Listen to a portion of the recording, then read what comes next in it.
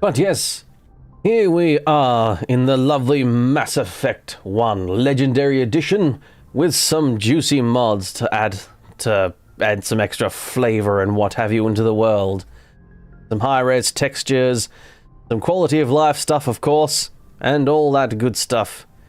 This is Bob Shepard, our lovely, lovely person, our space adventurer, who has some blush I'm really regretting, but apart from that, looks like a fine lass, actually. I tried to make them a bit weird and make their eyes like too far apart and stuff like that, but actually she looks perfectly fine. So, oh well, it's the curse of the Mass Effect creator, I think. I think it's one of the worst ones where you created a character and then you look at them in the real life. I feel like they have like a wrong FOV in the camera or what have you, and they just look completely different. The amount of times I've restarted Mass Effect back in the day because I made a character, tried to make it look like me, thought great, and then off I popped and they didn't look great. And then I restarted. Hey Tina, good to see you as well. Hopefully you're doing well. Hopefully everyone's doing well. We have just started the game, basically. We've done the tutorial now. We've grabbed Liara, so we have the full crew, but every other quest is up for grabs, as it were. We've got the Geth attack on Feros, the meaning to go to Novaria. Need to find the conduit, which is exploring Feros, Novaria, and Artemis, and those other places. That's like the sort of overarching goal from memory. And I also need to speak to an ambassador on the Presidium. I need to speak to Captain Anderson and Ambassador Udini to discuss your outcome missions at the cluster. Oh, But let us head to the map.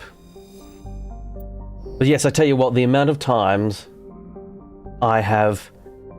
Back in the day, I tried to make myself in Mass Effect, and then my person ended up looking Asian, which in and itself is no problem. I have no problem making an Asian looking character. It's just when I'm trying to make myself, I am very much not Asian. I am quite a white person. Very white, in fact, you might say.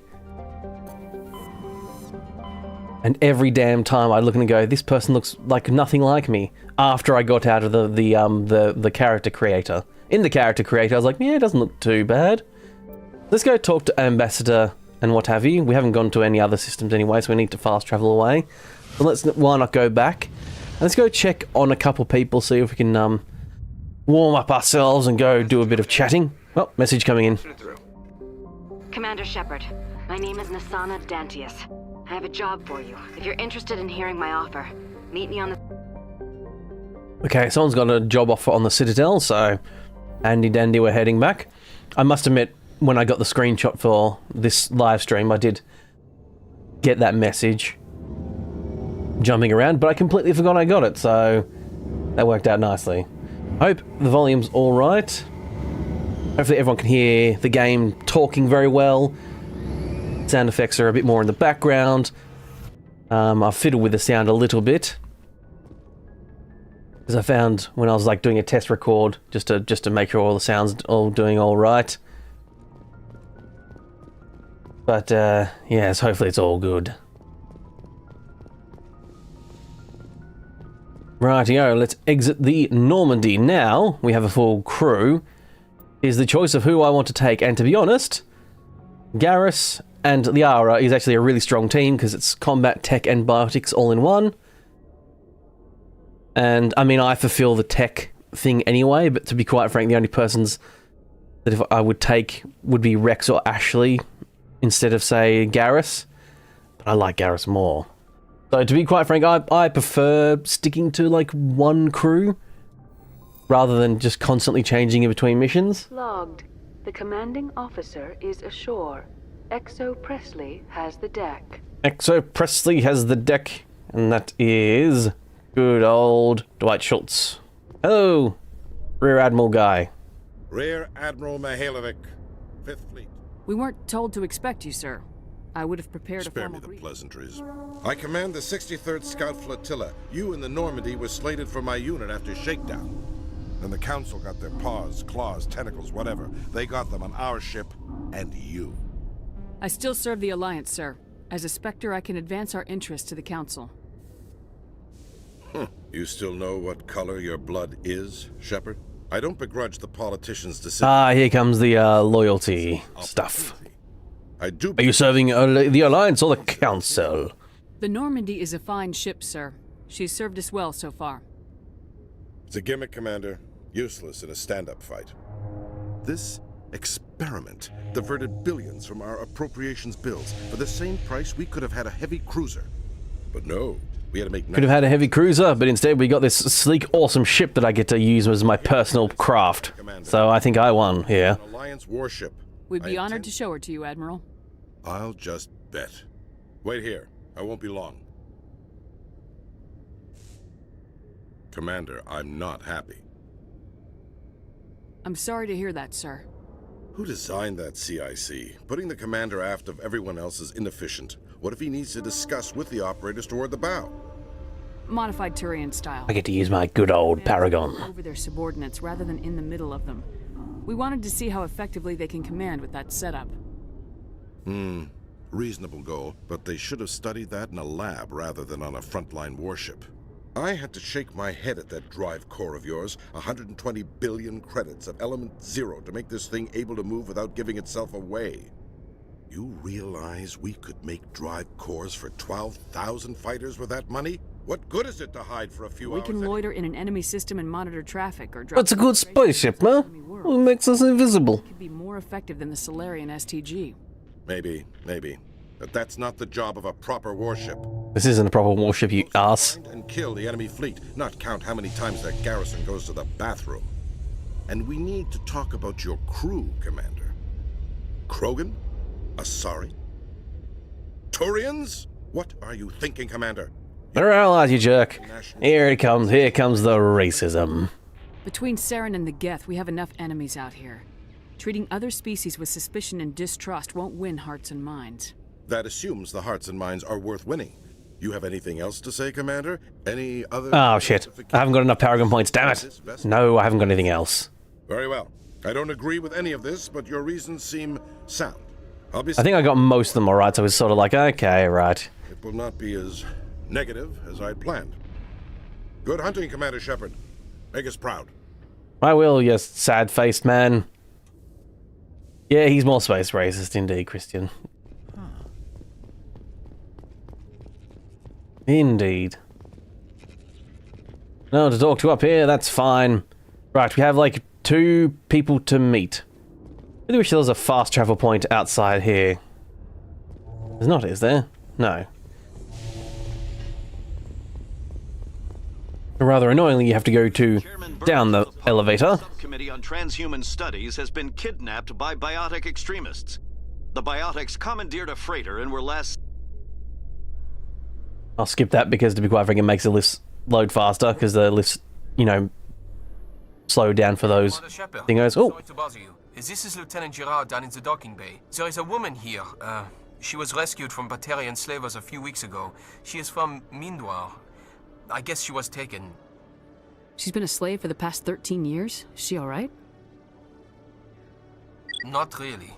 She's a little messed up.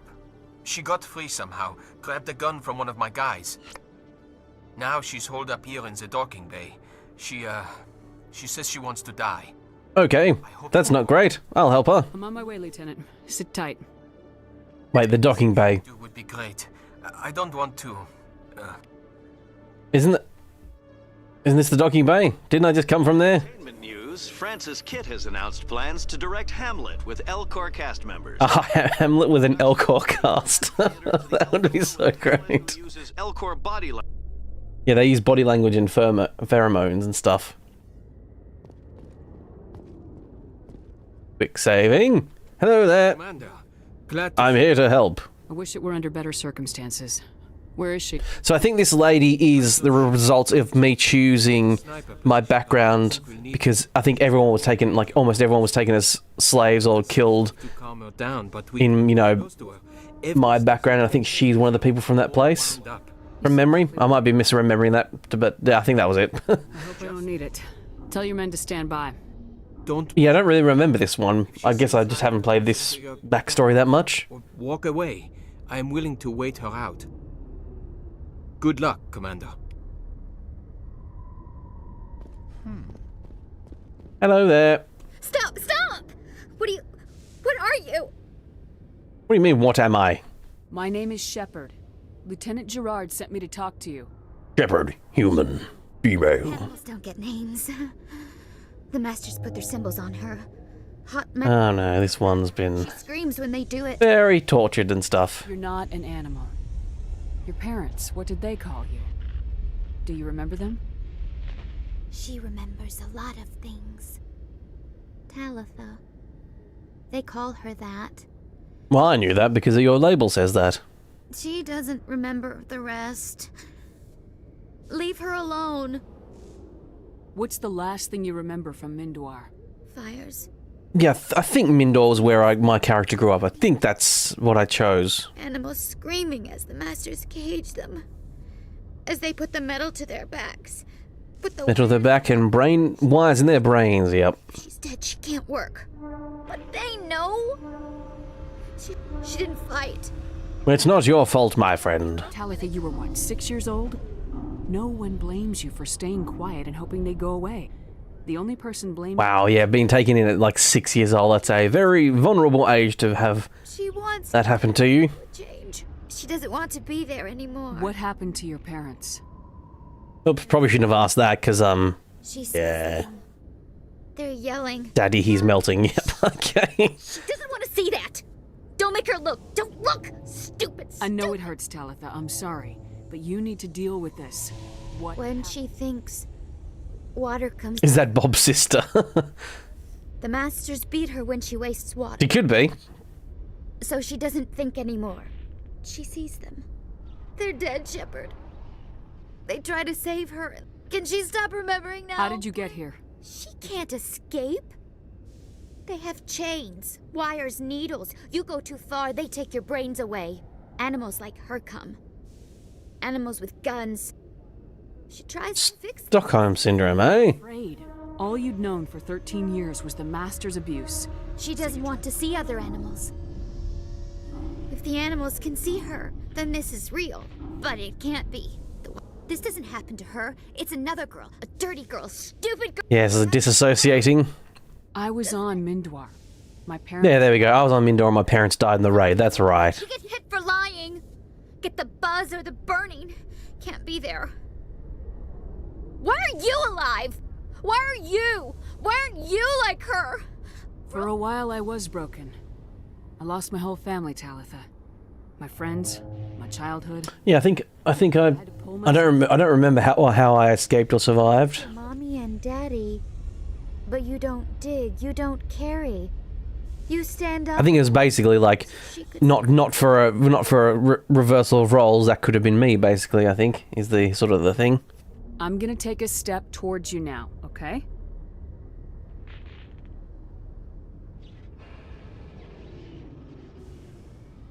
No, she's no good. Don't want to be handled again. Okay, gonna take a step forward again. Step towards you now, okay?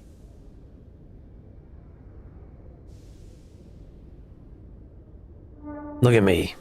She doesn't want. Don't touch her. You know, I'm gonna take a step towards you now, okay? I seem to be taking the same step. I don't know what's happening here. Please don't touch her. She's dirty. You'll catch it. Sad. I'll give her the sedative. This will make you sleep. If you I have a feeling what you're supposed to do is take a step, like, do some talking, take a step, do some talking, take a step. Will she have bad dreams? You'll dream of a warm place, and when you wake up, you'll be in it. She'd like. It hurts when I remember me. Yeah, I don't think She wants to. a bunch of mental torture is going to be undone in one conversation, but it's a start. Look at that. Someone's hands floating here. I think someone was supposed to be standing here, but was cleared out for this mission, as it were. Oh yeah, probably should tell these people, right? She's asleep. I win. Is it over, She took the sedative. She wants to get better, Lieutenant. Thanks, Commander. That means a lot. I didn't want to hurt. Ah, Lieutenant Girard. Lieutenant Girard, I should say. A ball and shivering. She was only 6 when they took her. Bad things happen to good people, Lieutenant. That's why you and I are Yes, here. ma'am. Thanks for your help, Commander. We are taking her to a... Right, they're taking it to counseling. That's good as well. Very good. Bob Shepard away. And for the anniversary of the end of the Rachni Wars. Many Council worlds, particularly Asari and Solarian colonies, will hold victory parade. Right, yes, we invaded the Rachni, defeated them. We're heroes, don't you know? What's the old, situation here? Oh, that rifle's just better. I completely forgot actually to check all this stuff last time. However...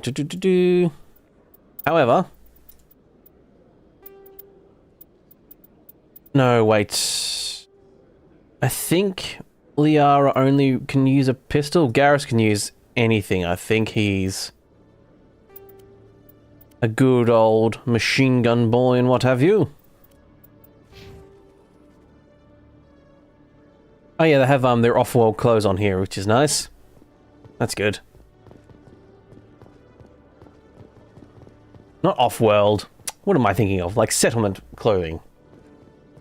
Civilization clothing. Whatever.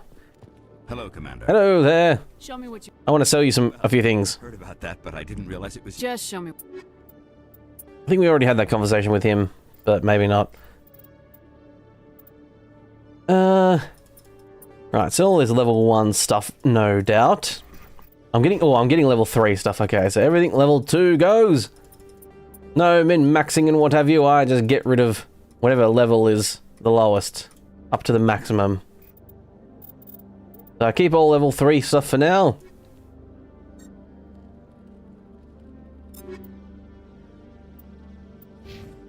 I think there might have also been... Yes, I have actually leveled up. Oh, jeez. I always forget about this.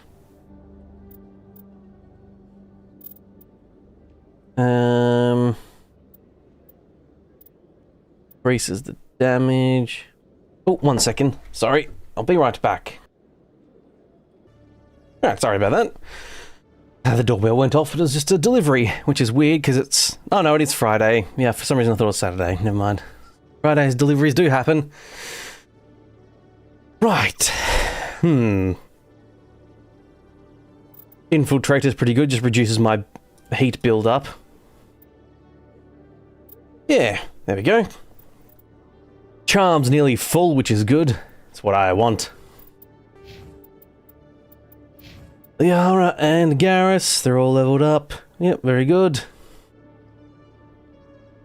Realistically, I should potentially customize Liara so she doesn't take electronics, because that's what I do anyway, but that's fine. Ah yes, all my side missions.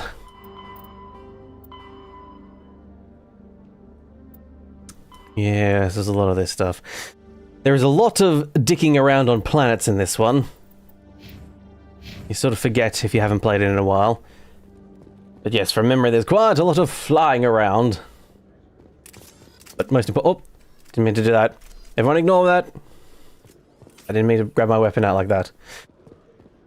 I've never really found it necessary to buy weapons.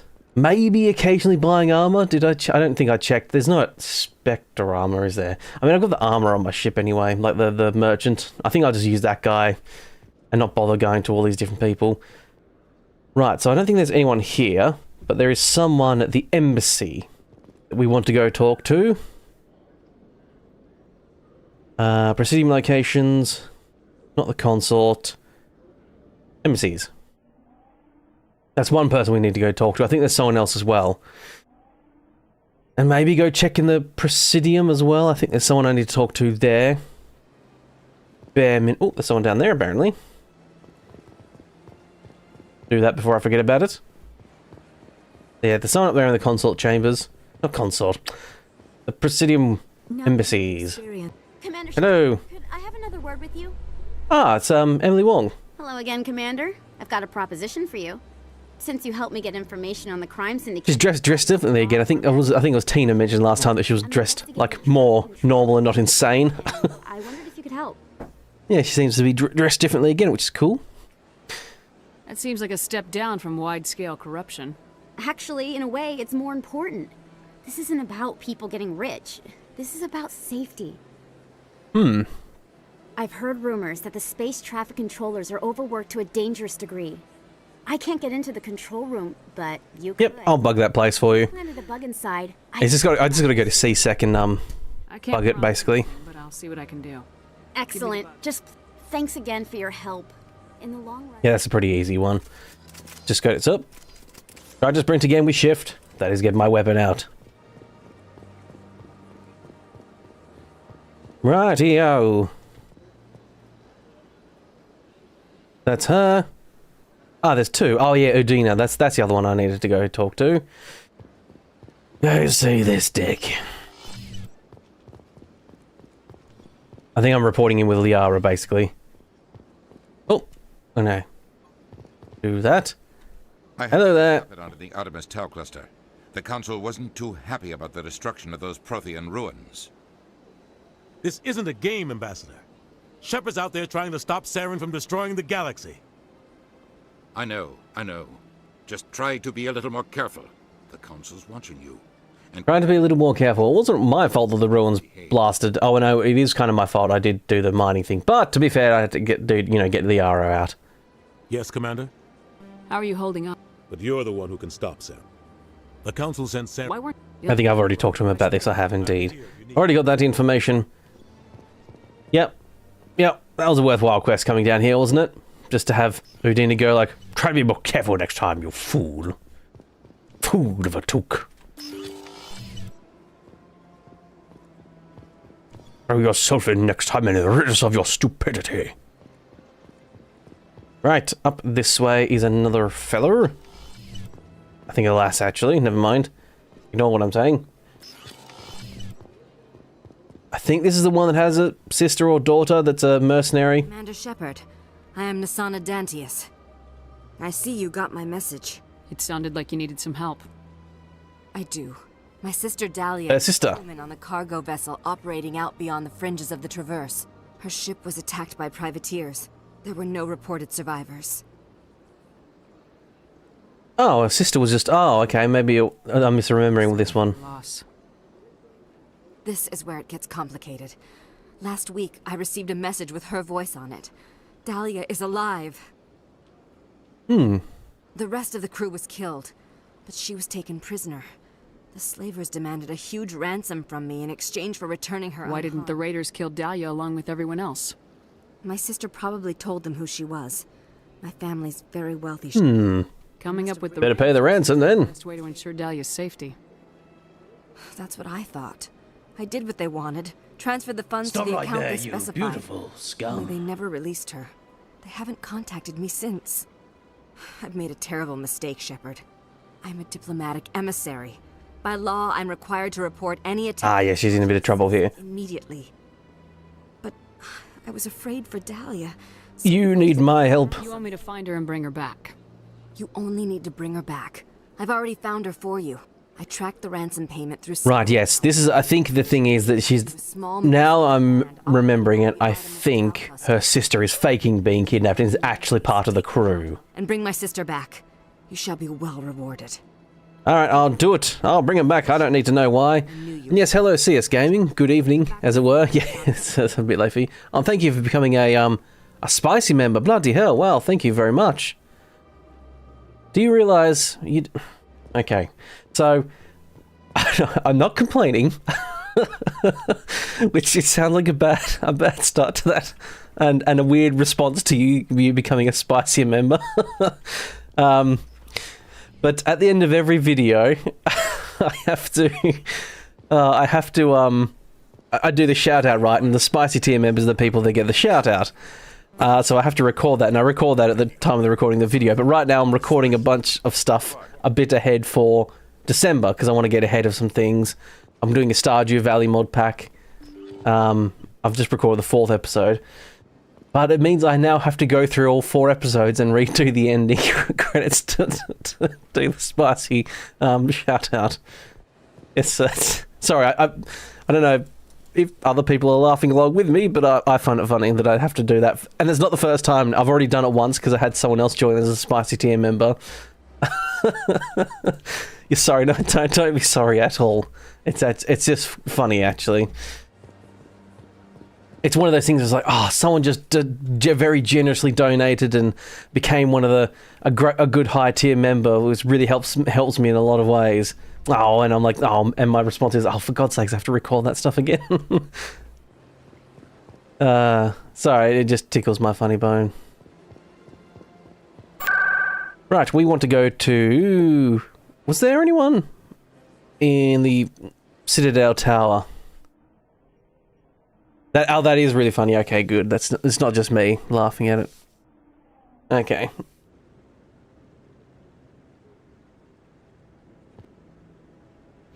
Yes, it is one of those, like, it's like one of those, oh, this is amazing that someone actually joined at that tier, that's great. And then I also go, oh shit, but I have to re-record everything. Okay. So yes, if my voice sounds a bit different when I'm doing those shout-outs, it's because, yes, I try to make sure that, like, the latest episode that hasn't been uploaded yet is already having the spicy people in there. Usually, maybe maximum 2 videos will be wrong because, or be a bit behind because of how it works. If not, okay, I swear this guy, I thought you talked to him, but I'm pretty sure it must be you find the people for him and then he goes off and disappears.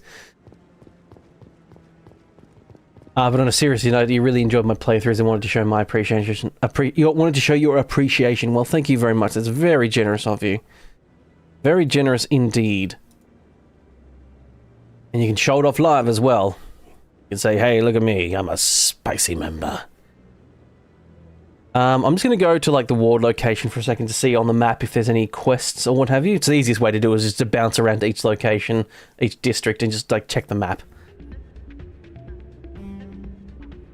Well, the Flux nightclub didn't quite work. That was a poor example. Because it's the only thing on that level. Yeah. Once again, hitting shift to sprint. Ah, I'm not going to do that all the time, am I? I actually did it pretty well last time, but I guess this time I'm just doing a real shit job of it.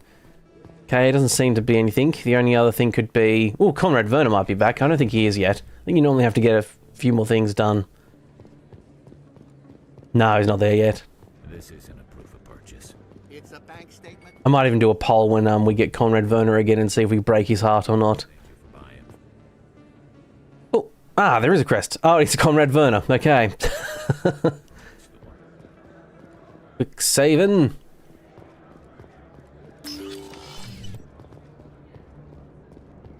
Hello, Werner. Commander Shepard, there are rumors on the extranet that you've been made the first human Spectre. That's incredible. So yes, this guy was like my like super mega fan before I became a Spectre. Yes, speak of the devil, dear Christian. Here he is. Here he is. I thought I'd run into this chap again. About Commander Shepard fighting for all of us back home. And your grace and skill have inspired a whole legion of admirers, too. Why, thank you. Hey, can I get your picture? Sure. This isn't going to end up... I'm not going to end up regretting this at all, am I? I tell you what, Liara definitely looks pretty different in this, I will say. Are you kidding? Nobody will believe with the mods and stuff, you know, the up textures and stuff. Just hold up your gun. Perfect.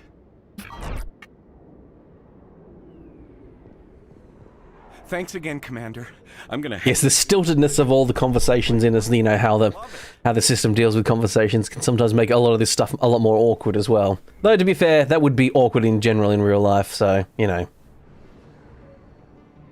Right. That's Conrad Weird Werner done with. To CSEC. Yeah, he is still really weird, yeah. It's not just the stilted conversations of, you know, the slightly stiltedness of the conversations and how they, you know, how they flow a little bit sometimes. He is generally just a weird, weird dude. Just a real weird dude. But yes, we need to go up here and bug this place now. Emily Wong will be happy. Plant bug. Hey everyone, I'm a Spectre and I'm planting a bug. There's nothing you can do about it. I'm a Spectre. Docking umbilicals. Yep, you sure are a weird dude. Hey, Monk. Stop using factual statements as insults. No fair. And also good to see you, Monk. How you doing? Hope you're doing well. Having a good night? I think yes. Nighttime for you.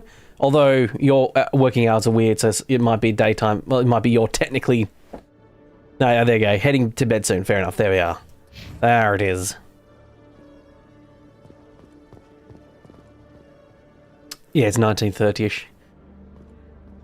Yes, you need your beauty sleep indeed. Right, I think that's everything on the Finding Dahlia. Oh, I need to go speak to Emily Wong, of course. Full of a duke. Is Mass Effect as good as people say? It's a bit old now. It shows its age indeed. Or Mass Effect 1, specifically, as you ask. I can't really say because I love it quite a lot and have played it quite a few times and have a lot of good memories with it and all that sort of stuff, and so I cannot really attest to whether it's not nostalgia and rose-tinted glasses. I still think it's pretty damn good. Like I said, it's a bit awkward now, but the Legendary Edition is a good place to go because it is an updated version. It's sleeker, like the games are all sort of contained in... Oh, there's another exclamation point here. Wait, who's... There's next... Oh, is it down below? Okay. As Christian says, yes, as someone who's played a lot of RPGs, I've done that too. It's up there, and one of the good ones. The story is really great, and the relationships and all that sort of stuff. Don't expect an amazing ending. They did fall flat a bit on that. They promised this amazing, like, multi-branching ending, and you feel like that's where it's all going to, and then the ending's sort of just like 3 different, slightly different choices, all kind of being the same thing almost. It's a bit, it was very much lackluster. It was no problem. Good luck with your story. It deserves to be heard. I appreciate your support. You asked because you've never dipped your toe into the Mass Effect universe. Yeah, I'm gonna show this to my publisher. If you like story, like, 1 second, my cat's just...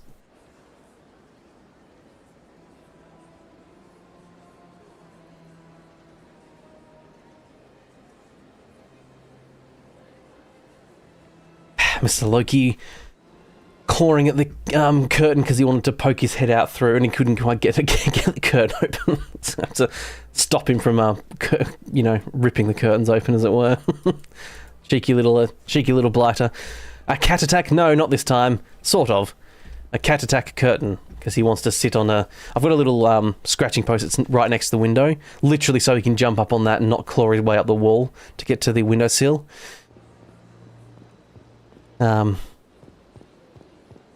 But yes, now he's just sitting there poking his head out and having a look outside to the Normandy. We've done all the stuff at the Presidium. Let's go do some questing outside now. Logged. The commanding officer... I think if you play Mass Effect 1 and enjoy it, you'll be good for the whole game, basically. Mass Effect 1 has the biggest amount of tedium, which is going around on the planet with the Mako flying around. Number 2 and 3 have their own things as well. Like, number 2 has this, like, planet scanning thing, which can be real annoying. But, like, the general advice is make sure you do all, like, the side quest stuff first. Because sometimes some quests will... main story stuff will block off things. For the most part. There's a specific mission in Mass Effect 2 you have to do. What you do affects the games, yes, indeed. Like, for instance, this is a bit of a spoiler for the first one, but if you're going to watch CS Gaming, you might see it even this stream. Probably not this stream, maybe, I don't know. Depends on how quick we go with everything. There is a choice. you have to save one person or another, and that affects your game, the next 2 games, because that person makes an appearance and is a companion, and is another ship companion in the 3rd one. So, and like there's loyalty missions that you've got to do, and some people really really do not do well if you do not do that loyalty mission. Okay, I've scanned this system already, I just haven't landed on this planet yet. I think it was the other planet where we went to go save Liara, I believe. We landed on this planet, and we're going to go do that mission for that lady who just said, the Asari diplomat one. I think this is the one. I think. Blammo, Maker lands. So yes, this here, doing this, is like a pretty big, bit more of a tedium thing. Because there's deposits here, debris, that's the stronghold, so that's the mission. So you sort of kind of look at the map and go, okay, I will now go around the entire planet and collect everything. Oh, the Mako's pretty cool. It can basically do nearly a 90-degree angle.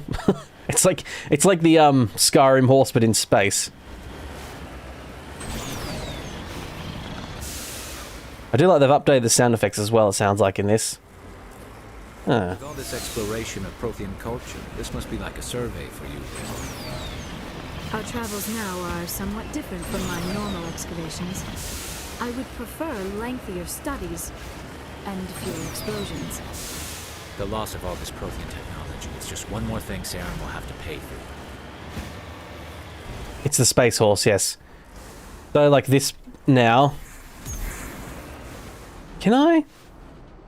I wasn't sure. I can't remember if there might have been a mod that maybe made it so that you could survey that stuff from the Mako, but apparently not. There we go. We've surveyed that large deposit of magnesium, so we get some XP and some credits. And it does change the icon on the map as well. So what I'm going to do is I'm going to go swing around.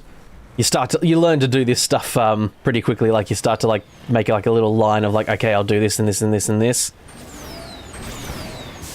And then you leave the planet, and fortuitously most of the I don't think you ever really have to go back to a planet. There's never really a timeline where it's like, oh no, I might have to return to this planet. Maybe once-ish. But aside from that, it's all pretty good. They've updated the sound effects, I can't remember if I said it right, they've definitely updated the sound effects of the Mako for the Legendary Edition. I think they made it sound more like consistent. So I think a lot of sound effects are more consistent now. Across all 3 games. That's what the Legendary Edition has done as well, which is cool. Because, yeah, the Mako used to sound a lot more weenier than that the Boost did. I'm fine. I'm cool. I know how to drive. Get off my back. Down in front. Whee! Trying to bitch slap these dunes with my Mako. Yeah.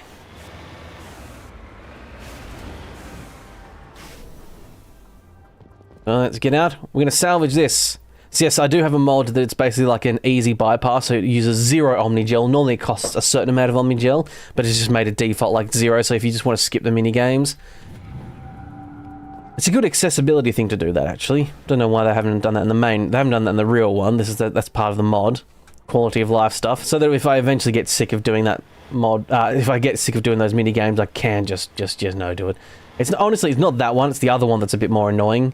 The one where you got to do like the up, down, left, right arrows, and each one is like, yeah, 5 or 6 of them, and you got to choose the right direction, otherwise it resets. They can get really tedious. There's a lot of these side quests out here, and there's usually people outside, and then you go inside, and that's where the main story stuff happens. Story stuff never happens in like the overworld, as it were. And this is what you do. You play funny buggers. Someone in that tower? Shoot! Down. You want to shoot at me from afar?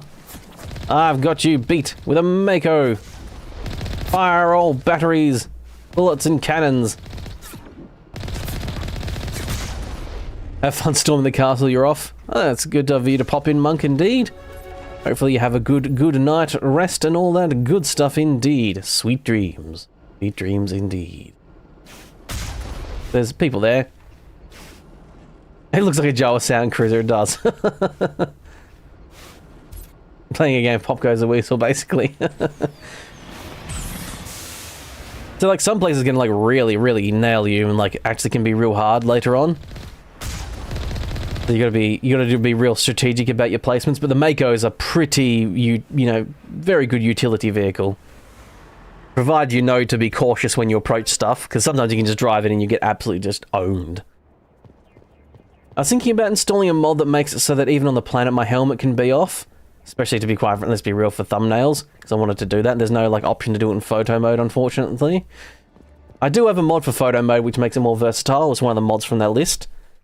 But yeah, so you can take your helmet off inside now. That's an optional thing.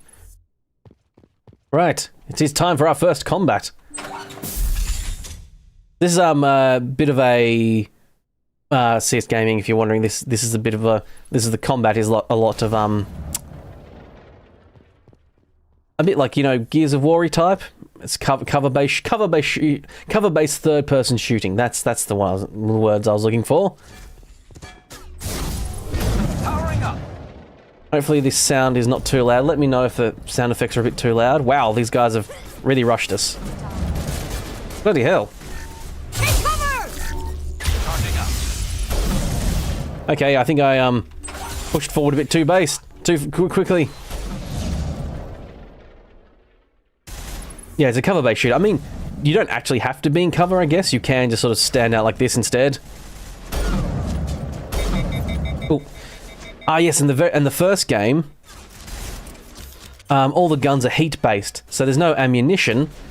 It's just they have an overheating mechanic, which is really cool. And then they dropped it for the second and third one, annoyingly, because I think they thought not enough people gelled with it, or it was too different, or it wasn't like other cover-based shooters, which is what I think made it unique and awesome. And then they made it so that you have to replace... you do clips, basically, but it's thermal clips.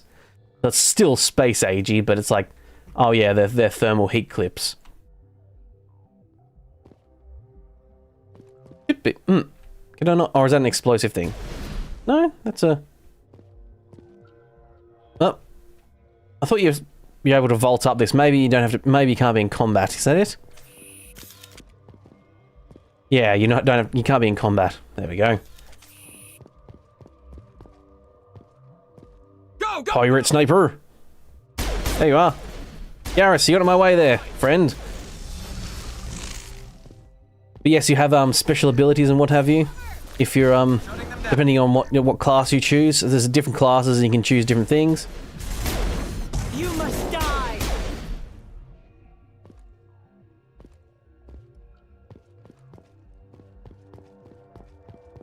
Right. So yes, let me know if that's all not loud. The main one is the machine gun. If these are too loud, that's the main one.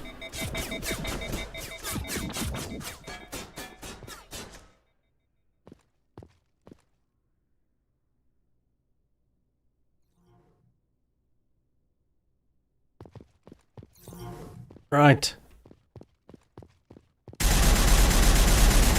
Take that, scum! Tag that! So yes, I'm not trained in machine gun or shotgun, but I can still use them. That is a change from the original Mass Effect, where if you weren't trained in it, the, oops, I just activated my special power for that. But if you, like for instance, if I wasn't trained in the machine gun, when I zoomed in, that circle would be about 5 times as big as this, and the bullets would be going everywhere. They have now finally made the logical assumption that even if you're not specifically trained properly in those weapons and can't skill up in them, you know how to basically use them and you're not an idiot with it. I think...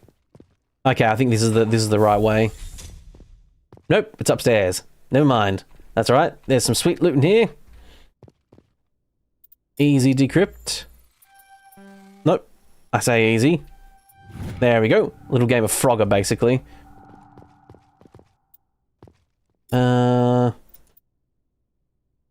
Ooh.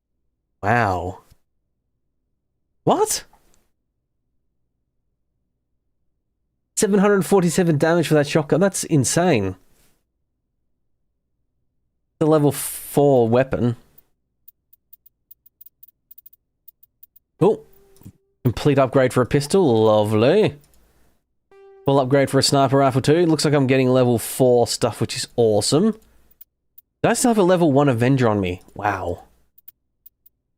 Oh no, maybe that was Garrus, maybe. I replaced it from. Oh! Human armor upgrade. Transfer installs, which is handy too. Think... Oh yeah. Her armor is just a straight upgrade as well. And Garrus... Looking fabulous, Garrus, in that pink armor. It suits you, my boy.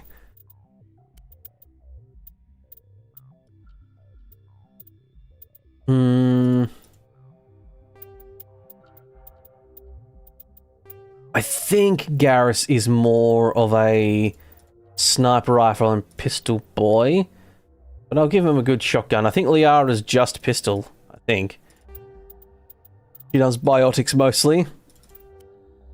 But I will give everyone basically like just flat upgrades if I can. Yeah, she's got a biotic amp, which I haven't got any of. I need to get one of those at some point. I'll get them when I get drops. But yeah, they did the Fallout thing with the power armor basically for this. So yeah, like Christian said in the second one and the third one, it's like you got this infinite power source. The weapons all shoot off a sliver of a Mass Effect element. And basically are like, yeah, basically have infinite ammo. I think technically I don't know if it is technically infinite ammo, or if it's like, it's so close that realistically you'd never shoot that enough in the mission ever, so that by the time you got back to the ship you could easily, like, you replace it. Even if you're stuck on a planet for a while, yeah, you would never really run out realistically, unless it was like years or what have you. This feels like there should be something up here, doesn't it? Like I should be able to run over here and get something, but I don't think there is. I don't recall ever... I think you can actually run up this way, that's right. You can get up here. And yeah, they basically become like disposable things in the second and third. Because I think they were basically had that feedback of like... It feels like network... It feels like executives or people who actually didn't... You know, who aren't gamers but are like, you know, making the unfortunate decisions that really affect games, and basically said... Make it more like normal guns with clips and stuff, because people find this heat signature, heat stuff, it's too complicated for people, because gamers are dumb type attitude. Right. Oh. Is she not alive? Did I do the wrong... Am I doing a different mission than I thought? I might have done. Yeah, that was boarding the freighter. Unless it's these encryption things. Right. A hard decryption here. This is when they start to get a bit more tough. And the thing is, you got a time limit too. Wall safe. Let's hack that too. I hit all the wrong buttons just then. Completely forgot which button it was. Uh-oh. There we go. Whew. Yeah, all the little Timmies started complaining the basic mechanics were too hard. I don't know if people really complained about it that much. I don't remember. You discover evidence that the Asari leading these slavers and Nasan... pardon me. You discover evidence that the Asari leading these slavers and Nasan Dantius, an important ambassador on the Citadel, are sisters. You should return to the Presidium and confront Nasan with this... Yeah. Yeah, so basically you discover that her sister's actually the slaver, and that she disappeared. No, she tricked her sister into, like, paying a ransom for her, even though she didn't need it, because she was actually the slaver scum in the first place. Oh. Is that... oh no, I think it's just this door control telling me to... But yeah, there's, oh, missed this upgrade kit. Lovely. It is a shame. And I'm not sure, I wonder if there's a mod that actually reinstates it. I think it might be too ingrained into the, core of the game mechanics for number 2 and 3 that you probably can't just mod it out. Or if you can, it would, like, really make illogical sense and maybe break a lot of stuff. because the whole game is based around, like, the whole combat of the game is based around the clip. And that's the annoying thing, like, they couldn't just, like, replace it. Yeah, I'm fairly certain they didn't change it. I assume they didn't do it for the Legendary Editions. Must have been, I don't actually know, but... I mean, I heard rumblings that they were going to make this clip, they were going to, like, convert the first one to clip-based, but I think that might have just been people theorizing what they might do when the Legendary Edition was being announced and stuff, not actually what actually happened. Like the rumor that you could save both the two people on that planet, that they were going to allow you to do that, but I think it's just mods that does that. Right, survey. I think there's sometimes mini-games for this, but I believe there's a quality of life mod that just said, nah, screw that, those are gone. You don't have to do that anymore. It's tedious, just for like a bit of elements, like a small amount of XP and credits.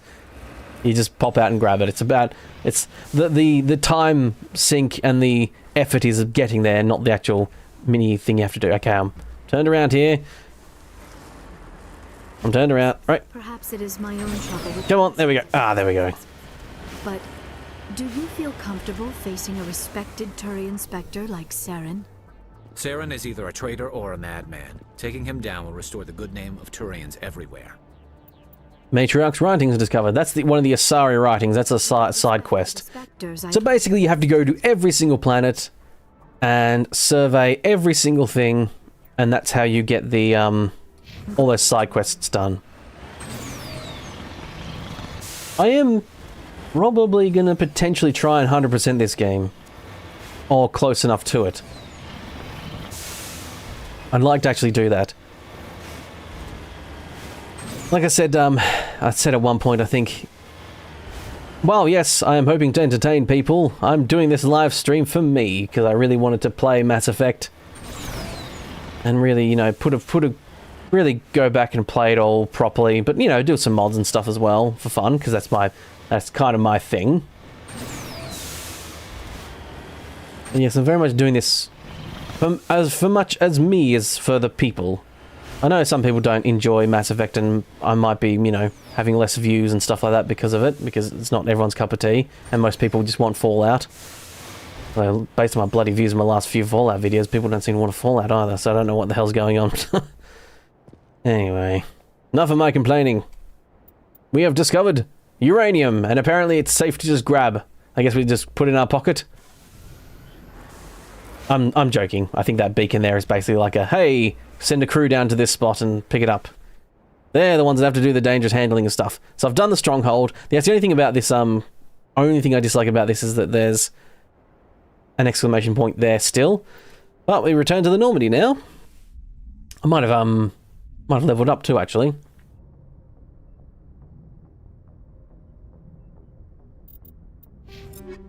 Nope.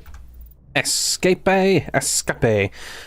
Haven't got highest level charisma yet. I must admit I haven't found the combat too troubling yet. Here for anything I do, whether it's Fallout or Starfield, pure entertainment. Yeah, thank you very much. That's nice of you to say. Oh yeah, I've unlocked Master of these two, so I can unlock anything that the game throws at you. So I'm already at that point where I can basically... Actually, no, what did I just do? Which one did I just do? Undo one. There we go. Unity allows you to immediately restore your squad members to fighting state after they have been knocked out of combat. That's really handy dandy. You agree as well, Christian? Thank you very much. Nice to know, indeed, indeed. So we got Dahlia's thing, but we won't return to the Citadel just yet. I'll probably do all the other side quests, barring... Wait, there's one quest at... I need to go talk to the crew. Do I need to do that? Let's go sell some stuff anyway to our on-board merchant. It's weird, actually. You'd think an on-board merchant would be a mod thing where it's like, oh, this is a quality of life stuff. But no, that guy was there from the start, from the very first, from the first game. He was here. You can basically sell and buy stuff from him, the requisitions officer. And you can get, like, you know... For supplies? It's not so much the game, it's the creator. Oh, thank you, yes. That is what you always hope that when you're doing this stuff is like... You hope people come... I know, and there's definitely people that come for the... You know, they like... You know, they like the content creator, as it were, but they also like... They also only like certain specific things as well. But the hope is always to accumulate a good group of people that enjoy watching and, you know, whatever it is you play or what have you. That is, what people come for. Okay, so actually... can I? No, it's the equipment lockers in this one, isn't it? So if I want to equip different people, I've got to go around here and do it this way. I'm going to go through Liara and Garrus for a second. That's all their weapons and armor and stuff. Nothing's better for him. Nope, all good. Hazard level resistance and toxic resistance. Okay, that's pretty rubbish, but... Nothing for her. Okay. I don't often ever usually end up putting mods on their weapons until I get to like higher tier level. Honestly, until I get to like Spectre level and I just buy everyone's Spectre gear. But yes, Spectre gear is like, yeah, 300,000 for that. And I've got 60,000 credits. You do eventually get to the point where you've got like 9999999 credits. I think you can't have a million credits. I think it's it doesn't allow you to have that. That's the cap. Is 1 credit under 1 million. Human armor compared to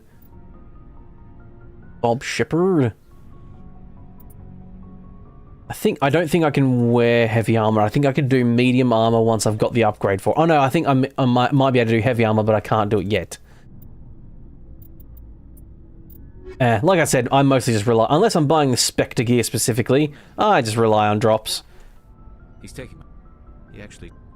He despises... Thanks, Commander. Talk to... Yes, I am kind of skipping through a lot of people's chat here. And to be quite frank, this conversation here is just mostly actually being racist against other speciesist. Is it speciesist? I think it is. I think there's a specific word because they're different species, and that's what she hates. That's why I did. It's not. Every other merc on that mission. So we leave. There we go. Yeah, it's not so much that she hates. She likes all humans. It's just, yeah, she doesn't like... She's a xenophobe. I think xenophobe is the right word for what she is. Something I can do for you. And she's one of those people that doesn't hugely change her opinion that much from memory. Unlike, you know, not Preston Garvin, Navigator Presley, where you find like a log in the second game and he's like, you know what? It's you know, it's actually not... They're not these old aliens. I was a bit unsure, but Commander Shepard brought them in, and you know what? They turned out pretty good, and I'm starting to like them. This is It's not... And yes, CS Gaming, in case you're wondering, there are romance options available too, yes. Over time, we made small... So yes, Tali's race here, she made the Geth, which is the bad guys. Sort of semi-bad guys in this. They've been corrupted, actually. We fear... Why do you think they cut them... I'm sorry. I didn't mean to get... Yes, the Gether is a touchy subject for her. Something I can do. Because basically what happened is it's actually potentially something that could happen to us, you know, in the very near future. They created this race of AI intelligent things. They were like a big... I think sort of... They're networked, so it's sort of like a hive mind type thing. And they got smarter and smarter, and then they use them as slave labor, or basically as it were, you know. They use them as tools, and then eventually those Geths started to ask, why should we work for you? Why are we doing this? You know, and all that sort of stuff. They started to ask why, the typical signs of, you know, becoming sentient. And the Geth tried to quash them, and then the Taurians tried to sort of brush that, I guess, a little bit, and tried to stop them. And the Geth led an uprising, and did not, Severe. Goodbye. you know, there was basically a war, and then they disappeared into deep space, and they haven't been seen since now, basically. They've kept to themselves, as it were, but all of a sudden they're coming back and attacking planets, and we don't know why. I never properly... I'm just glad we got there. Oh, Leah, I was thanking us for that. Sounds dangerous. Sometimes I would run afoul of indigenous... Good. Oh, you always love romance in games. Are the romance options as good as the original Dragon Age? Yep. Basically, it's the same thing. Not everyone's gendered towards what you specifically want. Everyone has their own preferences. Like, for instance, Ashley, you can't romance as a female. We still require a partner to we then pass these traits on to our daughters. So her mother is Matriarch Benezia, the pretty lady with the maximum boobage that you see in cutscenes, and she's working with Saren. And so we recruited her to find out why her mother's working, and she doesn't know either why her mother's working for Saren either, actually. But she studies the Prothean. That's her main goal, and the Protheans are basically a race of people that existed and then just disappeared at one point, and there's ruins around of theirs and what have you, and all this technology left over. We don't know why at this point. Commander? What happened to them? This Saren is looking for records on some kind of galactic... Sorry, Commander. The Council doesn't want to believe anything's wrong. Yeah, the Council's currently trying to bury their head in their sand a little bit, so it's up to us to find proof that Saren is actually doing bad and trying to bring back the thing called the Reapers, which are a race of something, we don't know what, that came back at one point and just basically did a mass extinction. And I think we might know at this point that it's probably what happened to the Protheans. Like you. Sounds like she was She was. Things never felt together. You know of it was Anyway, this was supposed to be a casual. We have to depend on each other. I understand. You, So Caden can be a romance option if you're a female. I think he can be a romance option if you're a male too. I didn't say I did this for the whole crew. We should talk. But yeah. Oh, I think I might have let him on a bit there. Shit, I didn't mean to do that. I don't want to romance Caden. He's a boring dishwater man. He's about as dull as a I don't know. Oh, unread terminal messages. Oh, it's Emily Wong's reporting. Okay. I think that's a mod thing as well, that private terminal. I think someone mentioned that last time. I did, it sounds weird me not knowing what mods are on, because I did install them all manually, but I followed a guide that's in the description. And I basically installed all of it, excluding the not safe for work one, which I think was like a naked skin for Shepard, which I was, you know. YouTube doesn't mind nudity being in stuff when it's already there, but if you add it in, they're like, hey, don't do that. If we present you with a message... Also, here's Joker, voiced by Seth Green. Politicians make speeches for That's a good point. They'd probably make me shave, too. I spent the last 7 weeks working on this baby. No medal's worth that. So, Commander, why don't you tell me why... How's the Normandy perform? So yeah, he's like, do you think I get a medal? And you're like, nah, I don't know. You might have to shave and all that stuff if you want to get that medal. He's like, okay, never mind. Put the Normandy... You're dodging the question. Look, I didn't pick the name. How'd you end up... Spend all that... Yeah, he didn't pick his nickname. He's got a disease as well. I need to know more about this... He's got Rorick's condition or whatever it is. It's basically, he's like, bones are real crap. This is moderate to severe. I was born with over a dozen fractures. Hip, thighs, ankles. My bones were already breaking in the womb. 100 years ago, I wouldn't... I have to sleep, are you, Christian? Good night. Lucky Sweet dreams indeed. Turn me into a productive member of society. I have to go. Alright, see ya. Yes, Joker is, still able to pilot and all that sort of stuff. He's just... his bones aren't very good. Ooh, I tell you what, that, that skybox out there is a bit old looking now. You can really tell it's just a picture on a like a sphere or cube or whatever. Oops. Right, talk to Joker again. Just picking up the little extra codec things that get me all the XP boosts. I want to be max level. I think they've changed. I'm using the Legendary Editions system like of leveling up, and I think it might be faster. It feels like. Commander, I trust you, Commander. Carry on. Hey, I've talked to Presley. He doesn't need to be talked to anymore. Right. Well, we've done all that stuff. Let's go do more. Jeez, there's a lot of bloody assignments I've got. Right. Out into the world we go once again. Yeah, Artemis Tower cluster we've basically done now. There's a missing survey team on the Hades cluster. Ah, there's the hostage as well. Do both. Mass Effect away! Boom! Away we go.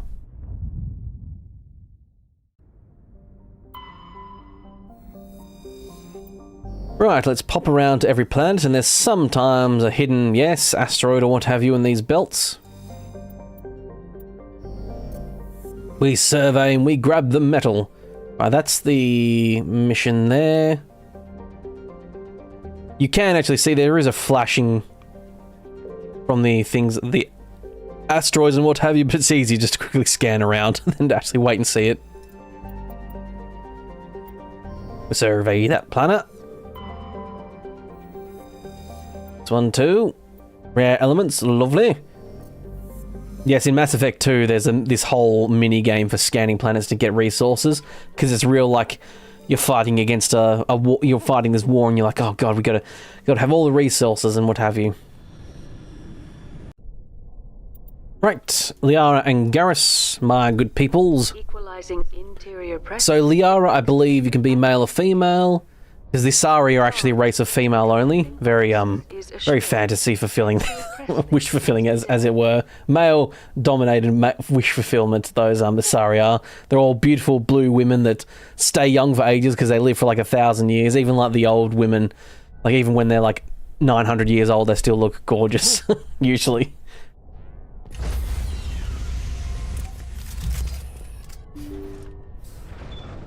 But they mate with other races. Typically, can do. And Liara can do, I think, male or female. Ashley is only male from memory. Oh, hey, Josh, good to see you. You're back. Stream's going well, thank you very much.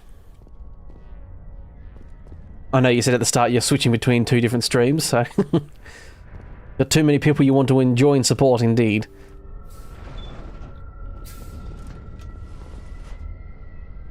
Garrus, you can romance if you're female, not male from memory. Engaging target. Oh yeah. Yeah, this is a hostage situation. Okay, yep. I've got a time limit now. Ow, that was a grenade. I ran straight into that. Big grenade. I like the grenades in this because they're like a throw. They go vertically, so they just fly forward, and then you hit the button again to make them explode. Whoa! Whoa! Ah! We've been knocked down by biotics. Get up! I managed to say biotics correctly there. Get off my back. Ooh! Okay, this gun's got a lot more slower fire rate. Powerful, but slow fire rate. Love it. I love a revolver. I prefer like a powerful revolver to a sort of, you know, like fast firing pistol, as it were. Why is Garrus in white and pink? Because that's the best armor for him. It doesn't matter about the color. It's about the stats, my friend. The stats are all that matters. And that's the best one he had. It is funny, actually. I do like the fact that they gave, like, there is white and pink armor. Garrus is the only person that can wear the armor in this one. And he is a Taurian, but they're like, nah, screw it. He gets white and pink. You have to make the choice. Right, okay, so there is a time limit. But we should be fine. Should be fine. The time limits are pretty generous in this. They're very much a, you know, more of a guideline than an actual time limit. Unless you're playing on a real hard difficulty and getting really owned and need to really duck and cover and stuff, you should be fine. Okay, I felt like I didn't actually make that minigame, but apparently I did. Okay, this is about to be a conversation here. Hello. How it is? You write letters and everyone ignores you. Force is the only thing people appreciate. So how about if I kill Chairman Burns and finish this charade? Please, I was trying to help you people. Let's not do anything we're all... Yeah, so there's a lot of people, there's humans that have biotic implants in them, and a lot of them go insane and stuff because of it. Get reparations. We've got nothing left to live. And then, like, a lot of people had them just, like, installed, and then they, like, suffered quite a lot. So there's a lot of people who suffered. You had your chance. Some L2s are nearly crippled from side effects of the implants, but you voted against reparations. Yes, that's it. Think about this. Burns is the one man who can help you. Yes, if you release me, I can take another look at the reparations request. What, we're supposed to trust you? Sure, you promise us freedom and say everything will be fine, but as soon as we surrender, you'll double-cross us. I'm not promising to let you go. All I'm saying is that Burns will take another look. Right, Burns? Absolutely. I had no idea that the L2 biotics were this desperate. If I'd known, the reparations will come. For whatever it's worth, I promise that. Why is her face red? Are you talking about my character? Because I accidentally chose that blush, not realizing it was going to make her face look so red, and now I can't undo it. Apparently I'm incapable of changing my makeup. I thought I was dead when they took me. I'll see to it that the reparations discussion is reopened. I didn't know they were so desperate. So yeah, basically the L2s are people who had certain chip implants in their brain from biotic stuff, because biotics has been discovered and you need a chip to access it, but L2s especially suffered quite a bit. They suffer like headaches, and some are like this guy said, basically crippled. Thank you, Commander. And all they wanted is reparations from like the government because they, you know, installed these chips into a bunch of people and a lot of people suffered. Like, you know, tale old as time. Government tries to do, you know, stuff. Oh shit, I've failed this. Oh crap. Oh no, oh no, oh no, oh bloody hell. Fortuitously you can just do it again, which is nice. There we go. So yeah, it's a very deep and rich universe with a lot of great story, awesome, like just like cool different races, and there's definitely a lot of, you can tell a lot of thought has gone into a lot of the stuff, like, you know, what if a race talked, you know, was a floating jelly man type thing? What if a race of creatures communicated with pheromones and, you know, body signals and what have you? So to compensate for that when talking to humans, they started saying their emotion out loud because they can't convey it otherwise to anyone other than their own species. What if there was a sexy race of blue ladies that were all lived ages and were, you know, catering to male fantasies? You know, there's the standard fantasy stuff of sci-fi.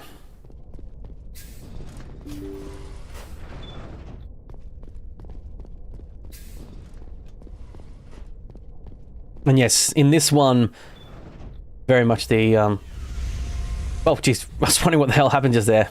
My ship was just taking a while to open. Uh-oh. Uh-oh. Open up, please. Thank you. Jeez. I've never had that happen to me before, actually, I must admit. Wow. Stand by, shore party. Decontamination in progress. We're being decontaminated. Look at them get scanned. Look at that. Get all those germs off. Logged. The commanding officer is aboard. XO Presley stands relieved. I mean, it's standard sci-fi stuff, like, you know, their outfits basically leave nothing to the imagination. Because they're all these skin-tight suits, basically. Especially on the women. I'm not saying I hate it. I'm not complaining, to be quite frank. Major Epinezia is a lovely blue lass. Message coming in. Patching it through. And I'm a very big fan of her. Thank you for dealing with the hostage situation, Commander. Chairman Burns was quite impressed by the way you resolved the situation peacefully. Your assistance above and beyond the formal duties has been noted, Commander. Admiral Hackett, you're welcome, baby. I'll take my credits in XP, thank you.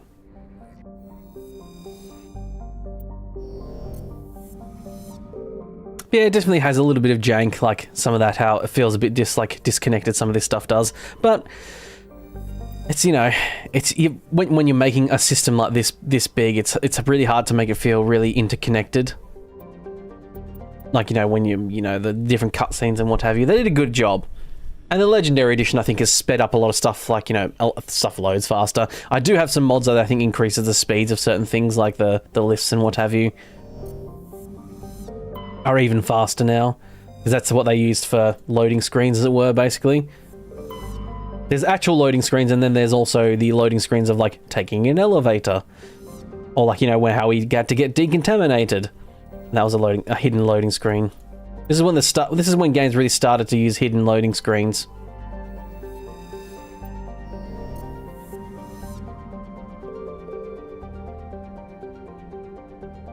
I think in Mass Effect 3 is when the popularity of talking became popular, and I think you do that in Mass Effect 3. I might be misremembering. It's been a while, like I said.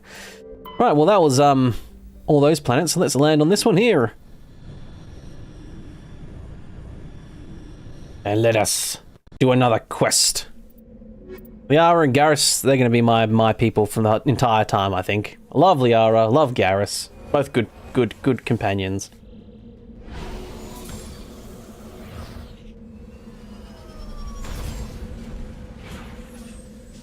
I think liking Garrus and taking him along for the ride is good, because I think he's one of those ones that is there for, I think, all 3 games. He can be your companion for all 3.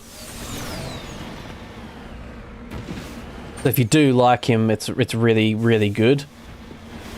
Talia is the same as well, actually. Talia and Garrus are there the whole way through. I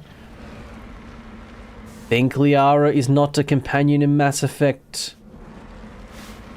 2? Question mark, or 3? Ashley, Kaidan are not. They're 1 and 3.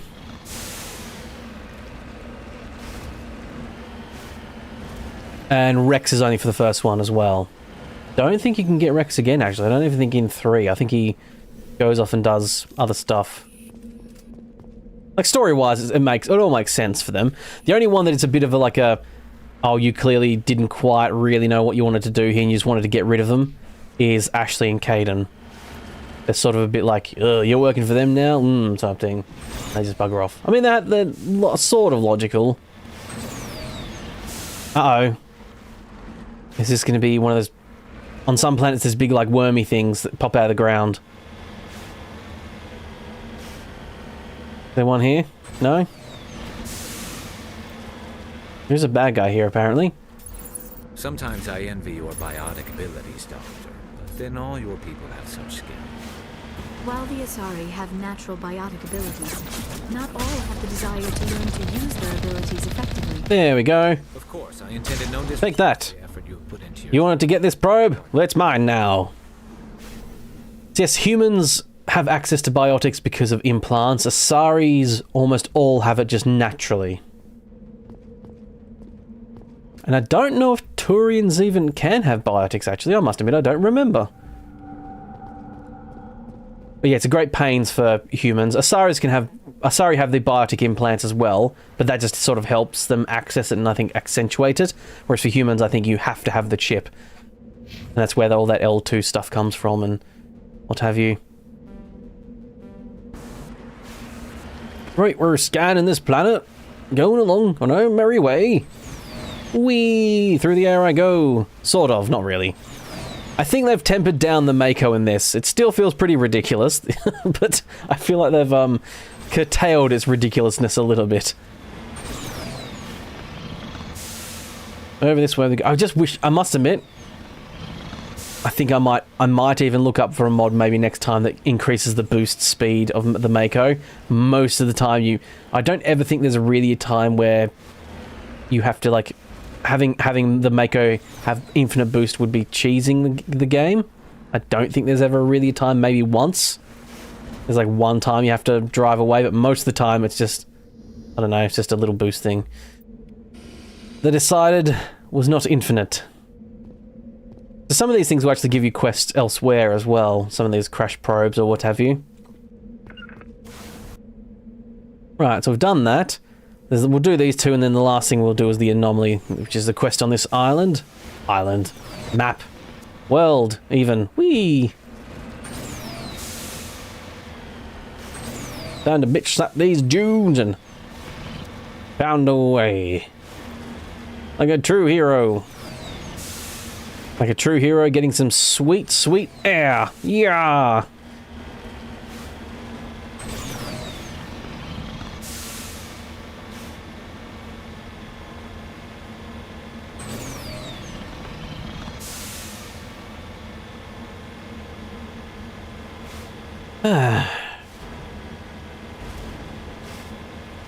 Yes, I haven't 100% planned what my Christmas episode is going to be, because I want to do a Christmas episode every year. I did a Halloween live stream, but for Christmas I wanted to just be an episode of, so I can make it preemptively and put it out. I mean, I did a Halloween episode as well, and I did a live stream at the same time, but for Christmas I'll just... Nope, I don't want to return to the Normandy. For Christmas I'll just do the Christmas episode like I did in Skyrim last year. According to these data logs, the survey team unearthed some kind of alien technology. Perhaps we will find more answers at the excavation site. Ooh, there's a multi-part quest, this one. Apologise for not being chatty, but working in the background. No, that's quite alright. Don't have to stress at all. I know I get a fair amount of people that, just put me on in the background. I'm their second or third monitor content. That's where I belong, damn it. I know my place in this world. I tell you what, this, so I'm planning out, I've got 4 Stardew Valley episodes recorded, so that I'll be going over in December. And the Christmas one, which is going to come out around the time of Christmas. It's not a Christmassy episode, but it is, bloody long. It's like 50 minutes, so for Christmas people will have a nice, fun, long episode. It's one of those things where I was recording and I wanted to get something done specifically, and I ended up recording for nearly 2.5 hours, which I normally try and go for about an hour and a half.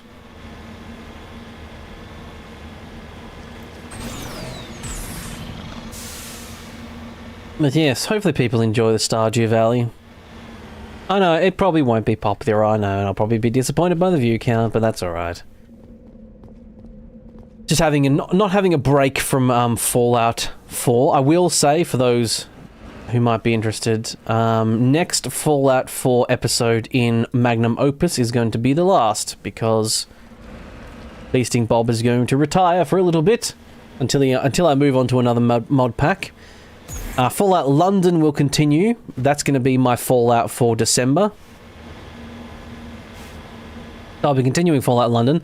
Also, I want to kind of continue Fallout London, not just for the views, but to be quite frank, I have never played it before, so I kind of want to play it. I mean, I might eventually just end up stopping that and maybe just play it in my own spare time. Or maybe I'll relegate it to a live stream. Maybe that's what I might do. I might add a second live stream throughout the week. Do like a Wednesday live stream or something, I don't know. Right, so there's a warning here and an anomaly detected. I think that might be... Yep, thresh them all. There it is.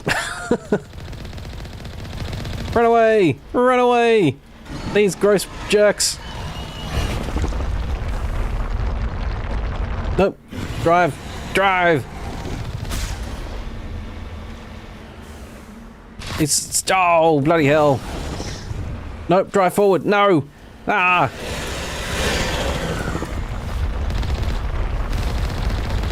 You little tentacle things. Get away with you. Ah! Ah! What's the repair button again? No, I don't want to return to the Normandy. Oh, there we go. G. Oh, bloody hell. Oh, it destroyed me. Oh, bollocks. I forgot how vicious they can be. Oh, no. Yes, you get one more. You get one more episode with Mr. Bob. Did I? When did I last save it? Oh no, I forgot about this. Oh, I have to do it all again. Oh, fuck berries. Oh, I forgot. I forgot so much. I always be quick saving on planets because there's no auto saves. Oh. What happened to the More Oblivion episode? It's still coming out. They're still coming out. They come out every Saturday. Well, tomorrow, basically. About around this time tomorrow is when they come out. I can't schedule them, which is annoying. Membership episodes you can't schedule. I just have to do it. I have to activate them manually. It's so fucking annoying. I don't know why the hell YouTube does it like that, but you have to.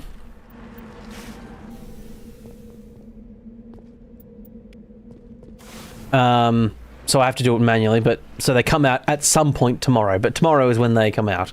Every Saturday they come out, or Saturday my time.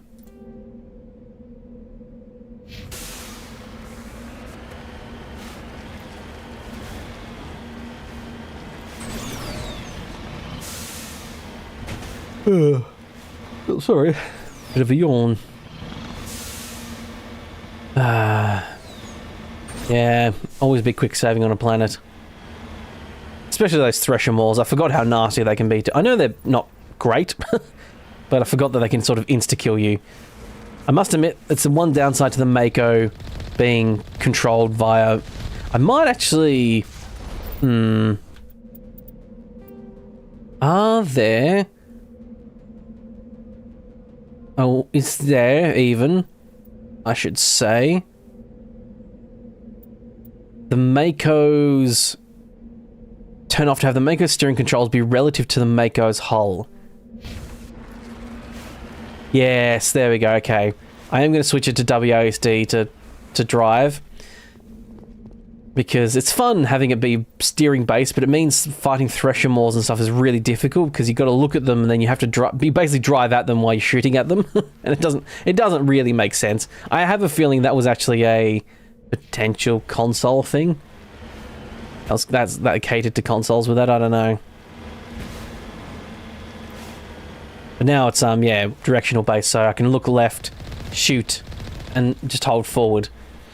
And that was kind of what I was doing when I was fighting that thing, except it was getting confused because I was looking slightly backwards, and yeah. But now I can drive and look backwards like that. Yeah. Not sure if that's a Legendary Edition thing that allows you to do that, or if that was always in there. I don't remember, I must admit.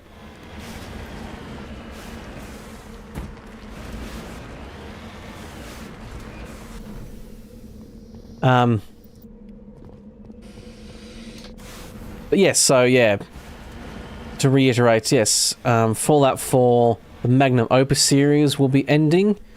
I've got one more, I'll do one more episode in that, and then that'll be it. So it'll be Beasting Bob's finale, and over the course of December I'll be working on a review, so I'll put a review up for it. I've actually already asked the mod pack maker, do you mind, because my version's quite outdated that I play now. So I was going to ask him, hey, do you mind if I say, like, I'm not going to let him affect my review, but I am going to ask him, hey, this is what I'm going to talk about. These are general bullet points of what I'm going to talk about. Is some of this not irrelevant? Is some of this irrelevant anymore? Like, for instance, I think VAFS has been removed, which is the slow motion shooting, which I quite like. However, I think it caused a lot of conflicts with controller, and I think it's been removed now. So I'm not going to talk about that in my mod pack review because, well, it's not in the mod pack anymore. This place looks abandoned. And, like, you know, just give him a bullet points of like, hey, this is what I'm going to talk about. Is any of this no longer relevant? According to these data logs, the survey... And he's agreed to help me. He has kindly agreed to help me, so... Perhaps we will find more answers at the excavation site. And of course, eventually the review will become outdated, but at the very least at the launch, and for potentially a little while, it will be, you know, still relevant. And things like sim settlements, I know, like, I had that feeling anyway, but I did ask him, like, I was going to ask him, like, hey, what is some of this stuff definitely not going anywhere, like sim settlements 2, he's like, yeah, that's never I'm never getting rid of sim settlements 2. So unless something major happens, but even then you can just use an older version anyway. If something catastrophic happens. So, yeah. But Fallout London will be going still, so Beasting Billy will be over Christmas, December. And then in the new year, I have another mod pack that I found that I plan on doing. So Beasting Bob will maybe return. I think I might much as a Beasting Bob's a fan favourite, I might make another new character for it. I don't know. We'll see. I'll see how I feel. I was actually thinking of making Handsome Bob, so doing making a Chad version of Beasting Bob, where he's got like still got the grey hair, but he's got like this cool coif or something like that instead of being a bald man. Oh, and by the way, my Stardew Valley, for those who a little exclusive for those watching here now and later, my Stardew Valley character is called Farmer Bob, and he's a balding, grey-haired man. So he's very much the farmer version of Bob.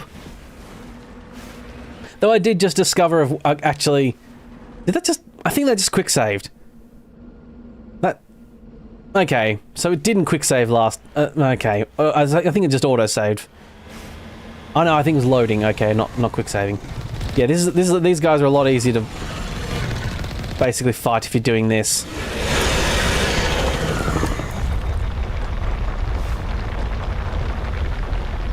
So it comes for you. You got to sort of get out of the way of it.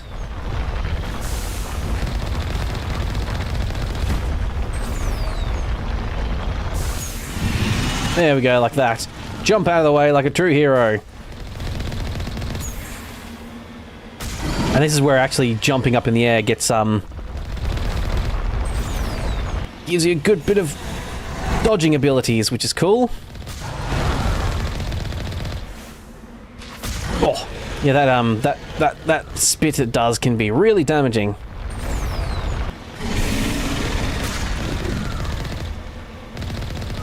Come on, there we go. Ooh. Yeah, Thresher Mauls give you a lot of XP and stuff too.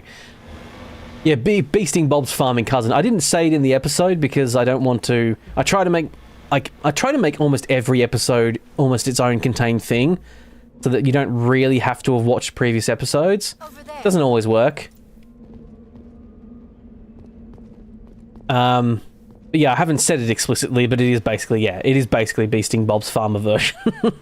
I just called him Farmer Bob. And as I learned in an episode today, when I got a letter in the mail, his name is canonically first name Farmer, last name Bob, basically, because someone was like, hey there, Farmer Bob. I was like, ah, shit, yes. Oh well. Right, another planet down.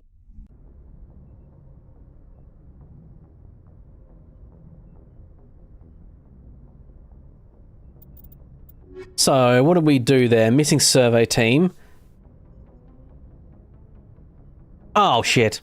Fuck, very... Nope, never mind. Going back to planet. I just realised that nearby excavation thing was actually nearby as in the excavation site I saw nearby, not on another planet. Shit. Oh, bollocks. You saw nothing. You saw nothing.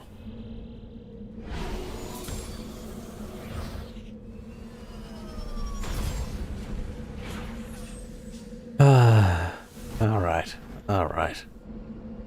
Oops, 1 second, I just need to... Quick look. No. Stuff already. Gift memberships to my own channel, apparently. And pay money for it. I was just checking if I'd done my 10 free giveaways, and yes I had. Excavation site, okay, right, yeah. Completely forgot, just wasn't paying attention. I made note of it last time, but missed it then too. And then this time I missed it even further by buggering off. The game's pretty stable. A little bit of choppiness here and there. But it goes pretty well. And there are, like I said, you know, there's mods and stuff, so some of it could be mods. I was also wanting to live stream something that's a bit more stable. Fallout 4 is fine and what have you, but it can be a bit annoying when stuff's lagging all the time. Like Magnum Opus, I must admit, one of my negative things about the review I'm doing is it's pretty laggy and there's a lot of loading screens, and I think it's due to with Sim Settlements too. That is very script heavy and has a lot of loading stuff to do.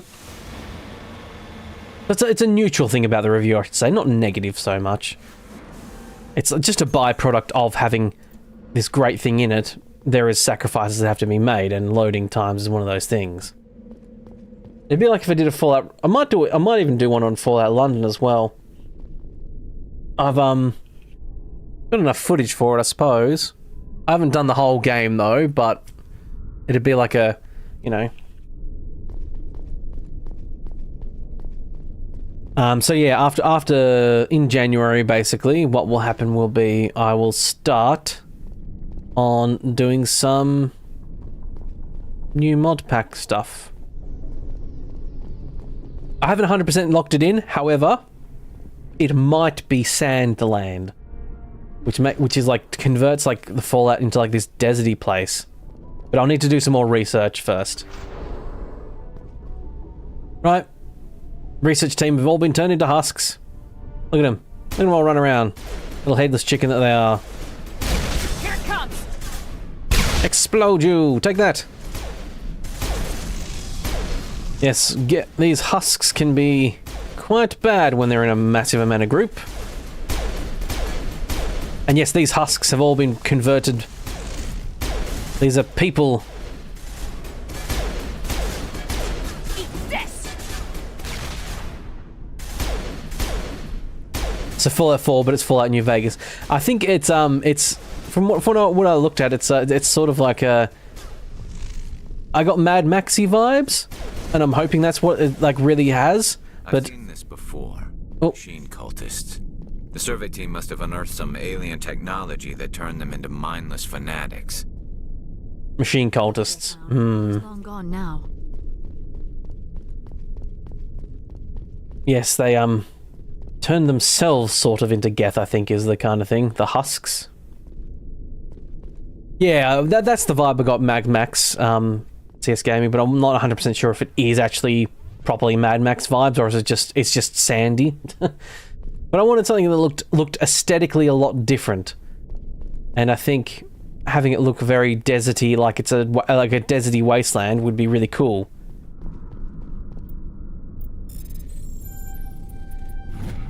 And also, I could easily see a couple titles being like it's like Fallout 4, but it's like New Vegas type thing. If that's appropriate, like I try not to lie in my more fellas, activate my pistol thing. That's a lot of them. Back, foul beasts. Take that. Explosions. I forgot more of these fellas come out here, and I forgot your map will sometimes lie to you. Oh, Garrus is down. Garrus is down. Fire in the hole. Take that. Niara. Phew. My beautiful blue lass. You stay safe now. Garrus, you can get up eventually. Right, that accounts for all the Exogeny survey team. They were converted to cybernetic husks by devices similar to those used by the Geth on Eden Prime. How they came to be buried on the frontier, world so far from the Geth territory, is a mystery. You wanna get up, Garrus? Garrus? There he goes. You're alright, fella. You're alright.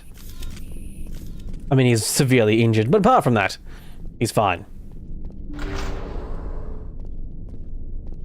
A sludge canister? Sounds groovy. But yes, these spikes here, they put humans on those spikes and they spike them up in the air. They die, and then they get converted to those husks. So all those husks were once humans. Exogeny is a company in Mass Effect as well. You will see more of them later. There's another company you see a little bit of called Cerberus, but they play a big role in number 2 and number 3, sort of. And I think in number 2, it's not Charlie Sheen, but his father. Martin Sheen. Martin Sheen voices one of the main characters in Mass Effect 2, which is cool. And he does a good job as well. Not like one of those things where it's like they got some celebrity and they do a shit job because they're not a voice actor. They're an actor, not a voice actor. Like certain people. He does an actual genuinely good job, like Seth Green, who is an actor, but he's done a lot of voice acting stuff as well. I think by this, Robot Chicken was well and truly going, I think. By this point.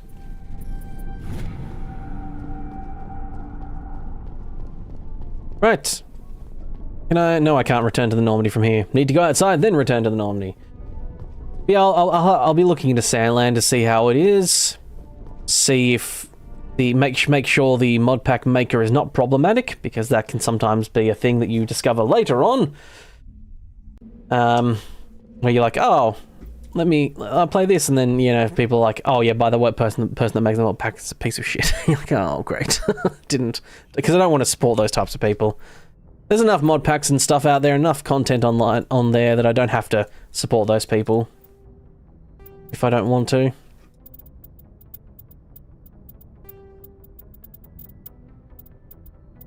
Right.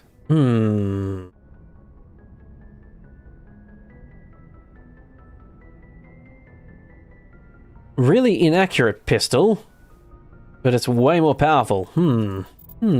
Choices. Cobra it is, yes. Oh, I haven't upgraded these things in ages either. What have I got installed? Plutonium rounds, so toxic damage on that. Shield bypass, but accuracy less. No, that's not what I need. Harpoon rounds, that sounds new. I don't recognize those. Damage for 5 seconds. Harpoon rounds are built of a material that condenses on impact to penetrate armor, then shreds into shrapnel in softer medium or flesh. Bloody hell. That sounds horrible. They are widely considered unethical. There it is. Okay. So, minus 10% DP. Damage penetration? No. Because it penetrates armor, then... Right. Yeah, that sounds hugely unethical, but I'll take it. Oh yeah, combat sensors, that's right. That really helps your Ooh, damage but heat absorption down. I'll do that, I think. Sniper rifle, I haven't changed these in quite some time either. Nope. So cryo rounds. Let's bypass shields.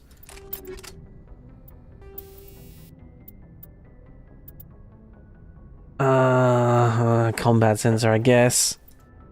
I mean, weapon stability is pretty good. Accuracy, I'm losing a bit of accuracy because of those rounds, so let's add a bit more back in, shall we? Grenades, still level 1, haven't got any better ones. Health regen or armor protector? No, health regen is still what I want. Right, that's me all sorted. And what I might go do, I might just go sell that all too. Why not? Clear up the inventory space. Yeah, level 5 stuff already. That's real quick. Like I said, I think I've got the Legendary Edition scaling of leveling on, and I think they're a bit more generous with how quickly you get equipment and, you know, all that stuff, which is good because sometimes you had to sort of really remember how to do certain things in certain orders to actually get like the most out of everything. Okay, so I've unlocked Assassination, so it's an active ability I can turn on, which increases the damage done by the next sniper shot that I do. Cool. I can do a shield boost as well.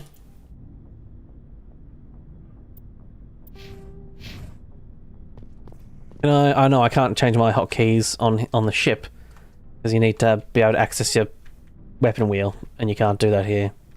Okay. Oops, I'm accidentally walking. Nope. Shepard.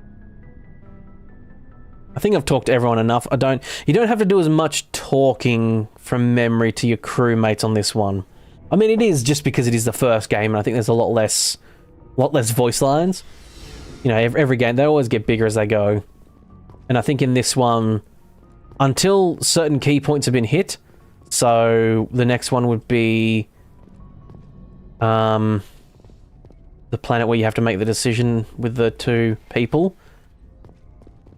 Until then, I think from memory, you don't really need to talk to them that much. I mean, I probably should check in with Liara because she's the newest, so I might have had that, like, I think I had that initial conversation, but I don't think I've had, like, the follow-up, as it were. Ask some more questions, maybe. Hello, Liara. I get the feeling. I just wanted to talk. Of course, Shepard. Maybe she thought aligning herself with would somehow. No, it doesn't look like it. Although we still require a part. We then pass the. But yeah, Sari live very long lives, so they live like 1,000 years, and you can overhear people at one point. It's like, because Solarians, which are like bug type like people, reptilian, they only live like 60 years max. I think they're like their age is limited. So I think you sometimes overhear an Asari and she's like, yeah, I'm with this Solarian guy, but he loves me, but I'm not, you know, huge. Like I'm a bit meh on him. And another Asari's like, they only live like 60 years. Just ride it out. And she's like, yeah, I probably will just do that. He's nice, you know, because they could just have like this, just such a different scale of life. They're like, they consider like, you know, being married to the entire life of a Solarian just a small blip on their scale of their life, which is true. It would happen sort of in that regard. I mean, humans would be considered almost the same. And basically, Asari have like, I think, a chance. There's no mixed races. There's no half Asari, half Turian in the regards of like they look like that. There's only missing person. Navaria is a place we need to go to properly, so missing person's a side mission. So there's no like half Asari, half Krogan, half Asari, half Solarian. The Asari, I think, they either produce an Asari by Asari and Asari mating, or they produce the other race, a full-blooded version of the other race. Oh. We've got a situation here, and you're the only one that can handle it. How can I help, Admiral Hackett? Admiral. There's an Alliance training ground where we test weapons and technology in live fire simulations. One of the VIs we use to simulate enemy tactics in the drills is no longer responding to our override. How many casualties so far? Right, we've got a rogue combat AI. Were killed in the simulation exercises before we realized what had happened. That's when we contacted. Right, yes, a lot of Marines just died. It's critical to our military success. They process thousands of status reports and react in nanoseconds. But as advanced as this thing is at military strategy, it's still just a VI. It's not self-aware, and it's completely... Right, it's not self-aware VI, this one. That's where you come in. We need you... So VI, I think, is virtual interface. Can't you disable it remotely? Our fail-safes aren't responding. The VI operates on a closed... We could bomb... Right, so we need to go in and take out this VI thing at one point, whichever planet it's on. It's either in this system, or it's just coincident that I was traveling to this system and that's a quest elsewhere. There is a planet you need to go to, and I don't remember which one it is, and I'm sure I'll run into it, where there's a side quest and you get some Krogan armor, and it's this old armor for Rex. It's not required to keep him around, as it were, but it helps the conversation, so you don't have to rely on like Paragon points or whatever. Just, you can just say like, I got that armor for you, and he's like, okay, yep, fine, fair enough. Right, here's a ship. We scan. And now we land. We're looking for some missing people here.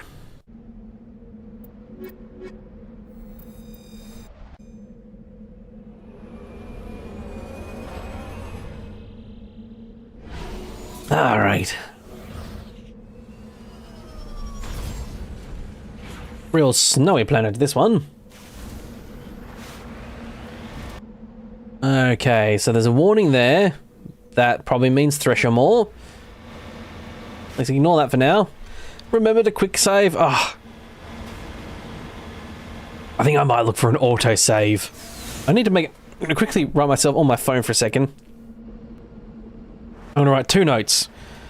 Mako boost. Mako boost. And autosave. I'm going to see if there's a mod that does some autosaving. Like, so when you're on a planet and stuff, it just like saves every like minute or something. Like just a quick cheeky autosave, because the quick saving's instant. Like, there's no game stuttering when you do it. So that way, when you're on planets, I won't lose a lot of stuff if I accidentally die. This person appears trying to make a mark. The nearby mineral deposit when he died. Or was he killed? Iridium deposit? Oh, I'll take it. Yay! Fine now. I think that's all there was. So yeah, that's like the little shuttles. I mean, these are almost like, these are the same ships that, like you see them in Mass Effect 2 and what have you. They're like the little puddle jumpers that you use to get around the Citadel and stuff. Oh, if anyone is a Stargate fan, they've announced a new series. It's cool. I'm hopeful, but I expect it to be shite, but I'm hoping it might be good.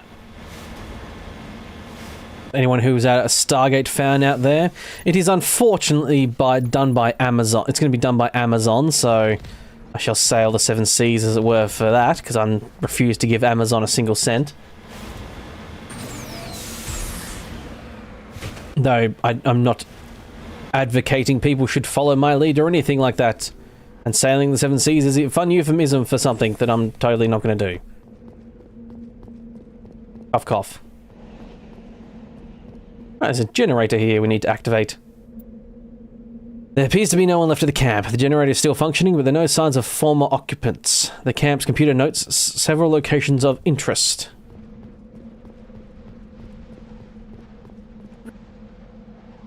Ah. Wait. Yes. Okay, I've done that one.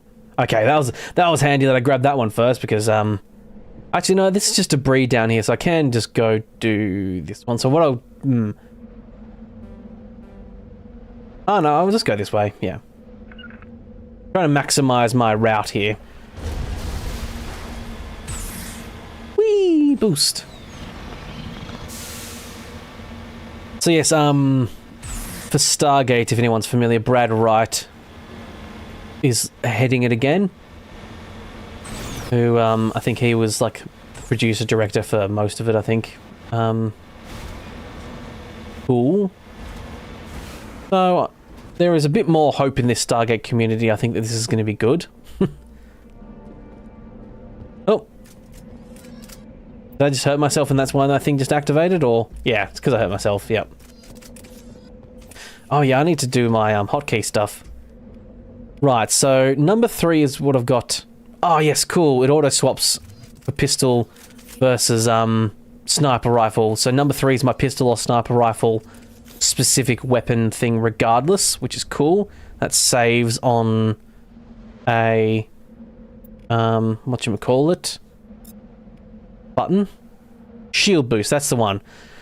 So one is sabotage, that overheats people's weapons. That's the thing that gets rid of in this is, but in the second and third there is no overheating, so you don't have that ability. I think that's to replace it with something else anyway. So number 1 is my damaged weapons, as it were. Number 2 is my destroy shields, which I can only use on people with shields. So if they've got biotic or no shields, it doesn't work. Number 3 is my pistol or sniper rifle based weapon thing. 4's overload and 5's unity, which gets people back up if they're on the ground. Beacon was a geth trap. Oh no! You jerks! Away with you! I haven't quick saved in a little bit. You better not destroy me. These guys are pretty easy to destroy and deal with if you can just drive away like this, like a true hero. Look at me go! I'm a hero, don't you know? Yeah, they've got pretty accurate weapons like you do, but their main attack is way slower. Energy based, so I guess they technically have more ammunition than I would. I think this... No, the cannon probably does actually have ammunition, but don't have to reload it. It's like, you have infinite. Here's an explosive shot though. Ow! But they do get you like that still, even now. Right, let's turn off these beacons so no one else will get trapped like we did. It was a trap, don't you know? Nope, don't get to turn it off. Just leave it on for anyone else who comes by. Okay, that's cool. That's cool.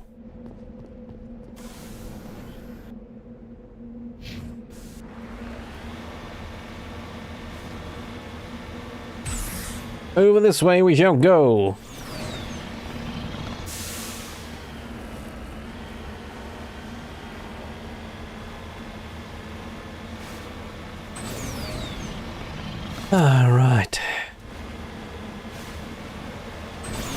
The Mako, indeed. Tis a beast to behold, this Mako. There's always a shirt I wanted to get, but I never got one.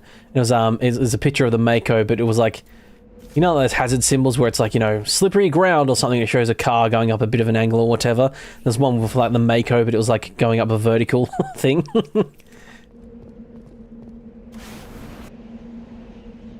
Right. So this is the quest one that's down here. And then we'll swing down and get the last two. The last one's going to be a warning, so there's probably going to be a Thresher Mall there too.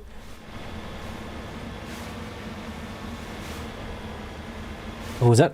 I think there might be 4 Geth things, maybe. This one. There's no mechs in this. There's mechs in number 2 and 3, I think. Yeah, you've seen that shirt. It's a funny one, yeah. Ah, the turrets, that's right.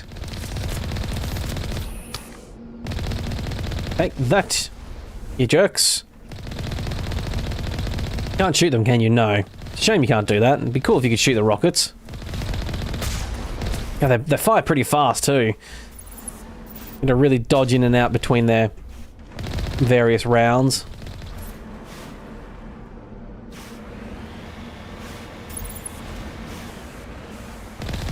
It's definitely one of those things, if you're really, really like mobile, hypermobile and what have you, really agile and just taking it very seriously, you can definitely just basically never get hit for most of it.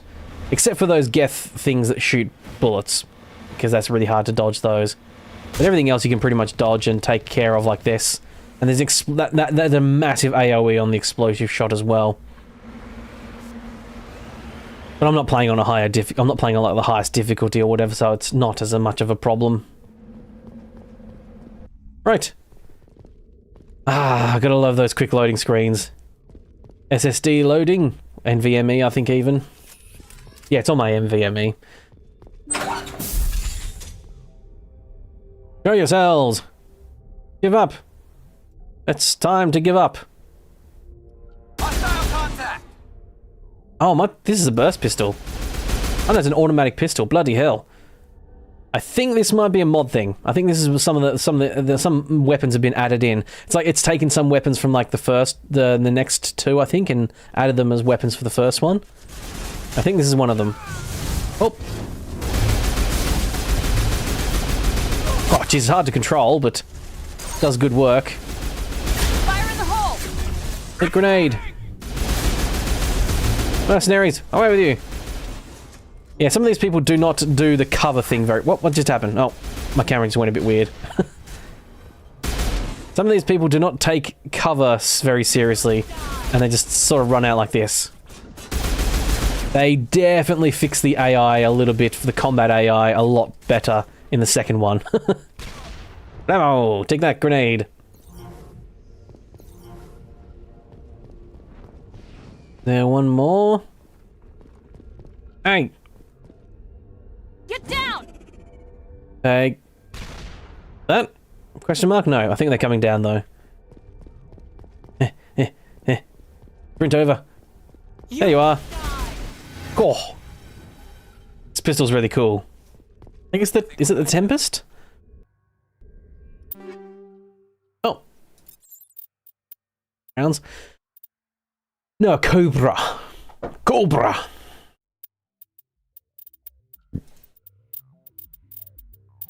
Oh yeah, probably should do a quick update to see if anyone else has got better armor.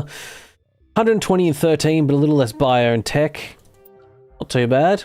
Ooh, nice color too. Actually suits her quite well. I like that. Garrus? Nope. You got the pink armor still, my friend. I'm gonna give him a Cobra as well. Liara has got... I think she's got... yeah, a pretty good pistol. I think Garrus uses all weapons. I think he does, yeah. I know the Raptor's the best one there. Oh, the Thunder is. Never mind. Bob Shepard. Any upgrades for me? No. I think I might have just given the best one to Garrus. That's fine. I don't use a machine gun, typically. Ooh. Judgment. Oh no, it's only a slight amount more damage.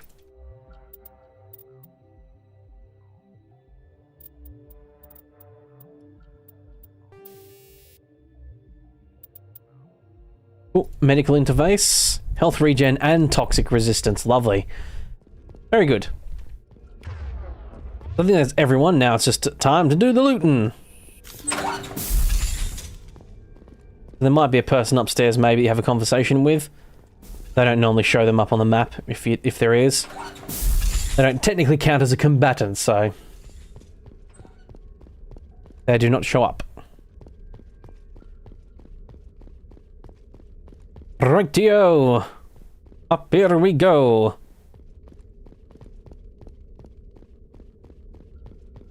Little crate down here. I'll open you, get your juicy inventory stuff.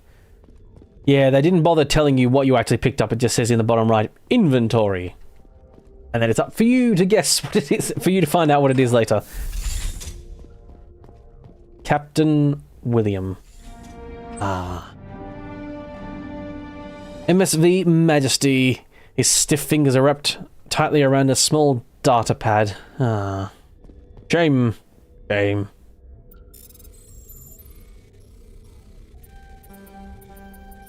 There we go. Got through that. It may look elegant, my delving into those decryptions, but I'll have you know it's a blind panic every time.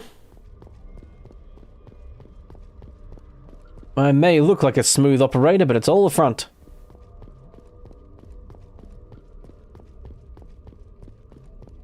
I mean, as is evidenced by almost everything I do on live stream, because I can't edit my video. It's not a video I can edit and make myself look better. I don't really do that, honestly, but mostly what I do is I cut out boring bits and like occasionally redo something when I say it really badly, or like poorly word something. Poorly word made sounds like I say something problematic, but more so like I stumble over my words and mess up my line, as it were. And line makes it sound like I write stuff I don't, but you know what I mean. But when it's live, baby, it's all me. I am trying to learn to slightly try and slow down my speech a little bit, be a little less motor mouth, and articulate a little bit more. And it's something I'm trying to do, especially because I did a little test run of I'm working on a podcast. And I did a little test run, gave it to my friend, and was like, hey, what do you think? And he's like, I think you need to slow down a bit. You know, there's a couple little tips which are all really handy. But one of them was definitely like, yes, just try and slow down. Because also I edited it a fair bit and got rid of like quite a few breaths. And he's like, no, you know, it's like when it's a podcast, it's like you don't have a lot of time to think about what you've just said because you're continuously just being, you know, no breath for pause, as it were. Because I'm so used to editing either my videos or previously, which I haven't done for quite some time, but my talks videos. I'll be trying to bring those back perhaps in the new year or what have you. Or maybe it's something I'll work on in December. But yeah, it's something I need to work on, and I must admit I've been slipping back into my motor mouth a bit today, but I'm trying to make a conscious effort to be a bit slower, and it'll be a bit more entertaining and a bit more fun. Not entertaining and fun, but better for the podcast as well. So you may notice in my videos actually that I might talk a little bit slower than I normally do. Oh, this is the threshing wall. Alright, yep, forgot about that. Okay, yep, there was a warning here. Oh, jeez, it's really hard to dodge that stuff. They do a really good job of hitting you with that.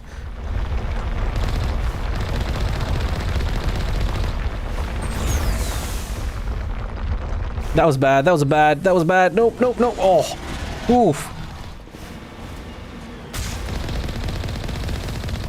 Have they changed the growl of this as well?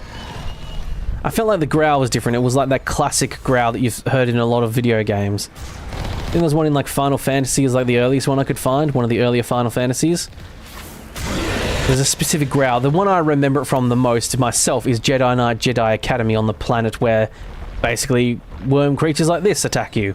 Almost the exact same. That's why it always reminded me. And it might be just me misremembering it, but...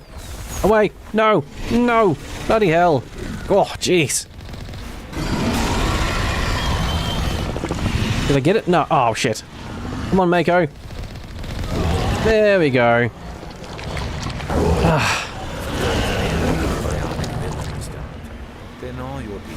Gareth, you just said this before. Oh wait, no, maybe I died. That's why you haven't said this before. Yeah, I think I died and had to reload. That's why he's having the conversation again. Of course, I intended no disrespect to the effort you have put into your training. Pardon me. If you don't romance Garrus or Tali, I believe Tali and Garrus get together too by the end of it. It's cool. I'm on my way.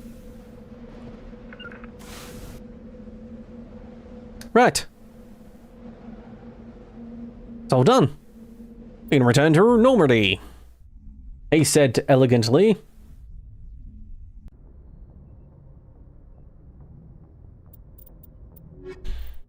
Right. Oh, I've got all the gases. This is a side quest here, like for searching for all the minerals. Found one Prothean disc. There's the rogue AI, which I'd love to do. I've discovered what happened to William, so I need to go back to the Citadel Tower and talk to Gareth of his brother's fate. So that's another Citadel Tower mission, which I'll do before I do like the main prime. It's sort of like there's a bunch of side missions and they all sort of eventually, you know, after you've done a couple, it's like, hey, go do this mission, and you can go do that mission straight away, or you can continue doing side quests. But that's like sort of the next stage, as it were. Oh yes, I also do have the Pinnacle Station here. The Pinnacle Station was a DLC that added in like a shooting gallery range and like a time, it was like a time trial. Like it's like a little side thing. It was like not story important or anything like that. But the Legendary Edition, they didn't put it in for some reason, so that's got restored with the mod. So it's not normally there anymore. I don't know if there's even like a really reward for it. I think maybe you get some cash for like beating certain times or something. I need to go check it out. Maybe it's the last thing I'll do today. Oh yeah, it's on the moon, isn't it? That's where the rogue AI actually is. There's Earth. Earth. You go visit Earth in Mass Effect 2 a little bit. Or 3. No, 3. I think you go there at 3. You don't really get to explore it or what have you, because certain stuff happens, but for story reasons, you don't get to stay there.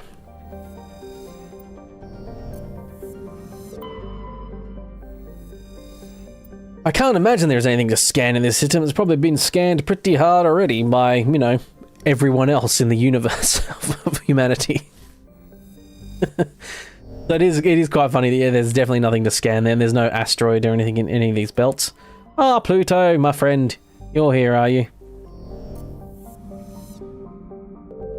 Still considered a planet, I guess. I don't think there's any extracurricular scanning. If you sit still like this, there's like a little white flash that happens. That indicates like an asteroid or a ship or something, but it doesn't look like it. Oh, no, wrong one. Yes, you do get to land on the moon and do some exploring. I don't think... Oh, maybe you do find the moon landing. I can't remember. It might be on the map here. I mean, it's not the only point of interest on the moon.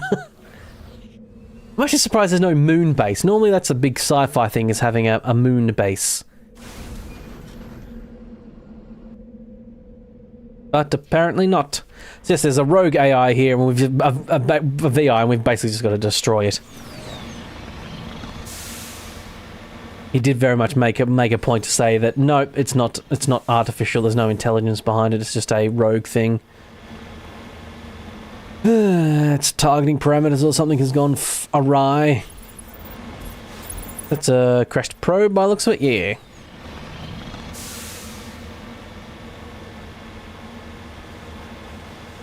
I think next stream I was going to do it this one, but I might make my thing on my right hand side there on the screen a little bit smaller. Oh.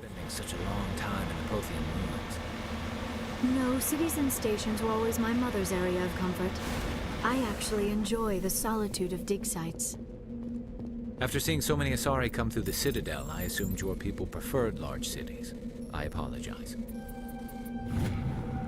Also, yes, Garrus and like the Yara get along quite nicely. Very respectful of each other and what have you. And I think they have a good friendship in the later ones as well. So that's why it's nice to have them along. Ashley's a combative asshole to, you know, everyone who's not human.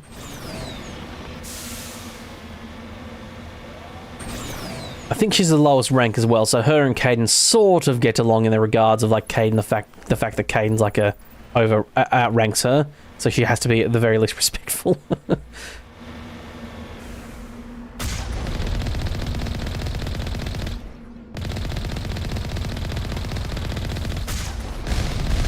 Okay, that's a lot of explosions. Oh no, that's just my weapon overheating. Wow. Whew, yes, this VI is really shooting a lot of stuff at you.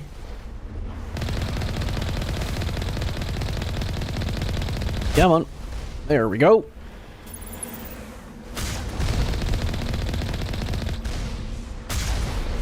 This is what took out 17 Marines, apparently.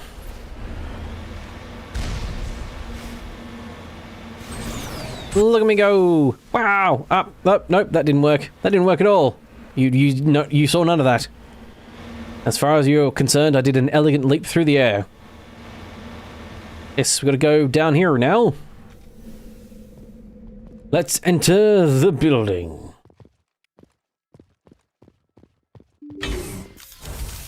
Hello, robot? Any more robot stuff? I think I might get to the point soon where I just automatically hack these. I have no need to do the... I don't know if does bypassing still get you XP? It does. I wonder if it's more limited, maybe? There's a power junction. Do I need to just destroy those? Mayhaps. Oh, enemies in here. Assault droids.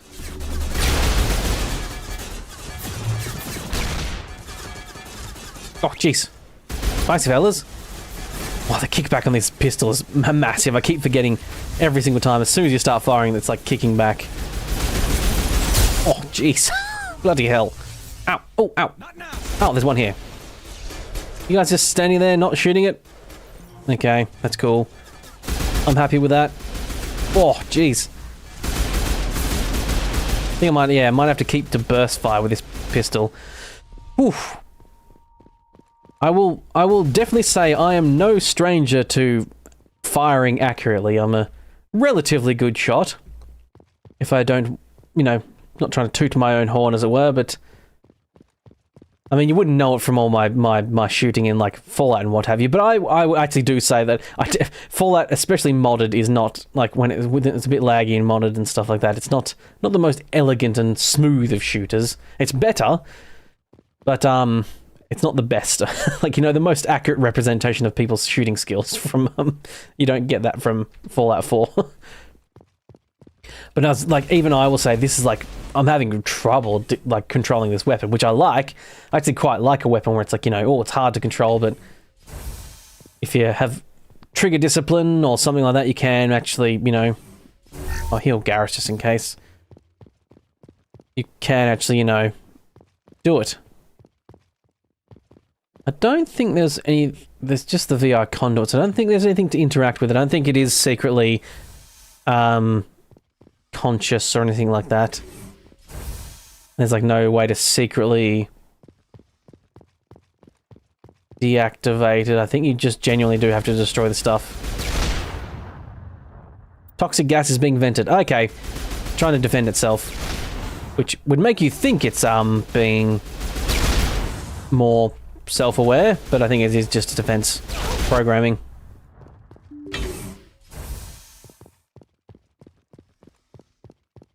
Oh, I think it's just toxic gas, I guess.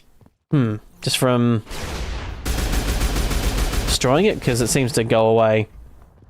Although, no, I do have toxic resistance and health regen on my armor, so I might be... Oh. Oh, no, okay, that's just a data point to access. No, okay. Shit. For a second I thought, oh, here's the thing I missed. I thought that was maybe there. But nope, it was not. The lights on the optical mainframe flicker and die. The first of the 3 computing clusters containing the VI is offline. Oh, this is the first of 3. Oh, shit. Oh, okay. Right. Okay. There's more to it then. Right.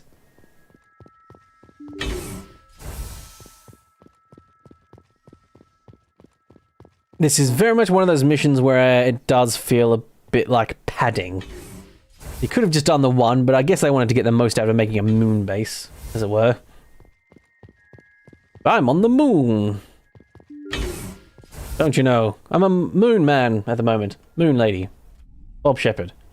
Moon man. Lady.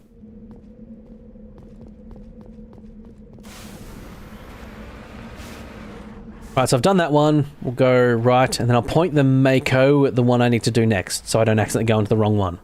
That's using my brain smarts. Here's what, we're a colourful band of people, aren't we? A merry band of colourful people.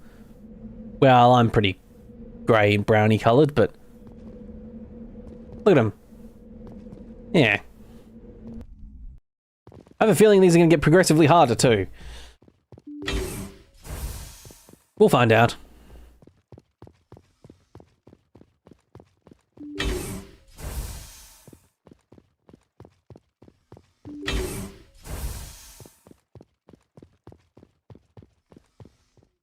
Hello, robots. Shoot to get them activated. There we go.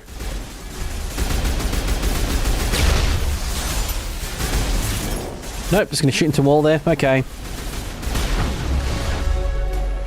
Level up, groovy.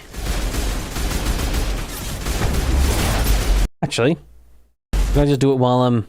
I think I can do it mid-combat, can't you? Yeah, there we go. Oh, I can't get my charm up yet. I'm lacking my charm. I never use intimidation because I don't use intimidation in the first place. However, I will get my advanced marksman up. Because that's real fun. Bit of Spectre training, why not? Spectre training.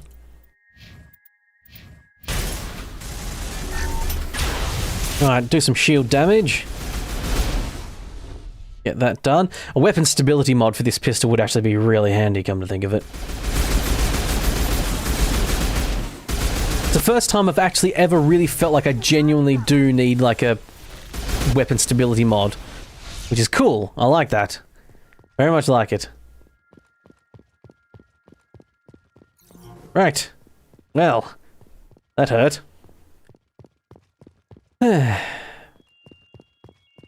This one's all good. I just need to destroy them.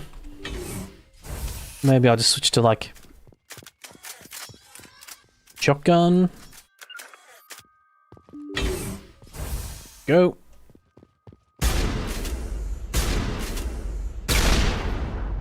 Kinetic barrier fields powering up through the bunker complex.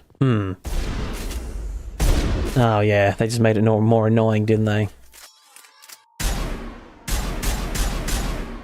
Oh, this is a single-shot rifle. Oh, this is like the Matic from number 2 and 3. Cool, I love that. It's one of my favourite weapons. It's a weapon I usually use. Nice. I love single-shot fire rifles like this. Like powerful, but, you know, semi-automatic.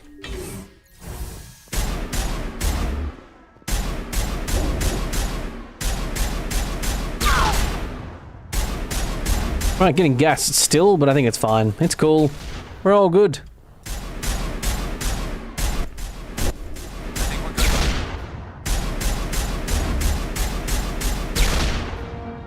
There we go. Second of 3 clusters is offline. Let's run away now. Area secured. Oh, for God's sakes, of course there's more berries. Of course there is.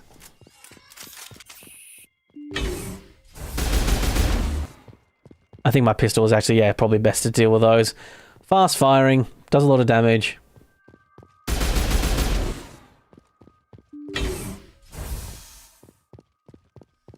I don't remember what the third one does, but I think it might be a mix of kinetic barriers and gas. Who knows? I mean, actually no, the third one, by the third one it'd be offline, so there shouldn't be any defensive responses after that. As far as I'm aware. Right, to get in the Mako and drive forward. I set it up previously. I'm a genius, don't you know? Quick save before I go down at the very least. Probably should do a hard save as well.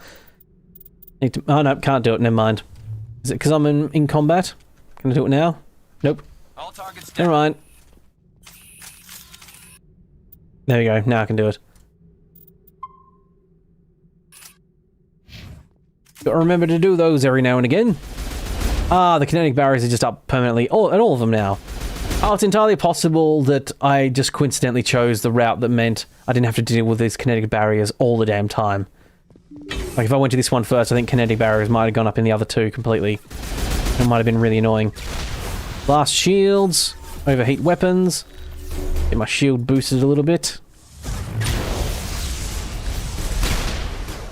So far, the only things that have given me grief in the regard of, like, I've actually died has been in the first live stream when I was facing the stuff on the planet where you go get Liara, which is a pretty big test of, like, you know, your skills.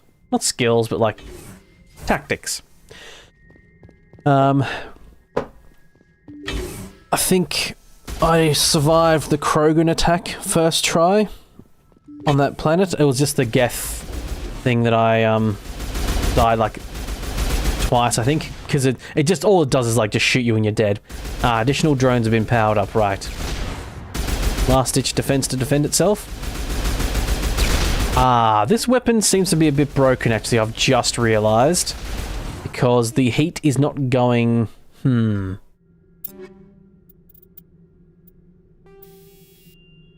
Is it because... Yeah, I think this weapon's a bit broken because the heat. I just realized that the heat's not going above 0. To be fair, I think for this gun, the idea is that it's like infinite, but it's really hard to control. You don't have to be. Oh, bloody hell! You don't have to be too careful with the heat stuff. However, who threw that grenade? Ow! There we go. Is that it? Nope. One last fella. Yeah, I think the trade-off for this weapon is you don't have to be careful about your heat stuff. However, it is... Yeah, hard to control. Bloody hell. Finally made it to your drop-off destination. Now you can chat. Oh, very nice. A burst of white noise over all frequency nearly deafens you. Your hardsuit heads-up display interprets it into a series of 1s and 0s. That is a binary code. I reckon you could probably translate that. I mean, it should only be like 4 letters almost, but yeah. They repeat again and again, blanketing all frequencies until the lights in the final cluster flickers and dies. Specialization class achieved. Your specialization class will replace your base class in the talents and squad screen. Talent ranks in your base class transfer over to your specialization class. Go to your squad screen and view the bonuses and gain something rank. It spells out help, does it? Oh, that's terrible. Yes, I do think. Yeah, it was that thing of like. I think this quest actually comes back in the second or third one, doesn't it? Actually, I think there's a reference to it of like. That VI wasn't actually just a VI, it was actually a artificial, it was actually alive and intelligent, but you were told it's not.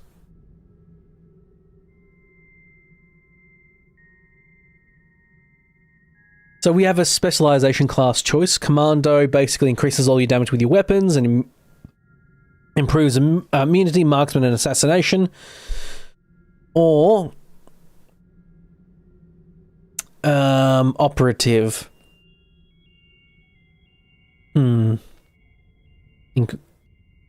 Reduces all recharge on tech. I think I'll just go weapon damage. I like weapon damage. Third, it goes into detail in third, but you can go into detail with spoilers. That's alright. No, I from memory it was Edie, wasn't it? I think it was, wasn't it? It was like a version of her or something. Something like that. It's one of those things where you're like, oh, you were that thing on that base or what have you. I don't know if CS Gaming's in the chat still, but CS Gaming hasn't actually played the games yet, so I don't know if they care about spoilers or not. It's a pretty old game. Yeah, yeah.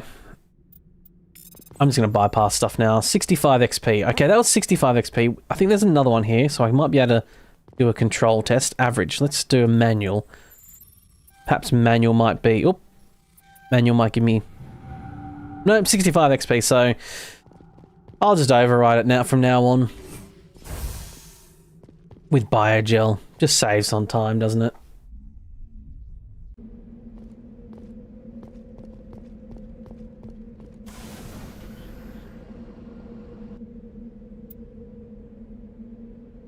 Yes, the program from the moon base was used with Reaper Tech to make Eddie. It's Edie, E-D-I, isn't it? Unless it's a different character, but I'm pretty sure it's Edie. Oh, but I tell you what, bloody Edie, far out. What a, makes you question some stuff Edie does.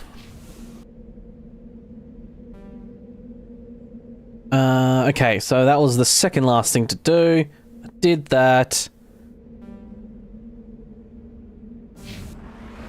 Yeah, that was from memory. She was like, yeah, she's like, sorry, you know, she's sort of like almost embarrassed by it. She was like, sort of like, oh, that was actually me, by the way. And you're like, ooh, I killed you, did I?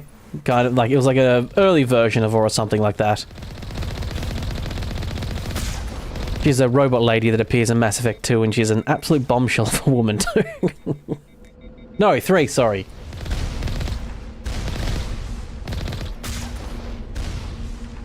You're an encyclopedia, not a dictionary. That's fair enough.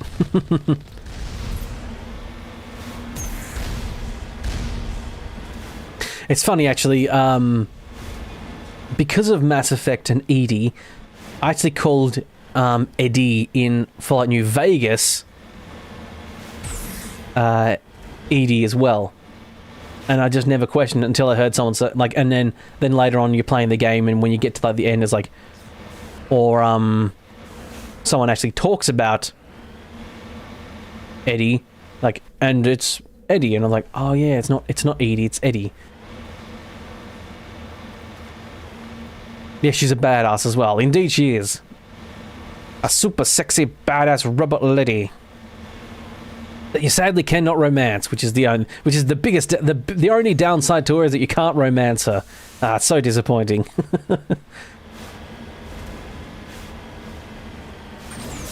But yeah, she's very much like that thing of like, oh geez, like a very big fan service. Yeah, Joker is the one that ends up with a lucky SOB.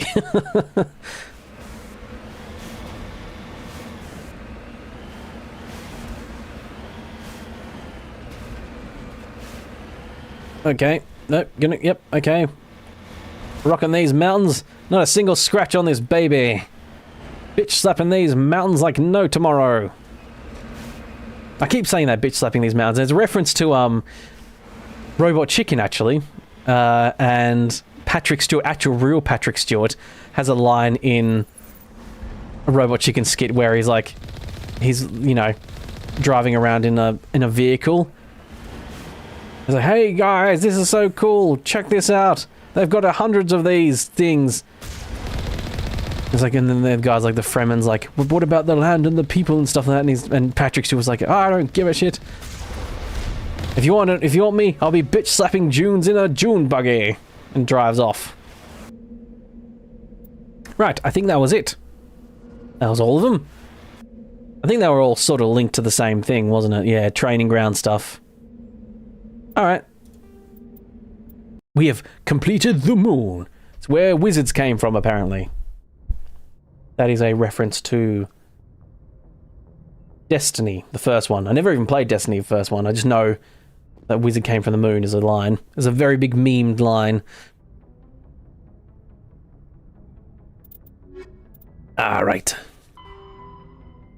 So we need to go to the Citadel for that one. This is all just finding stuff, finding stuff, finding stuff. And we need to go to the Citadel for that one as well. So we're down to main storylines and going to the Citadel. So let's pop back to the Citadel.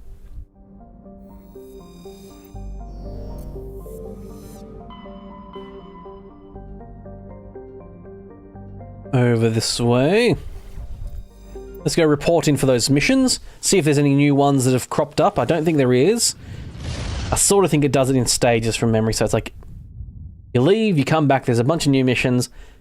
And then once you do the sort of main next story beat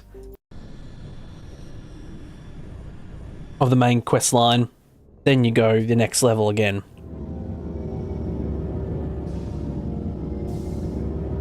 Watching Patrick Stewart being Captain Picard and then doing voiceover work for Family Guy and American Dad is hilarious. Yeah, I do love he's like, you know, he could be such a real serious Shakespearean actor that takes everything all very seriously, but he's like, no, I'm going to play Avery, this like unhinged weird guy in Family American Dad.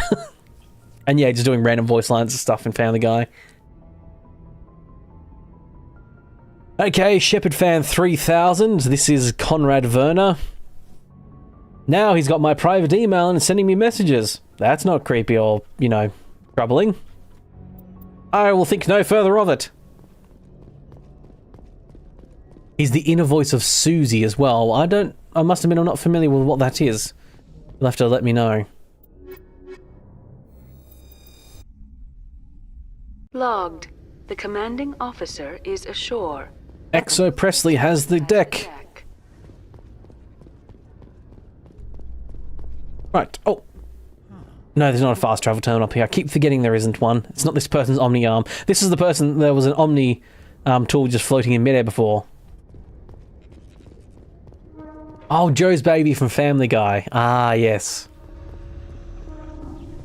In a further development in the Eden Prime investigation, the Council has reportedly revoked the Spectre status of one of its operatives. Oh, okay, the news are out that someone has had their Spectre status revoked, but I don't think it actually says who it is yet. No. It's not well known that it is Saren. Right. Oh, let me just go and have a look.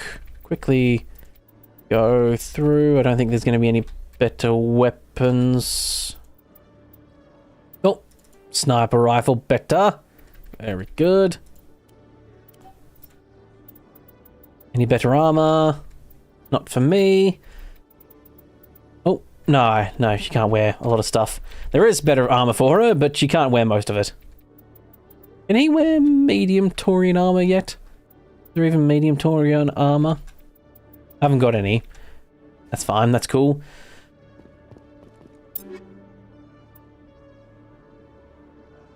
You're a huge Seth MacFarlane fan, yeah. Have you watched the new Naked Gun movie? That was real fun. Cryo explosives, I'll take it. Ooh, I'm getting level 5 stuff. Do I have medical interface level 5? I do, fantastic. Right, let's give everyone... no, there's no level 5 anymore. Level 4 medical interface. And what about you, Garrus? Damage shield. There we go. Not yet, it's on your watch. It's very good. If you liked the old Naked Gun movies, I think this is they did a real good job. I don't know if Seth MacFarlane was how involved he actually was with it. I think it's entirely possible, and I think he might have done the right thing in this regard and just said, I don't know if he was involved in the writing or what, but it sort of seemed like they just went to the writers, make a funny, good comedy. Don't make it Americanized where, you know, every joke has to be explained or they have to pause on every joke waiting for laughing and what have you. Forgive me, the American audiences, that sounds condescending, but to be quite frank, I'm not a huge fan of American comedies because of that sort of stuff. Not my cup of tea. It's why I prefer British comedy stuff usually. So I'm not actually a big fan of super cringy stuff either, so I don't watch much TV, to be honest. Ooh, Hyperrail. Very heatsink ineffective, but a lot of damage. It's going to be just one big blast and that's it. So I think everyone's main weapons that they use... Does it tell you who's got training? Well, I've got more squad points, bloody hell. Ah yes, so Commando has been replaced with that's my specialization now. Oh, Spectre training getting mass unity up, that's good. That's the revive people stuff. Dampening. Enemies cannot use biotics and tech abilities. You weren't a fan of the huge original Naked Gun movies, but you're a fan of Liam Neeson. Fair enough. Fair enough, it's not for everyone. It is very much my style. I really love Leslie Nielsen in a lot of that stuff. Immunity specialization is available more often.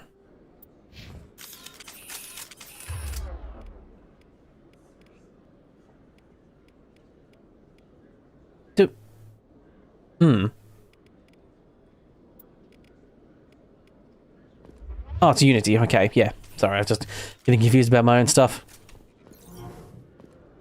Yeah, honestly, if you didn't like the Naked Gun movies, you probably won't like this new one because it does a really good job of being another Naked Gun movie that's actually fun. I'm gonna sell all my junk. Oh wait, no, you have to mark stuff as junk, don't you? You enjoy darker humor, not a huge fan of slapstick stuff. No, that's fair enough. To me, I like the wittiness of a lot of like Naked Gun stuff. Like my favorite scene from the Naked Gun is when he walks up to a guy. I'm not going to explain the scene properly because it's you know, it's one of those ones you have to watch really. Just selling all my shit to sort of reset everything now. He goes up to a guy and's like, "Hey, you seen this guy?" And the guy's like, "Oh, I don't know. Maybe my memory's a little foggy," so he gives him a 20. And then he's like, "I don't know, still kind of hazy." Gives him another 20. He's like, "Yeah, I knew him. What do you want to know that for?" And then Frank Drebin's like, "Well, that's police business. I can't really tell you." And then he starts giving him the 20s back. And it's a really great scene. It's one of my favorite ones. Oh no, actually, but my most favorite, it's just my favorite line. It always makes me laugh and smile every time I hear it. It is when Frank Drebin is... I think it's in the third one. Frank Drebin's in prison. And he's trying to distract people, so he stands up and says, "Hey, you call this real slop? Real slop's got chunks of things in it." And this is in prison. And then he's like, "And this Chateau LeBlanc 68 is supposed to be served slightly chilled. This is room temperature." And yes, that is my favorite stuff. I like that sort of stuff. Right. Your brother's dead, I'm sorry to say. Attacked by privateers. Dead? I guess I should have expected this. When his ship dropped out of contact, I just knew. But I kept hoping he... This must be hard for you. I'm sorry for your loss, my friend. It's better to know... Now you're going to pay me, right? Give me credits for my work? They say, right? Better to know one way or not, yes. No, didn't get presents, but I got Paragon points. What is my Paragon level at the moment? How we doing? Pretty low. Although, to be fair, this is the first sort of third of the game, it feels like. I think there's sort of like 3 major acts, isn't there?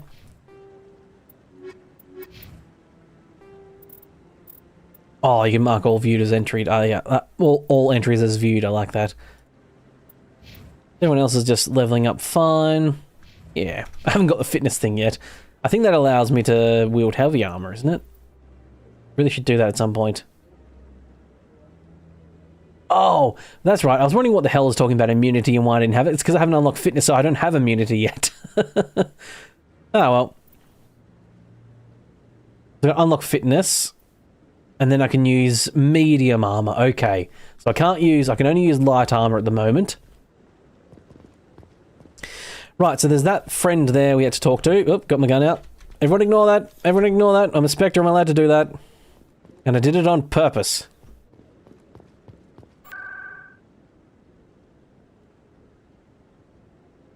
I remember where I'm going. I totally remember where I'm going. Embassies, maybe? It is talk to that lass and tell her sister was an actual criminal. You watched all my... Yeah, I saw you commenting on all my Fallout, my Fallout 4 permadeath run. And I was surgical with that 10mm. Oh, thank you very much. Yes, I am. Like I said, base Fallout 4, like, mod packs definitely make the game lag a bit more, and it does make shooting a bit more difficult sometimes. But, yeah, that was only a few mods runnings there, so it ran pretty smoothly, and was able to shoot a bit better indeed. Wish there were more humans around. I think that... Don't know if you ever talked to that diplomat. Right, hello, Nasana. Shepard? I found your sister. Dahlia's dead, and I know she was blackmailing you. So the truth comes. That's right, she was blackmailing her. That's right. Well, you can understand why I lied to you. She's a bit more cold-hearted than you actually think. Sister was a But if people found out my sister was a criminal, oh. They'd revoke my clearance or place me on administrative leave until she was apprehended. That is why I misled you. I could not risk you. You should have told me the truth. It would have helped if you just told me the truth. Perhaps you're right. I am sorry. We have trust issues in my family. Obviously. I shall transfer a little something into your account as a token of my appreciation. Hmm. I'm sure you'll find the amount satisfactory. I've got a better deal, apparently. On her way up the ranks. Could be handy to have a Spectre who owes you a favor. You make a good point. Anyone can come up with credits. But I can give you authorization to purchase prototype Asari mods. Ooh, I will give prototype you Asari mods, very good. manufacturer's preferred client list. I think you'd be very interested in what they There we go. I think now my Goodbye, Shepard. ship's guy will have my quartermaster, requisitions officer. I always forget his name. My requisitions officer now should have Asari mod stuff that you can't get. Cool, very cool. Hey, barkeep. Information. I don't. Yeah, this guy who claims to have a lot of information has like 2 information things you can talk to about. But yes, that zombie mod run was The council wants to make a while ago. Now, especially when I tell you what, I did have a little look back, and I was like, oh my god, I forgot about how different, you know, just like the different how I you know, it's what happens to a lot of people when they're beginning doing something and have no previous experience doing it. Is, you know, how differently I talk. My accent's still the same pretty much. Because it's, you know, my accent.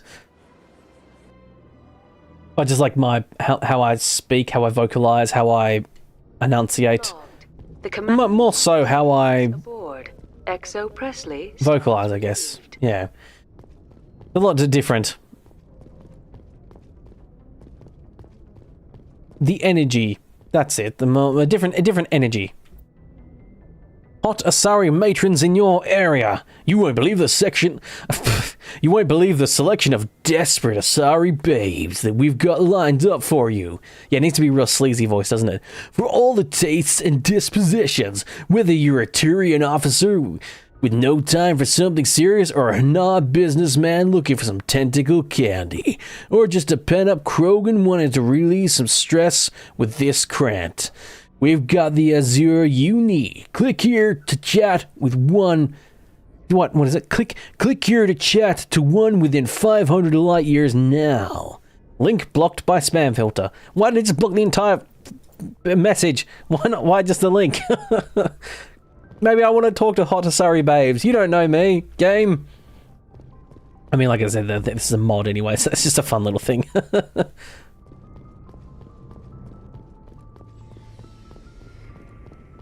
Yeah, don't tell me what to do, game. I want to talk to hot Asari babes across, you know, 500 light years. Shepard hasn't got time for some things. I tell you what, for those who haven't played this before, yes, this ship is very basic and bare at the moment. It gets a lot better on. Why did you become... Lots of reasons. Such as? Such as, I tried.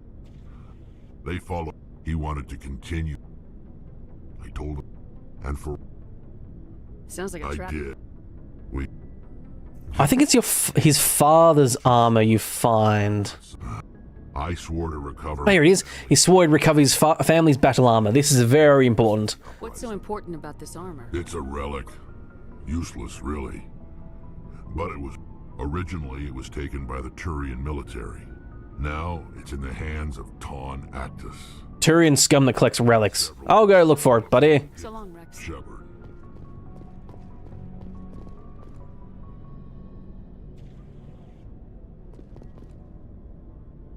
Commander?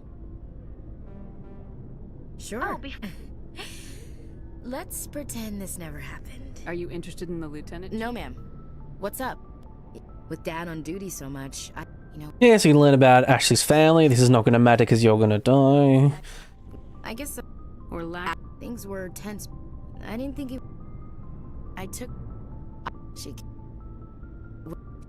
I'll tell you what I will actually do is I'll probably put a poll. I'll put a poll up when I land on the planet. I should get back. I wouldn't, ma'am. No, well, I was wrong. There is some more conversations you can have with the people. I kind of thought there was We usually get a few of those, but not the numbers We've seen this before on the Citadel? Every so often, some lab sell.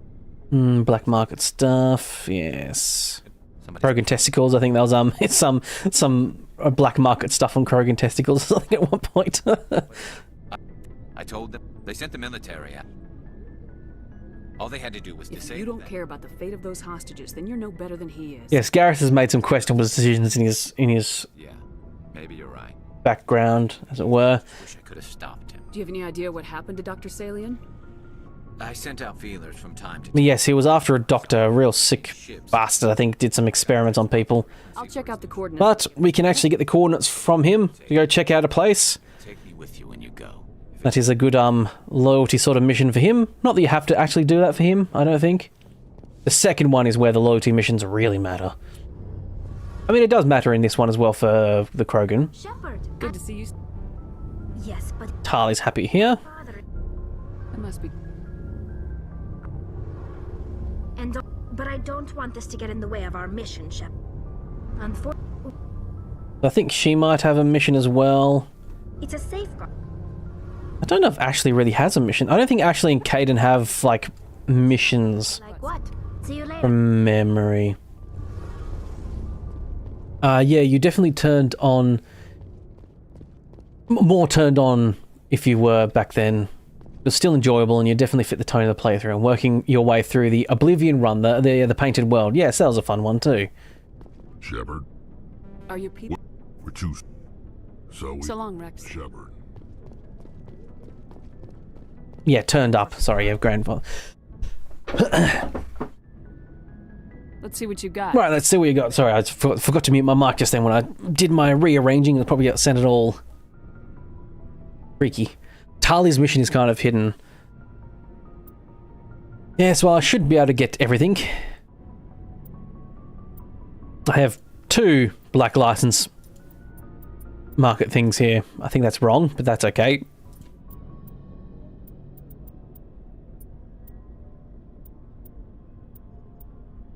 Heavy human armor, Scorpion. I mean, that's slightly better.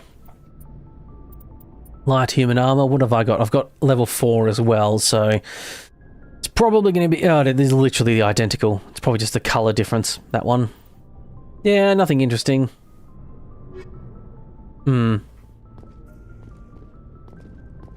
It's given by Admiral Hacken. It's actually a quest chain. Yeah, when does it come active, though? Does it come active after... What's the next place? The next major area? Because I keep thinking Eden Prime is what I keep coming into my head, but Eden Prime's the first mission. The very first mission you do. Novaria or something like that, or Talos? I can't remember the name of the place, but it's the one where you make the choice between Ashley and Caden, basically. And that's sort of like the next major story beat. Is it after that one? Or is it before, or do I have to do it before that? I think some quests become unavailable after that, don't they? I think.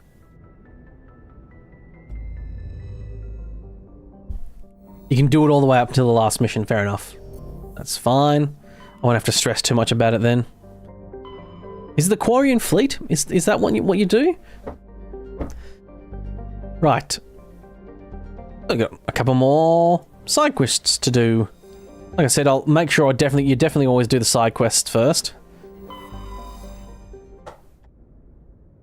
It's not as important in this one, I think, excluding a couple things like the Krogan armor. For Rex, but most of them you can do them whenever, provided you just don't do it.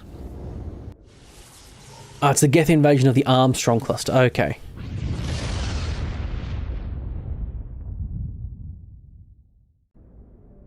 Are being fired away? Nope. Not there. So yes, there was a Garrus basically had the choice between stopping the doctor and letting him get away, but rescuing hostages or something like that, and I think he sort of kind of tried to risk the hostages a little bit. Because he's sort of has that... he is C-Sec and he's a good person, but I think he has a little bit of a trouble with authority. I'm pretty sure you can also do the main story missions in any order you want. Yeah, except the one where I think you have to go... oh no, I think... yeah. I can't remember if you have once you do the one with Caden and Ashley where you make the choice, I think. I can't remember if that blocks off like the other 2 missions that you're doing. Or if, yeah, you can just go do that. It's just the fact that, yeah, Equalizing interior. you choose that. Yeah, I think it is a bit more open-ended in this one, isn't it? Log. There's definitely, like, Commanding officer. critical points in Mass Effect 2. Exo Presley has the deck. And there's one if you delay at all, you lose a bunch of people.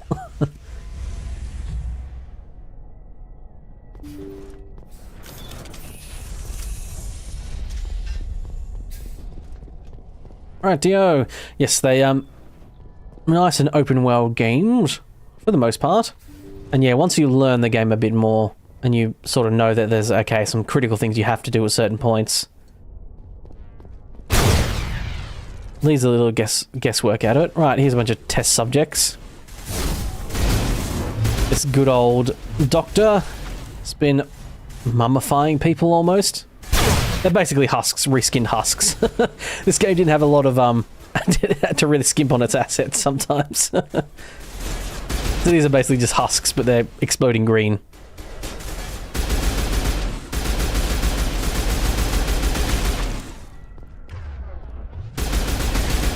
Like that. Explosions. So yes, from memory, this is for Garrus. There's some mission here. This doctor has been experimenting on people, and, you know, obviously, there's his test subjects.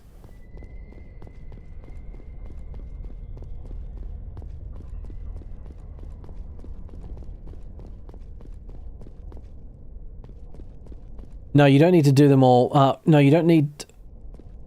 No, you need to do them all before you get the information you need to know where Saren is going. So you can do them in any order. You just make sure you do everything before you go back to Citadel. That's right.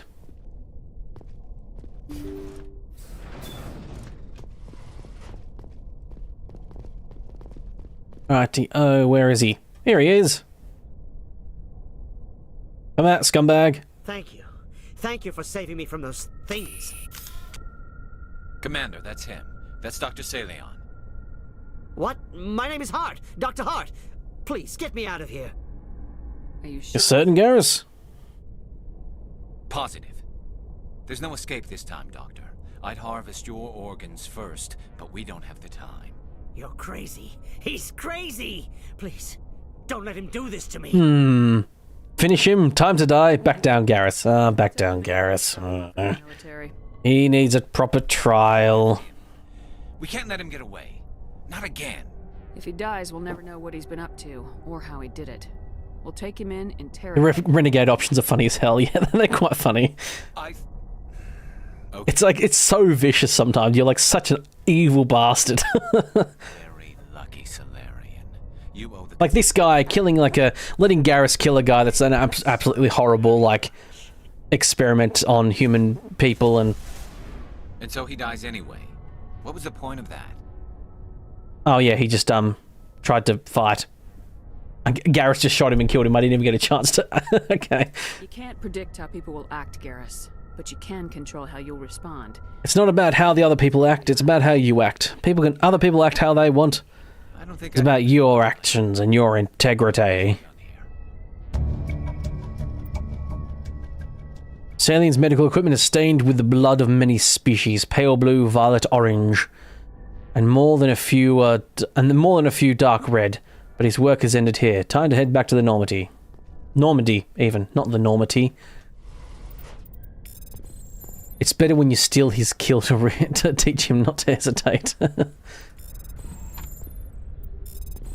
Yeah, that's the bad guy option, and I do think, for those who aren't familiar, there's a lot of different lines for things. Like if you have Garrus kill him, I think he's sort of like, you know, oh yeah, I got revenge, and I can't remember if he's a bit more like, oh, should I have really done that or what have you, but there's a lot of that stuff where it's like just little different lines here and there. They really accounted for people, which option you choose.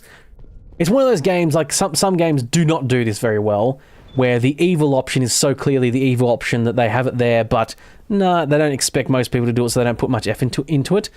Both Renegade and Paragon Shepherd have like completely different lines, completely different feelings of arcs as well. They do the same stuff, but they do it for different reasons. You can't be like rotten to the core and like join the evil side and, you know, let the world be destroyed or what have you. It's just the different options, as it were. Yeah, a lot of different dialogue diversities, you say, Ian. Decontamination in progress. Decontamination in process. Let me go. Get my decontamination on. Logged. The commanding officer is aboard. Exo Presley. Exo Presley, you are relieved, sir. I don't think I really got much equipment from there, did I? Probably a little bit, but... At some point I might replace this pistol. It feels a little bit cheaty, to be quite frank, this pistol. Especially considering I have, like... I mean, I could put, like, yeah, shield bypass or something. Especially considering I have this heat absorption -20 and it still won't overheat. It feels a little bit broken. But again, I think the trade-off is the fact that it is, a lot more hard to control than any normal pistol. It's insanely hard to control. I know... With my glorious hand control and skill, I make it look easy. But it is not, dear viewer. Shepard, I have a transporter with frequency of the doctor ships here. Oh, this is the thing that... I just did that, Garrus. Okay. The Argos Row cluster. That's when you start looking for the armor. Ooh. I love how you love how Garrus feeds off the morality and you shape him. Yes, I love it because that's a unique thing that everyone else has their own morality set. Yes, indeed.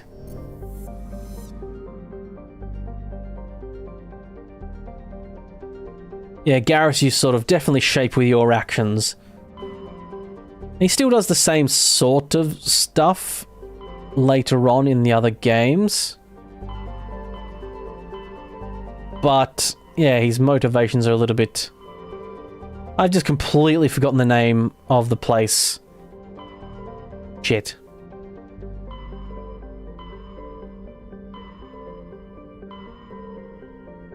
Oh, where the fuck... Shit, where was it? Argus Row, okay. I think that's where the Pinnacle Station is.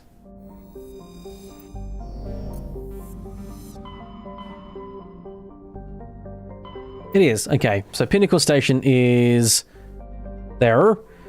That's restored DLC content. Yeah, you definitely sort of, Garrus's arcs is definitely shaped a lot more by how you do. I think that's why they kept Garrus around especially. And I think he can be a companion in all three, if memory serves. One of the few. He and Tali, I think. And I think it is because...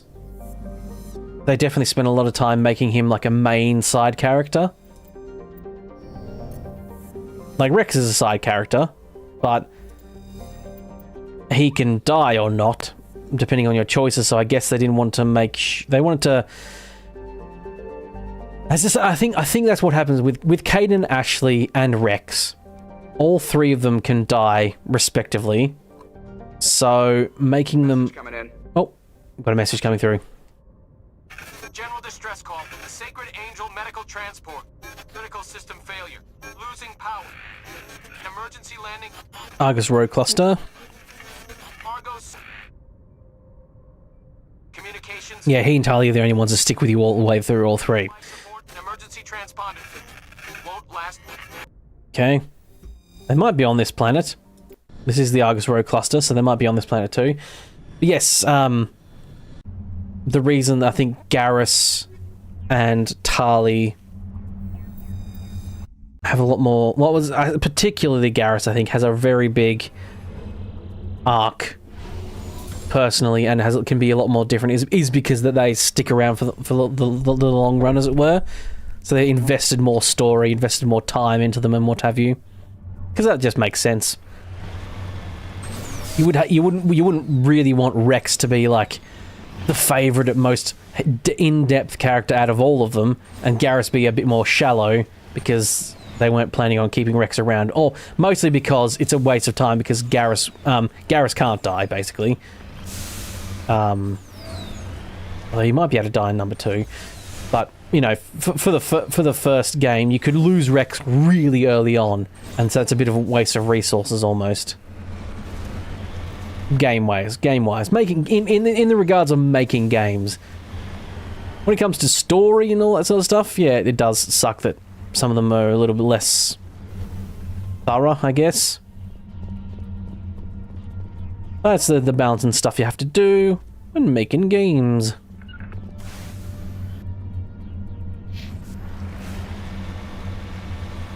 Always quick save after every point, basically. That way, if something does happen, I'm just at my previous point, at the very least. Or, you know, quick save just before I get to the next point.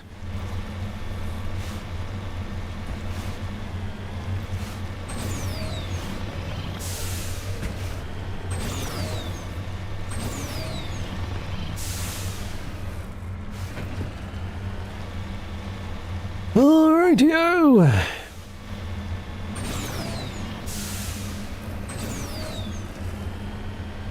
I'd love to see what the Normandy can do. How so? The Normandy is built for stealth, not combat. But the stealth drive adds a new tactical level to space combat as we know it. Surprise attacks, undetected flanking maneuvers. I had forgotten the Turian appreciation for tactics and strategy. With respect, I hope we avoid ship-to-ship combat entirely. Liara changes a fair bit too, I will say. She's very timid in this one, like... Almost... I kind of feel like almost a little bit too timid compared to how she ends up, but, I mean, people can change. She's very tepid in this one, like, you know, very... I don't want any trouble, I don't want to get into combat and stuff like that. And she sort of is like that, I guess, later on, but... She, you know, really gets into the shadow realm, as it were. All doing behind-the-scenes stuff. Comes the shadow broker and all that good stuff. I like Liara. She's one of my favourite too. I should do a ranking at some point, ranking my favourite Mass Effect people as like a little extra. Maybe next time, or you know, get one of those like tier list things and do like a Mass Effect ranking before I start, or something. Maybe some point later on. So basically, I'll be streaming Mass Effect for quite some time now. I'll probably miss maybe 1 or 2 streams at Christmassy time. Maybe I'll move the dates, so I'll maybe make it like, oh, I stream at the start of the week and then I have the rest of the week off, as it were. I've uploaded all my videos and everything's good to go, and I'm just taking like the full week off for Christmas or something. To be honest, I'll just take that time to maybe work on other stuff.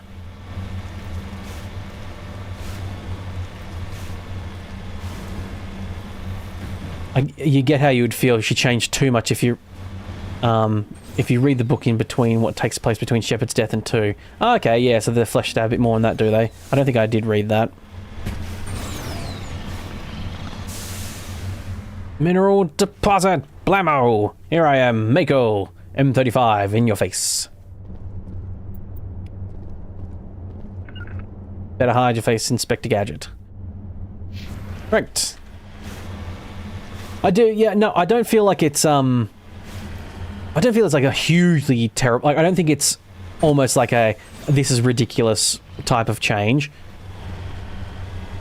But, didn't, yeah, if yeah, I thought that's what you meant. If you read the books, it didn't feel like as a massive a change, because there's a bit more story to her. Yeah, fleshed out. Yeah, and I don't think it was 100%, like, I didn't feel like, oh my god, this is so different, what the hell happened to her type thing. It was like, oh, this is a bit of a change, but, you know, people can have pretty big changes between certain things, because you die and then you're gone for like 2 years, so it is one of those things like, okay, a lot of stuff happened to all of these people for a couple years. Garrus has a pretty big change in, like, not change, but he definitely goes down a different path. Where is the wreckage? I do not see any survivors, though. Yeah, it's a trap. It's a trap! Brr. It's a trap, everyone! Bloody Geth! Explodey shooty! Right. Zoom mini.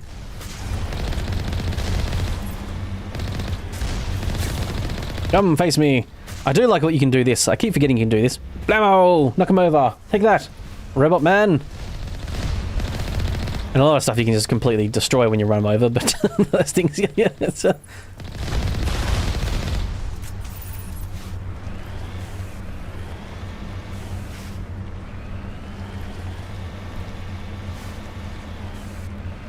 you didn't mind her change either, but all you do is listen to video game lore and analytic videos when you're driving. Indeed.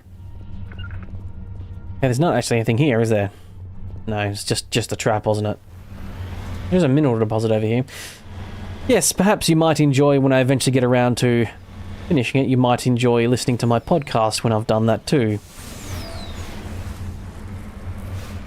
I might not be launching that until the new year, my podcast, because I would like to kind of maybe get a couple in the barrel, as it were, be happy with it and get a couple in the barrel, so I'm, you know, all good to... No, I did those. I did do those. Okay, I've done everything on this planet. Right. So there was no Turian thing on that base. That planet was for that quest we got when they were like that warning call or what have you.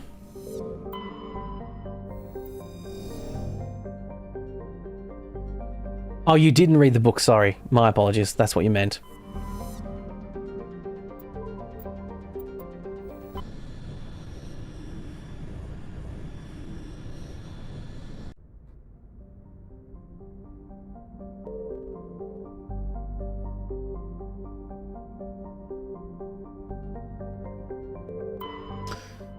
You won't lie, when you heard I was making a podcast, you got excited as hell. That's good.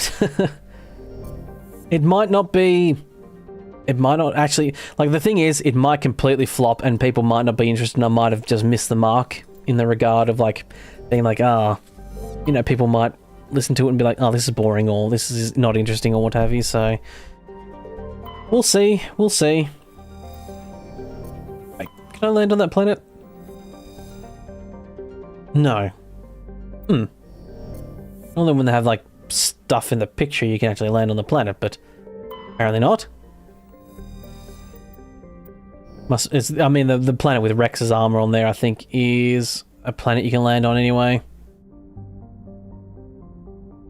There's no asteroid things. Nope. Right, Rex's family armor.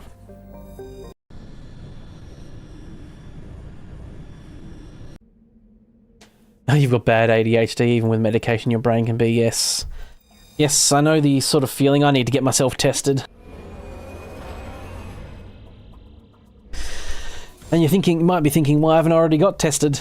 It's Australia. Everything's like free or real cheap, right? And yes, for the most part it is. However, teeth is free for sometimes. Okay, I'll go to the hidden structure first. But there's certain things that just literally are not covered by Medicare, and stuff like getting tested for ADHD and autism and stuff like that is not. You have to pay like over $1,000 bare minimum, which, yes, again, I know there's probably Americans going like, that's it. But in Australia, and for someone poor like me, getting tested like that that's like, you know, that's a ways off. I'm also sort of waiting, because there are people pushing to get testing to be able to be done by your doctors instead, or at least most of the testing done, or, you know, diagnosis is done by your local GP instead.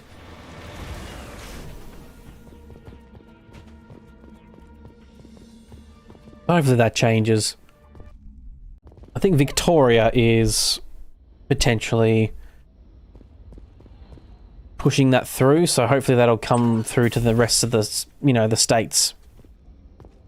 And I won't have to pay like over $1,000 just to get, you know, tested. Because I can legitimately cannot afford it.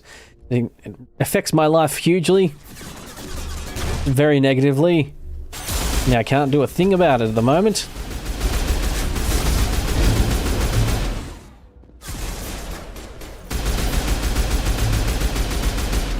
Alright, you, Mr.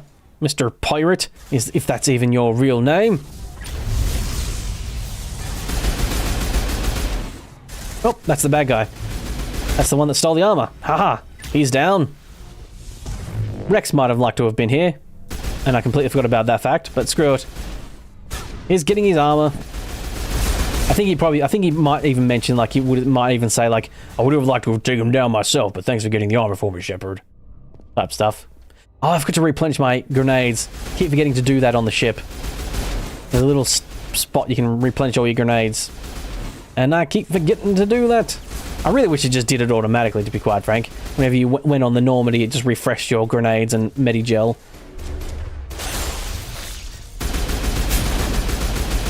Come on. Oh, Jesus. Bloody hell. This guy's pretty spicy. There we go. Actually use my powers to blow up stuff. Oh, I tell you what, the marksman ability really does help the kickback for this gun. I think my commando is helping out the kickback a fair bit.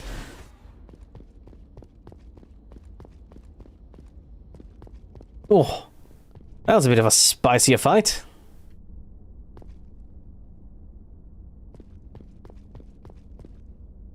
You got your tests done when you're in the army, yeah.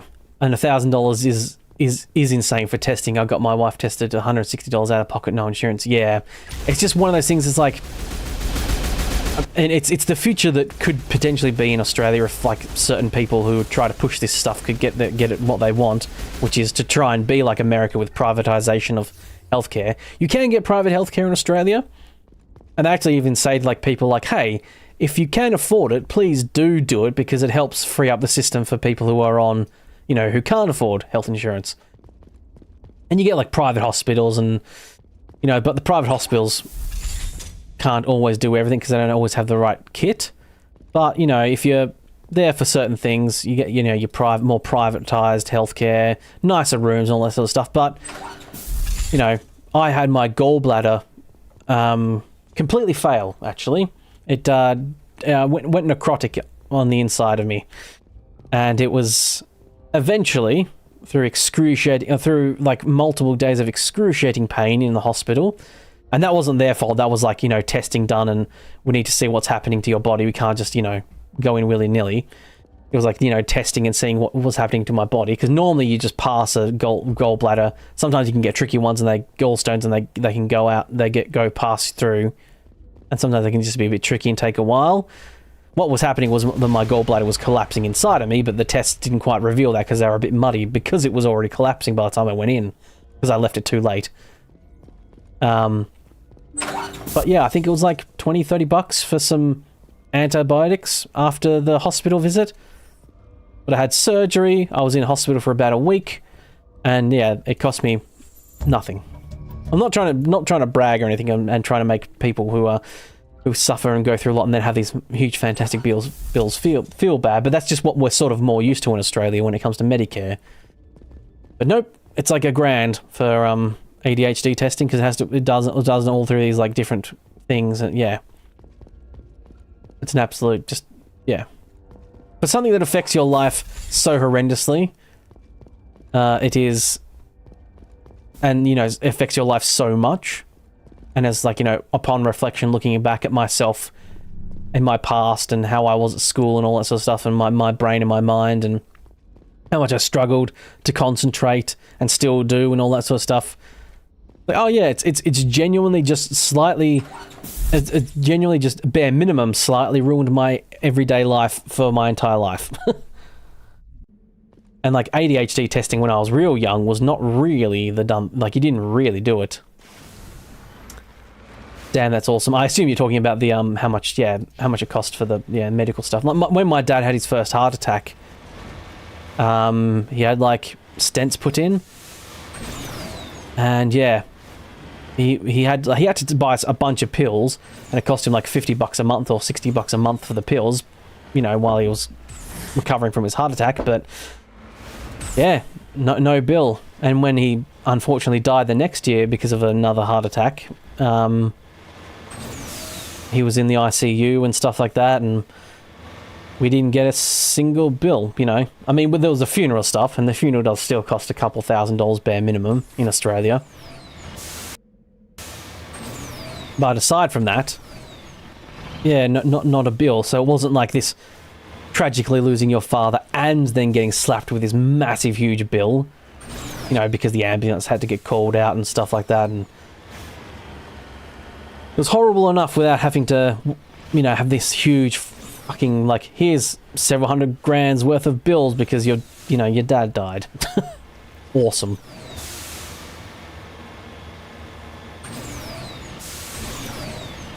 You didn't get tested till you're 19. Yeah, fair enough. Yes, I'm in my mid-ish 30s, around that general area. I don't give out my specific age, really. I think I might have said I was 34 before, actually, come to think of it, but I'm around 34. I think I'm 34. Close to that. Anyway. Yeah, it's just one of those things, like, when I was at school, it wasn't really the done thing, and then, you know, you get a bit older and you don't really, you know, your parents don't take you to get tested when, you know, it's a bit more, I guess, on you, or... No, but there's no real systems to detect that stuff either. It's not like, you know, you go to... And yes, of course, because testing was... I think testing used to be just through your doctor, and then they changed it, and then now it's, you know, all shitty and privatised almost, and you have to pay, yeah, about around $1,000. My younger brother has been tested for it too. He was able to get it done and afford it, and he was tested positive for it as it well, you know, got diagnosed and what have you, and it does apparently run in families. So the likelihood of me having it is pretty great. Just can't afford to actually get the paperwork and the testing done to say yes you do. And all the benefits that come with that, like medication and what have you. Right, survey that lovely stuff. Moving on to the next one.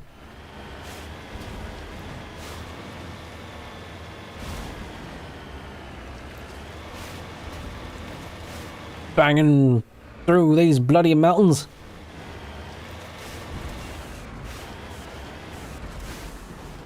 When your mum passed, they told us that because she was an organ donor, they would cover her hospital bill. Okay. I think I am an organ donor too. I don't know if they'll like the organs when they get them, but I never saw why not. I'm not religious or anything like that, so it's not like any of that comes into play. I don't know if my dad was. I mean, the heart would have been not worth it because he had a heart attack. So they would have rejected that piece of kit. His lungs were damaged too because he had whooping cough when he was young. I mean, I remember him having it. I was pretty young at the time, but so he had some slightly gummed up lungs as well. So they probably wouldn't have wanted that. Yeah, I don't know if they what they would have taken from him. I suppose, and his eyes, he needed glasses, so his eyes weren't good either. Poor dad. None of his bits were good.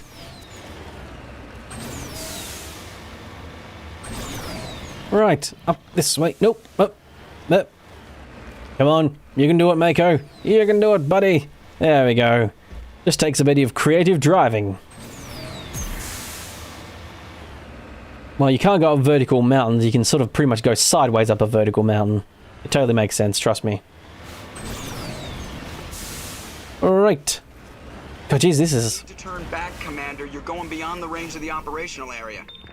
Yeah, turn back. I mean, this is literally outside the area. What are you talking about? To turn back. Oh, that's it. Done. Right, now we can go talk to Rex and give him his family armor back. I'm pretty sure I grabbed it. I hope I bloody did. It's going to be very embarrassing if I didn't.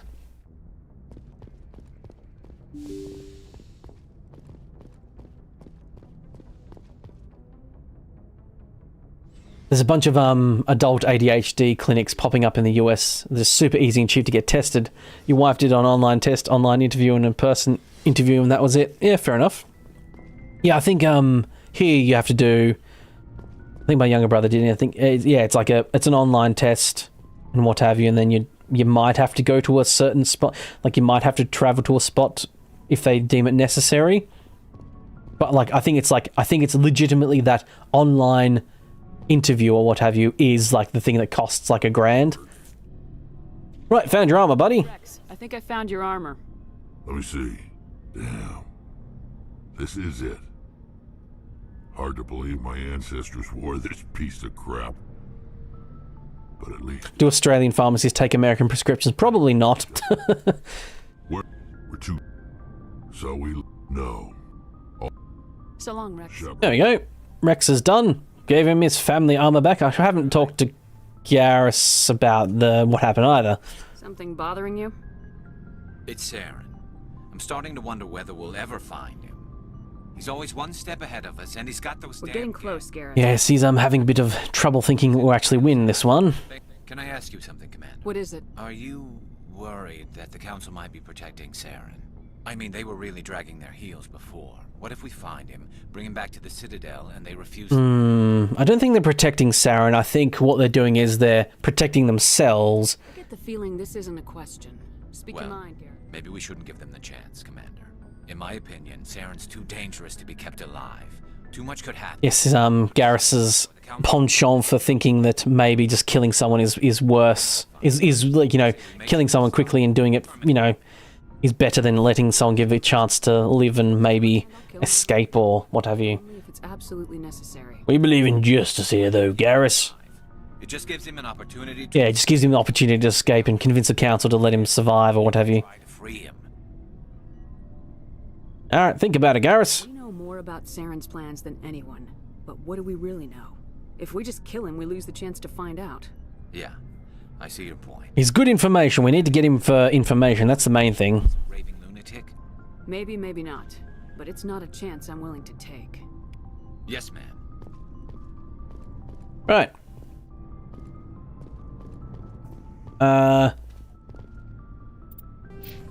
I've leveled up some more. Ain't got that level charm up here yet. Or is that just max charm? No, I think it goes all the way up, doesn't it?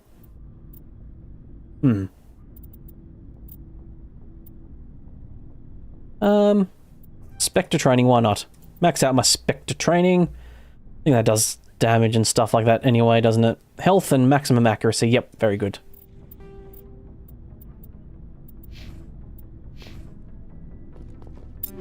Let's have a look at the old inventory. Did I get anything good?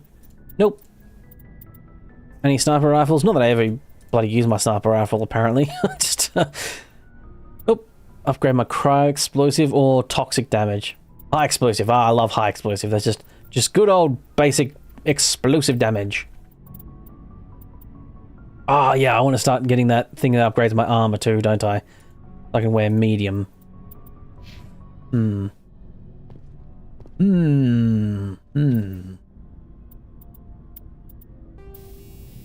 Cryo rounds. Oh, I'm starting to get level 6 stuff. Cryo rounds level 4. Cryo rounds level 5 at all? Anyone for any more? Nope.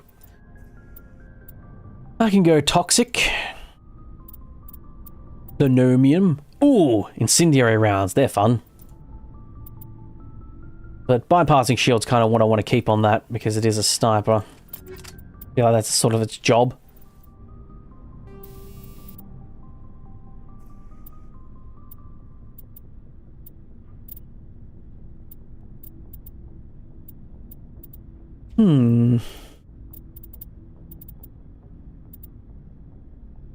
Incendiary rounds. I always like having incendiary rounds on pistols. I do like the way they do incendiary rounds in number 2 and stuff, where it's like an active ability and you can actually just turn on whichever one you want or have a squad mate turn whichever one on. Quite enjoy that. Alright, well, you, mister. Looking for supplies? Supplies? Are you looking to buy a shit ton of stuff from me? Because that's what I'm going to have you to buy. Oh, I didn't check armor upgrades. Oh well, I've sold them all now. Never mind. It's fine. It's fine. CSR basically Rex and like Tali, Rex, Ashley, Caden and stuff. I can just have real basic level stuff because I'm never going to upgrade them. Oh, there was that was a... Oh shit, I shouldn't have sold that. There was a biotic amp thing there. Can I buy that back? Yes. I'll keep those two because Liara can use one of those at least. Not sure which one, but one of them. How's my money looking? Supplies? You bet, Commander. 918,000. Oh, I can literally afford all the Spectre weapons. Alright, fine, I'll buy the Spectre pistol. And Spectre sniper rifle. Okay.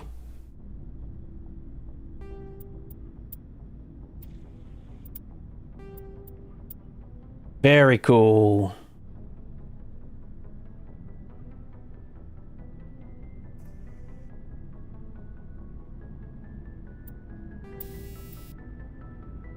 I just sold all my upgrades and I've got another slot. Damn it. Damn it, blast. That's right. So the pistol might not be quite as like might be maybe not quite as comparable. You know, the other one does more damage and what have you. But the Spectre pistol can have a second slot. So it can have 3 slots in total, which makes them better, cooler. Earlier you were asking about the More Oblivion run. The episode last week was not More Oblivion. The episode from Magnum Opus. Oh, okay, you couldn't go into detail. That's alright. I don't remember what you're talking about, my apologies, but anyway.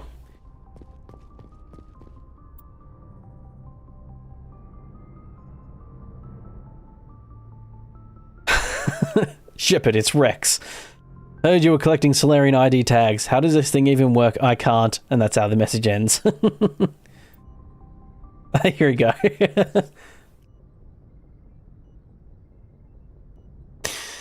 Heard you were collecting Solarian ID tags. This is a joke. You had a Krogan on board and you didn't ask him about collecting dead Solarian things. That's the most most popular Krogan hobby. I have boxes of Solarian tags on a Tachanka. I asked a youngling from my clan to sort through it and he found 2 that belonged to the League of One. You can have them. And thanks again for the armor. It's a useless piece of junk, but it's good to have it back. Very nice. This is Garrett thanking me for helping him track down Dr. Solarian. Yeah, he wanted to thank me. He got in touch with old friends and contacts to see if any of them might be in possession of insignias for the old Turian colonies. I've heard you've been collecting them. Turns out his contact has network really isn't that bad, especially for the failed CSEC officer. I located 4 insignias. I've arranged them to be shipped for you. Ah! So that must be a little... That's a little extra little thing. So I've got 9 Turian emblems now out of 13, and I've only got 1... I only need... I've got 2 League medallions and 2 Solarian ID tags out of 3. So that's like a little... I guess that's like a little... Hey, now you don't have to go out and grind and get all of these. There's not, like, you know, there's a chance... The less chance of you accidentally having to find every single one now, which is cool. Yes, as you say, that's awesome, Ian. Trying to find all those is a giant pain in the ass. Yeah, that's cool. It's not game breaking. You still have to find most of them, I guess, but they give you a couple. So we're going to the Ming system. And away we go. Bam.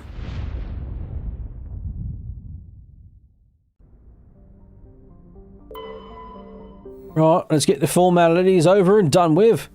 Go scan all these planets. Survey them. Large deposits, as I thought. A medallion. League of the One. So that's one more of the League of the One medallions. I just have 7 more to get now. Nothing in the asteroid cluster. Fair enough.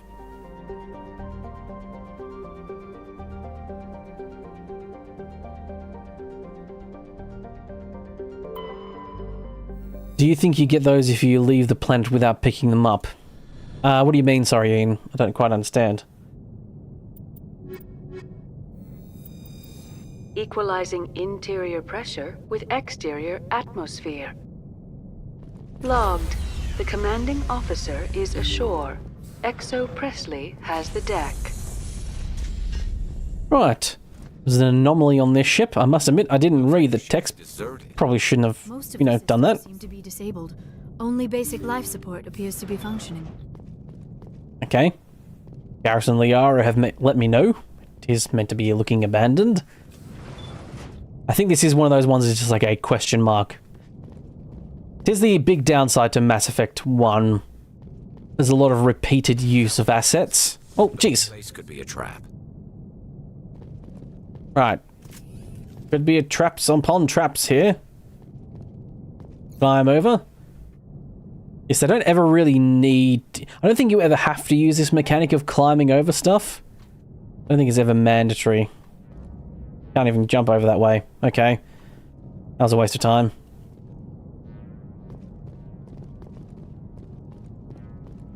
I do like the fact that you can mantle over things.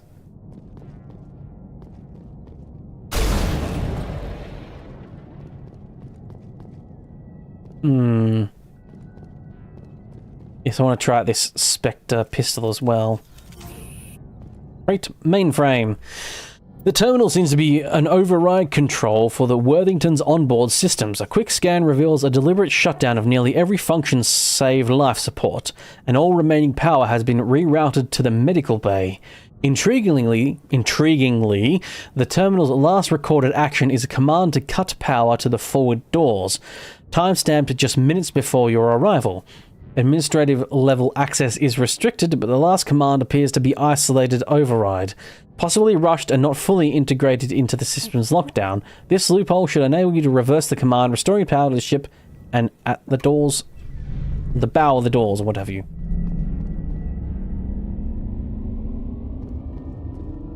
Oh, you mean, yeah. So it's like the third game, if you miss some of the side quests, you can pick them up and buy them from the Spectre vendor. Do you think you got those messages if you miss the medallions if you leave? Yeah, I think it's like a, that's a thing to let you, accommodate for the fact that you might miss one or two throughout your gameplay accidentally. I don't think it's there to go like, hey, you don't need to collect them all now. So you don't need to search those areas, because to be quite frank, you can't tell until you get there what's actually there. It is very much a compensating for the fact you might just miss one or two throughout gameplay in general. Which is cool. Medical computer. Terminal lockdown, please put on a day. Can't find your keycard. For convenience, this terminal is equipped with a keycard tracking system. Activate and pinpoint last known location. Okay, activate the keycard.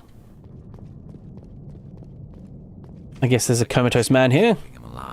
Machine's keeping him alive. Activity on the readouts. He is dead. This body is just an empty shell. Maybe we should shut the machine down. It is your decision, Shepard. But perhaps we should wait until we have more. Okay, yes. Liara's like, hey, maybe wait until we have all the information first before you just shut it off. Oh, no, leave that on. Don't want to do that yet. Right, so from what we can tell, this guy is just brain dead, but his body's been kept alive. However, we've got a little proximity detection thing down the bottom there. We can discover the ID. I guess the ID is going to be out here, isn't it? I mean, it's literally the only place it can be, so... Logic dictates. Ow.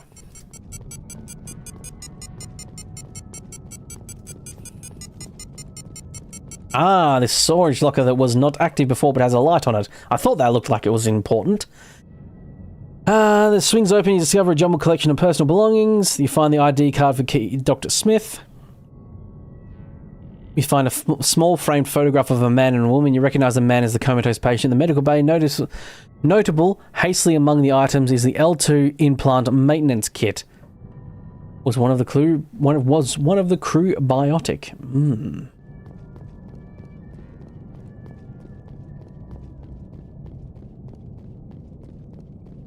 Alrighty.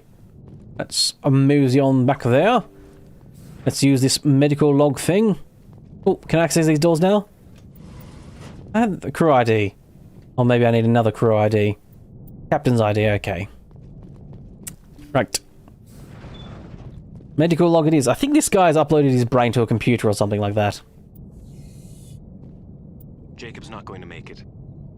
His brain was deprived of oxygen for too long. There's nothing any of us can do for him now except let him die with dignity. It's what he would want. I'm more worried about Julia now. She's showing signs of severe depression. I gave her some meds. Oh, okay, maybe, but I better warn them. Is it just me, or did this mod add, has a mod added some extra stuff to this quest? Potentially, potentially. I'm not 100% on every single mod I've added. I know there's restored content and what have you. It's entirely possible that this is something that was in the game files but not fully implemented because I didn't have time to do it or what have you. Oh, bloody hell. Okay. Oh, goddess.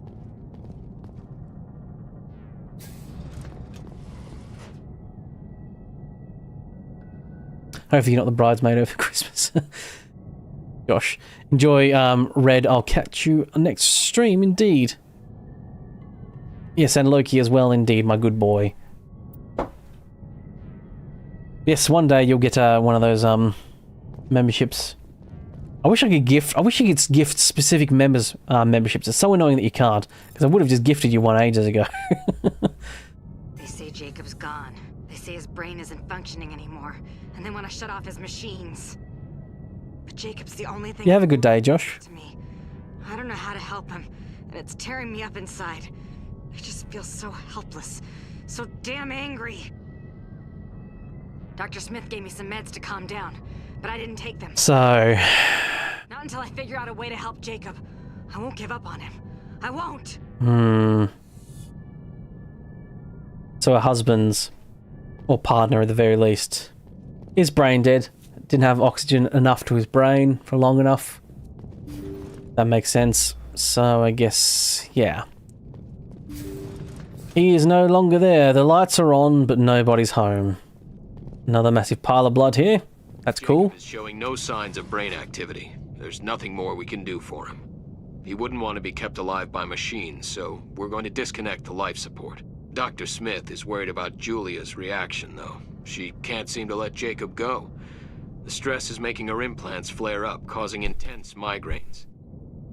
It'll probably be easier for everyone if we don't tell her until after we shut the life support down. Give her a chance to... Julia, what are you doing here? Why are you... Okay, an enemy just appeared on the map. Hi, Julia. Lost shield. Jesus, you bloody charge in. Wow. As Julia falls, the last piece of this tragic puzzle falls into place. Her desperate actions, driven by grief and side effects from her L2 implants, led to a grim ending for the Worthington's crew. Now all that's left is to deal with Jacob and return to the Normandy. Bloody hell, yeah. Yes, unfortunately, I'm very painfully familiar with this scenario. Having someone, again, my dad, basically. So what happened to my dad? Didn't have oxygen long enough, on his second heart attack, and by the time he got to the hospital, was in the ICU. Yeah, he was brain dead, so... Once we discovered that, we just did the same, let him die with dignity, as it were. Down the machines. There's no dignity in death, really, but... Yes, the lights are on, but nobody's home.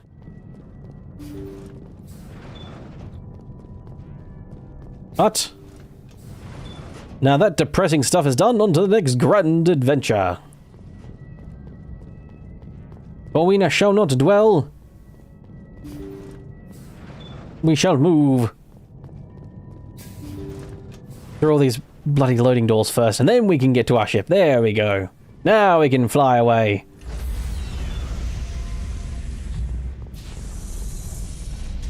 Right. Let us leave. stand by. I wonder if you can be a heartless bastard and just leave him there and just leave the ship. I'd probably just stays there, right? You can just come back later. Unless you make the actual choice, I guess. Actually, I must admit I didn't read those other choices. Probably should have. Logged. The commanding officer is aboard. Exo Presley stands relieved. Right. Exo Presley, you stand relieved once again, sir. A hard save. I haven't done one of those in a while. That'd be tragic to lose all this work.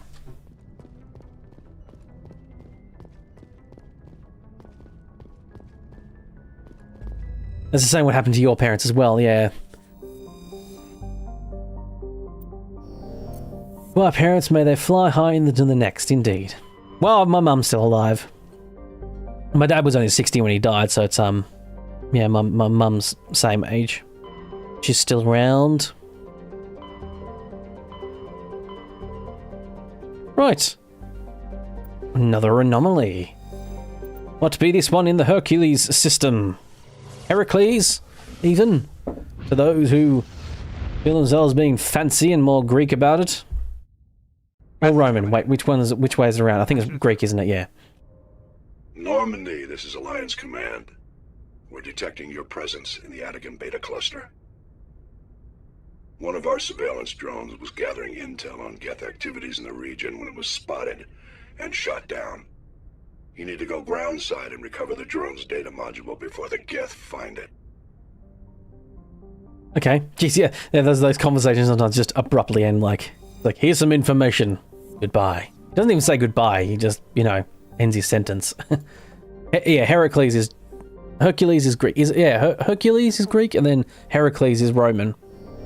It's one of the two. And I think Heracles is the right one, and then the people that copied. Wasn't it the Romans that copied everything? They just like copied Greek stuff and then just slightly renamed everything? Or is it the other way around?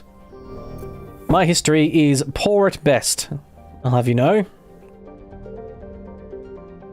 I mean, ancient Roman and ancient Greek has never really interested me anyway. They're both Greek.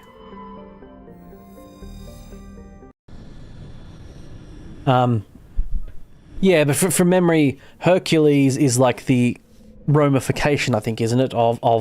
It's supposed to be Heracles. They're two different people. Isn't one just like the stolen version of the other one? That was my impression from memory, and what I've heard about people say that sort of when they talk about that sort of stuff. They just kind of copied it all. Copied the homework of the previous pantheon. Right. Oh, isn't this a nice, lovely planet? Eh. You don't remember that? No, fair enough. But I'm pretty sure it is. I'm pretty sure it is actually one of those things where it's like, yeah, they just kind of copied the homework of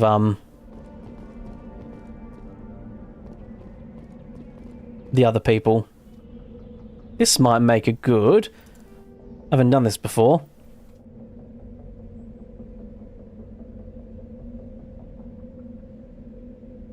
Let's do an old photo mode. I'll edit this later in what's his face? You can't tell I'm taking a screenshot, but I am taking screenshots here.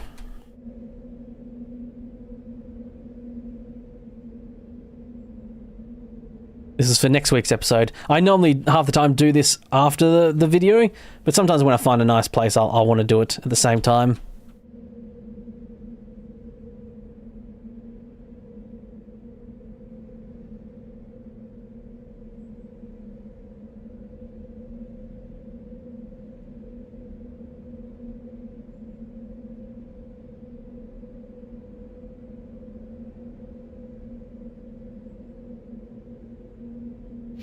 Yeah, the Romans did have the same gods, but they called them different names. But Hercules is the demigod son of Zeus. Yeah, yeah. I'm not intelligent and well versed enough to have any proper say to you know, one way or another.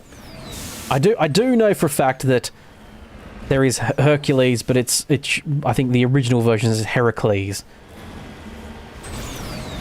And the actual move, like the Disney movie Hercules, he should be called Heracles, but they sort of mix the two almost, because it is a bit more Greek than it is Roman. But, yeah.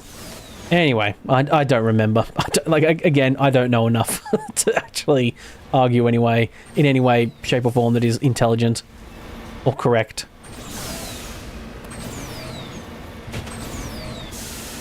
Oh, yeah, see, if you are watching, by the way, and you haven't hit the like button, do please do that. I always forget to ask about that. I do have a pop-up that pops up on the screen, but I know a lot of people don't actually, you know, aren't actually watching. They just, I'm in the background for them. I'm background noise boy. Nope, nope, get up. No, oh, shit. Oh, damn it, blast. Oh, all the way down.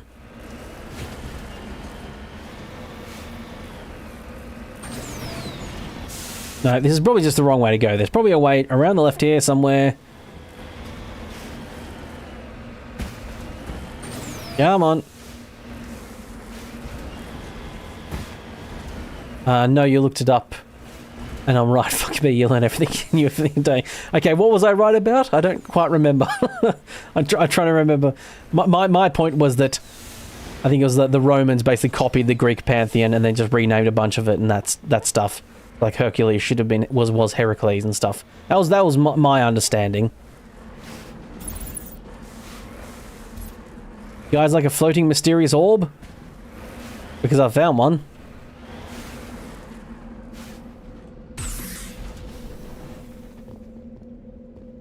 Ah, Protheon Ruin. I'm gonna hit spacebar to recover it, am I? Ooh.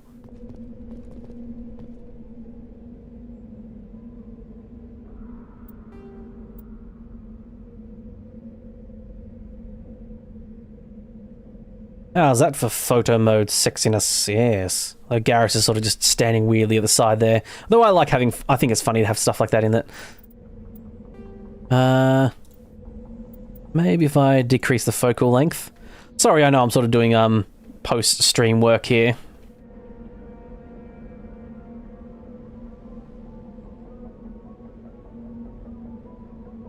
I think what I can do is I can turn companions off. What I should do... Go run like this. Get them to sort of run over this way. Hey, you guys. Scoop John around here if you don't mind.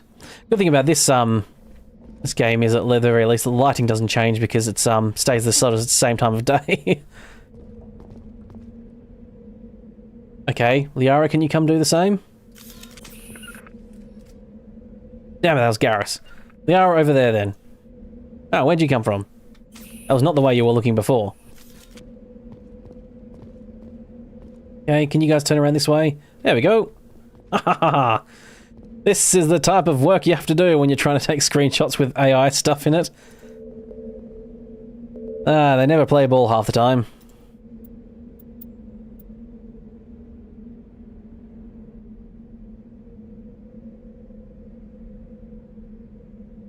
But yes, expect to potentially see that as a screenshot. Oh, the next video.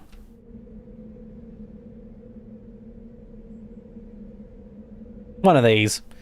One of these will do.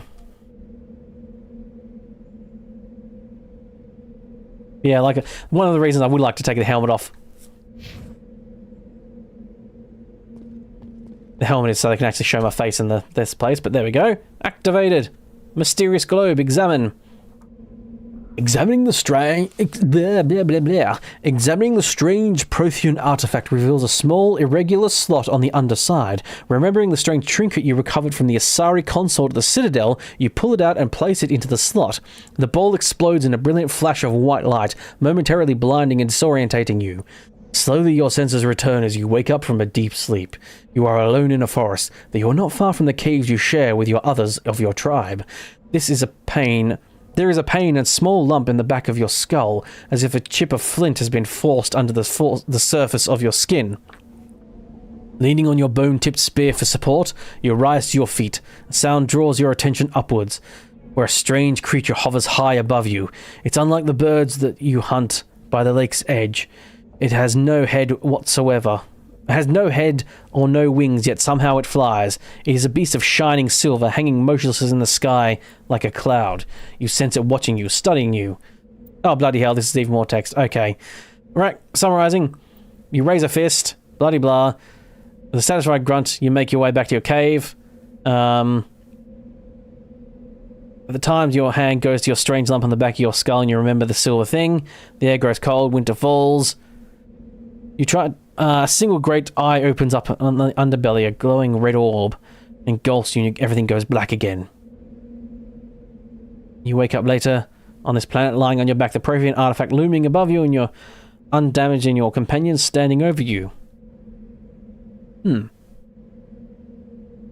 Are you okay, Shepard, they ask. You don't answer straight away, wondering what implications of what you have seen. The memories of Cro-Magnon Hunter. Captured by an implanted Prothean data recorder. You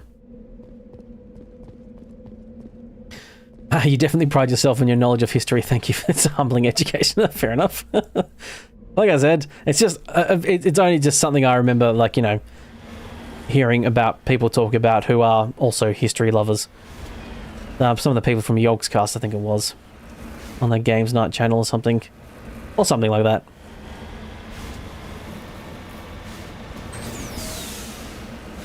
I'll be working on a fun little project this weekend as well. It's an extracurricular activity, but the Yogscast does every year they do a thing called Jingle Jam. They're a British-based sort of content creator group, but they're, you know, an actual good one that's not filled with a bunch of arse hats. It's actually really lovely people, and they do a lot of good work. And they do a massive thing called Jingle Jam, which you can donate to, and it helps out like local hospitals and you know, the trans community or other different groups or what have you. They have like a multiple groups being helped in that regard. And donations go to all those different groups, or you can like donate to specific creators that go to specific groups. Like if you really want to donate to like mental health, there's one that's like mental health in Britain and what have you. Or I don't know if it's the Bristol area or what have you. Anyway. But they do it. They start off every year with a thing called Jingle Cats, which is you think the Spiffing Brit streams that? Yes, the Spiff is part of the Yogscast, and yeah, he does Jingle Jam streams every year, has done for quite a few years now. Yeah, they did one of my favorite ones is they did like, although it's a bit janky sometimes, so they did have him and a guy called Pierian Flax do one for Rust. I don't know if they were going to do another Rust one this year, but big RP server thing is real fun. Among other things, they do like poker and all that sort of stuff, and have like, you know, poker night, and yeah, a lot of good fun stuff. And yes, Spiff is part of the Yogscast. The person I'm told more than once I've been called the Spiffing Brit Mum says you have at home. Anyway, they do a thing called Jingle Cats at the start of every year, and it's basically like, you know, do like a video, like, you know, around a minute long or what have you, and it's just this meme, you know, doing cats and Christmas and making music or doing whatever you want type thing. It has to be, you know, fun or what have you.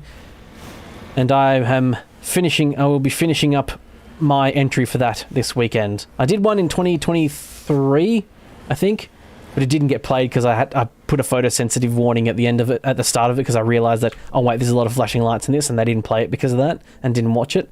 But yeah, every year Simon and Lewis watch all the Jingle Cats, and I'll be finishing up my entry for that. Has to be done by the has to be entered by the 25th.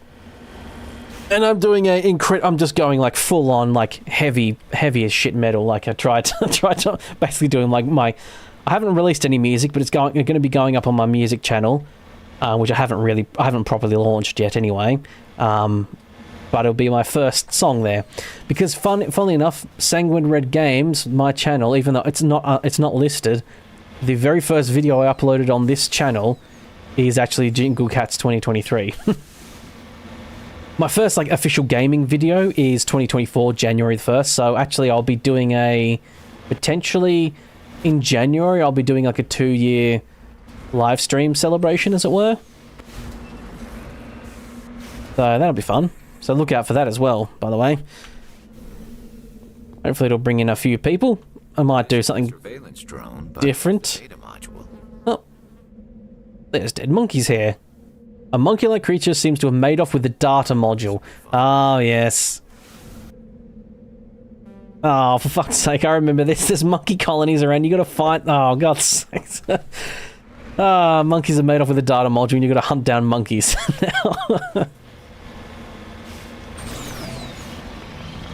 Yes, the jingle cat's my jingle cat. It's only gonna be like less than a minute. But I've just made some tried to make like real just bone shattering heavy as hell metal. Like Doom music type, you know, level. With very growly vocals, because that's I do guttural like vocal stuff. Oh, my neck there. Don't know if you heard that.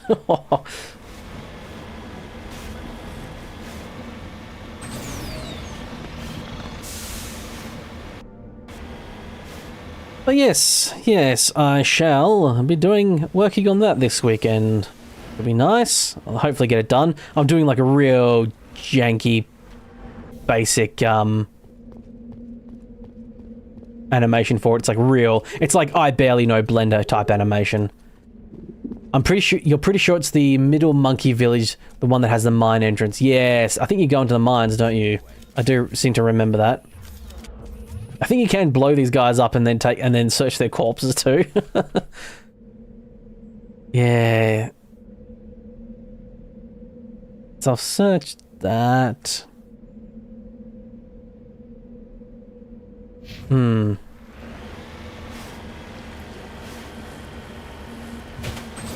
there's one of the very standard mine entrances in there, and there's monkeys inside, and you've got to search all of them.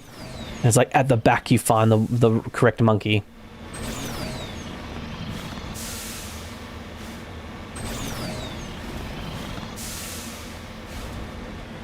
Wait. Oh no, I did search this, didn't I? Yeah. Yeah, of course. Just double checking.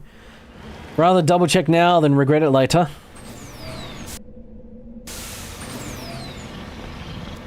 Right, well I could go through that way, or I could go over the mountain.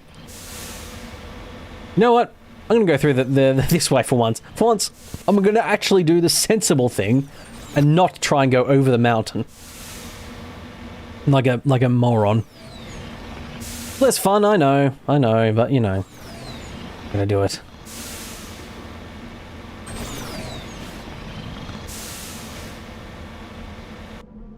Right, EO. Rightio. Yes, around here somewhere there's one that's, yes, next to like a mine.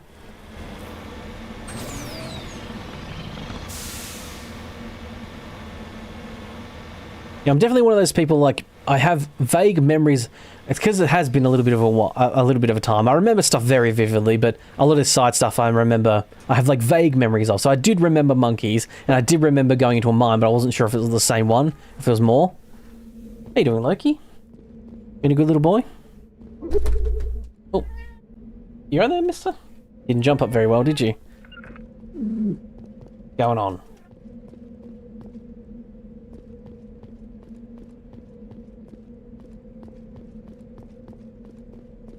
What's up, Loki? I got a meowing cat at me. Oh, I know why. Because I feed him at about 4 o'clock, and it's 3 o'clock now, so he needs to pester me for an hour before I feed him. Because that's his MO. Every goddamn time. Every frickin' bloody day. Yes, hello, Loki. It's up on my desk now. No, you don't pat. He's patting my face. Yes, hello. He stands on my desk and just paws at my face. It's adorable, but he's also annoying as hell. Right, so yes. There is a monkey back here somewhere, and I'm pretty sure it's one of these that has the bloody thing. Nope, keep trying to sprint. I think you can use shooting them as a way to figure out which one you have already searched. Oh no, it doesn't let you research them. Research. I'm researching monkeys. Yes, from memory it's down one of these tubes. So right at the end. And then I think you might get attacked.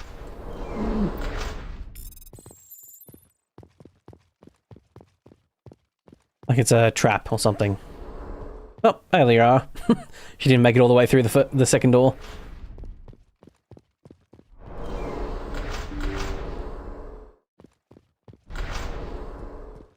Your sister says you have a fountain of useless knowledge and you have pretty good information retention. Yes. It is a miracle the data module is... There we go. Got the data module. Your pilot should be able to relay this info to your superiors. Yes, it's true. Cats, you don't own cats, cats own you. Yeah, pretty much. Ready.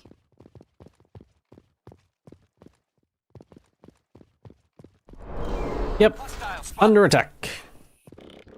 That's right. I remember. Yeah, you specifically have to get it from one of those tubes because you have to get the attack happen.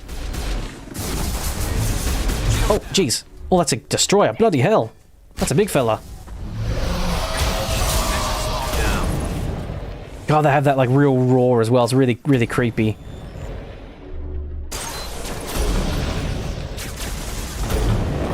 I definitely feel like the weapons have been a bit imbalanced and by the level.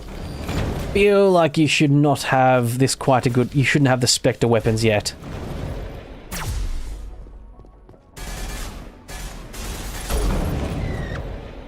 Okay, that down. Him down.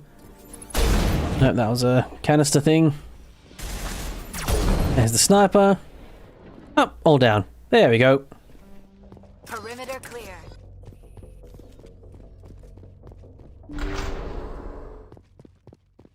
Yes, having good information retention is very handy. I have basic information retention.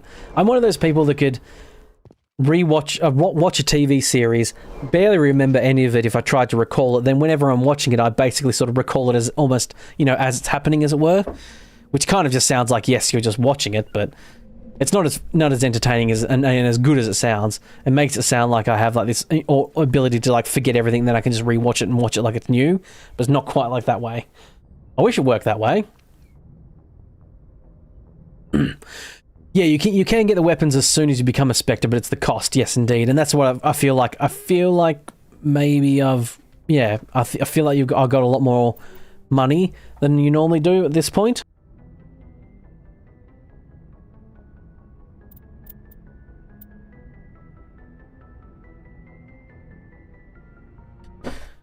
Gorn, Benner, look at that bloody damage on that shotgun. Wow. 836 damage, you say? To shreds, you say? Right, a combat scanner on that, and I've got nothing else for that one. Okay. Right. To be fair, though, I have been very much not equipping most people, selling everything, even at the cost of potentially losing a bit of good equipment for some of my companions. So I have been almost min-maxing the amount of money I've been making, and I've been doing all the side quests and everything. I guess I just forget how much money you can make if you do what I've just done, basically. More so. Right, so Pharos is another place we need to go to. However... Strange transmission. I think this is basically the last side quest until you get more after doing Coming in, Commander. Big surprise, the Alliance needs you again. There you go. This is Admiral Hackett with Alliance Command. We've got a mission for you. An Alliance officer named Major Kyle has set up a small compound in the Hulking Eta cluster. He's attracted a number of followers. Ah, right, yes. A group of fanatics, you might say. Critic of the Alliance. And we believe he's mentally unstable. This could be trouble, Shepard. What kind of proof do you have that the Major is dangerous? 3 days ago, we sent 2 Alliance representatives to meet with him at his compound. They've disappeared. We believe Right, so they believe the 2 people that were sent there got killed. They call him Father Kyle now.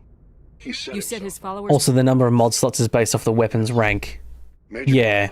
Yeah, the Spectre ones. I know that later levels do get extra slots as well, but at this point I don't think you can get them unless you just buy the Spectre weapons.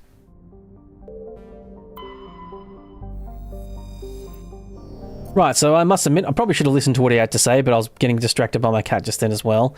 So I was also accidentally sort of kind of skipping through the conversation a little bit absent-mindedly while I was being pestered. Uh-oh. Uh-oh.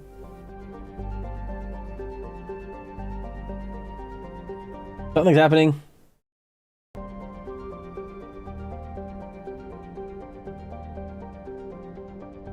Okay, looks sort of fine on your side. On your side, however. Game broke. It glitched out just then.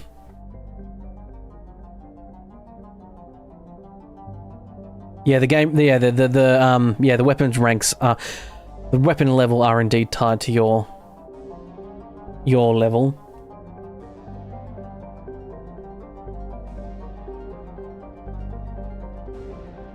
Maybe the mods tweaked it a bit. It might also be the Legendary Edition doing it. Because there is a Legendary Edition scaling. But there we go, okay. Yes, it took me... I literally only just closed the game then. It was glitching out a fair bit there. Something happened.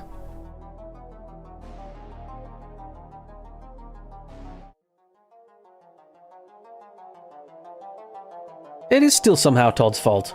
No, oh, Loki, you just changed my... Wow. Loki just with his tail actually changed my my screen just then. To do that, he has to hit 2-button combination too, so that was pretty impressive.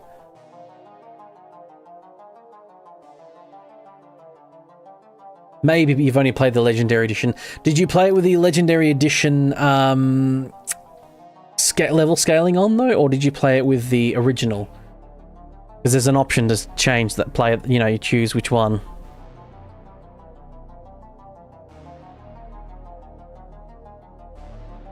Oh, EA app needs to update. Because of course you have to use the fucking EA app to play a game on Steam because they can't keep their fingers out of it, the piece of shit company. God damn it, I hate it so much. Right, so the game crashed and now I have to wait for EA's app to download and apply an update. Because reasons, I guess. Because it's so damn important that they add they update their advertising so you can pay even more for The Sims 4. You only play the new way. Okay, maybe, I don't know, yeah.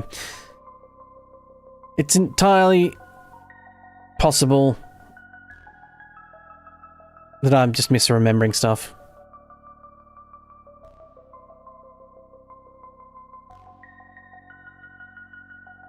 Oh, it's entirely possible I'm remembering the fact that from memory, I think the new edition, this edition makes the levels 1 to 30, whereas the old version was 1 to 60, but it took a lot longer to level up.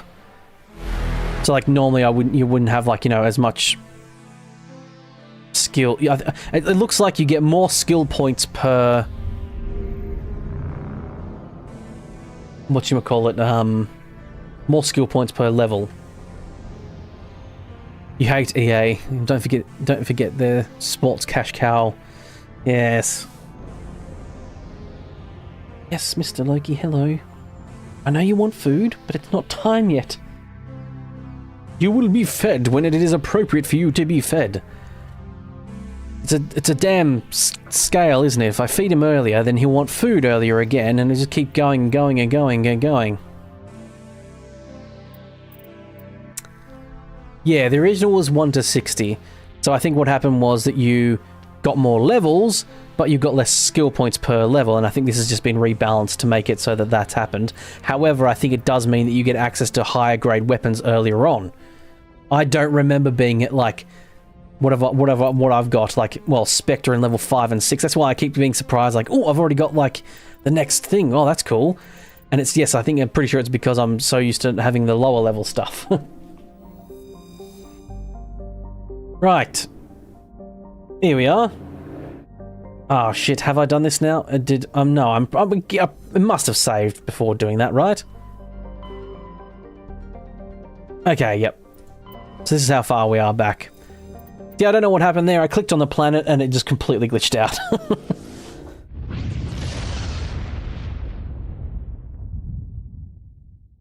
So they think I'm, yeah. Big surprise, the Alliance needs you again. Yeah, everything is like sped up a little, I think. A sort of more match. Oh, I didn't investigate the rest of the. Oh, shit. Hopefully that doesn't change my information that I have access to when I'm playing this mission. Ah, well.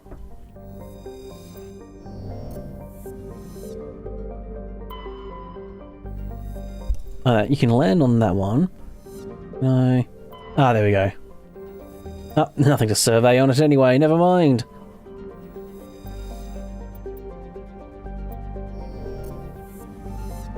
Over this way. I mean, one crash for over 4 hours of playing it basically is not too bad. Oh, that's just normal standard game stuff. Like, not even mods, just normal game. There we go.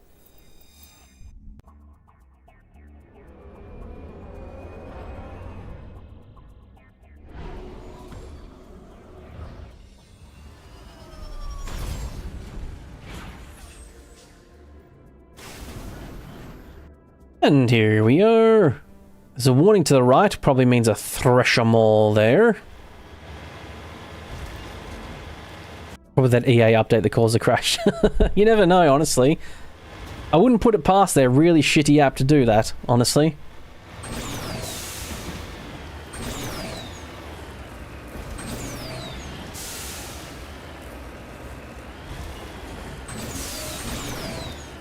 Once again, yes, probably wasn't the wisest way to go. I'm doing it, however. You can't stop me. Roads, where we're going, we don't need roads. All you need is a Mako.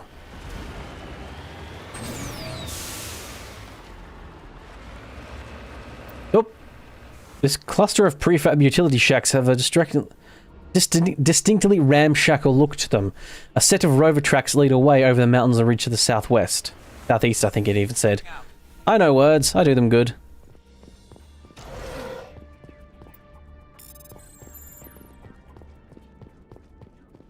Yeah, blah, blah, blah. It sucks that EA owns so many good IPs. Not just that, it sucks now that EA's basically been sold to, I don't know if you've seen the news, but they've been sold to a certain country. A country that has a really bad history of, you know, doing incredibly terrible things to its people and people in general. So I'm literally just never buying EA again, actually. If money goes to EA, I'm not buying it.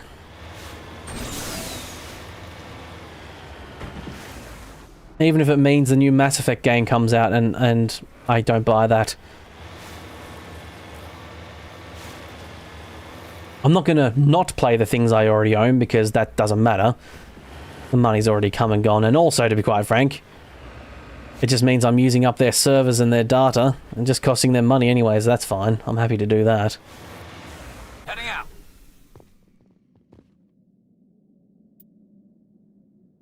Digging under the beacon reveals a piece of scrap metal, likely from an old freighter. It was marked on one side with a Masondy outpost insignia, something like that. Wrecked mining vehicle. The front of the rover is crumpled from an impact. Glance inside tells you the occupants, probably a team of illegal wildcat miners, are dead. Debris is still sliding down the furrows left by its tires, silent in the near vacuum atmosphere. Yeah, I do like the sound design of this when they have like the... Well, it seems like they've changed a little bit, actually. I swear it was a bit more silent and dull and thuddy when you were in no atmosphere areas.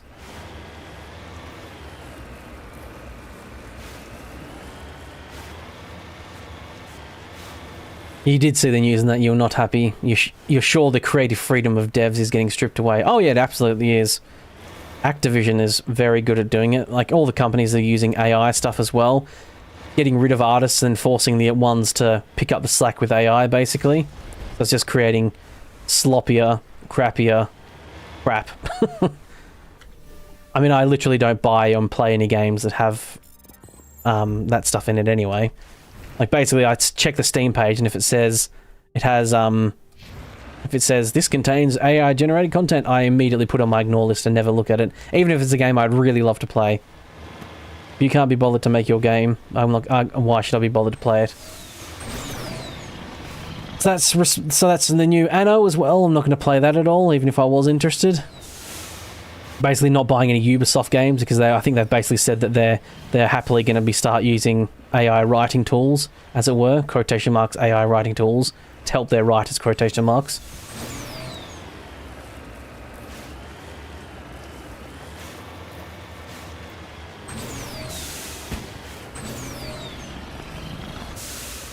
Yeah, romance scenes are gonna suck. Oh look, she's showing her ankles. Yeah.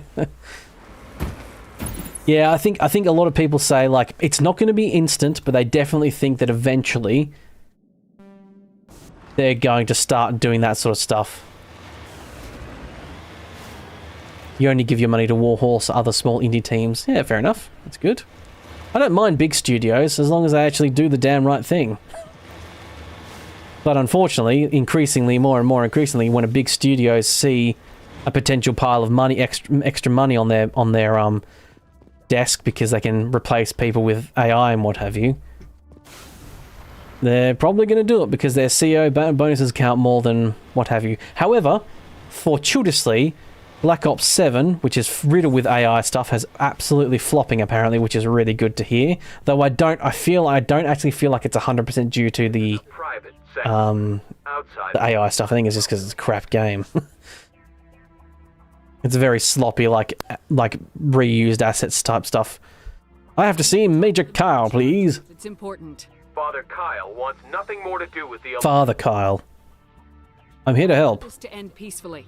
If he doesn't see me, people could get hurt. We won't let you take Father Kyle away. He protects us. We need him. I think that's Seth Green voicing that character as well. He needs my help, please. Let me in. Let me speak to Major Kyle, and maybe I can find some way to help you all get out of this alive. Wait. Father Kyle will speak with you. Head to the building at the far end of the compound. That might be Seth Green. I'm not 100% sure. Could be him putting on like a serious person voice.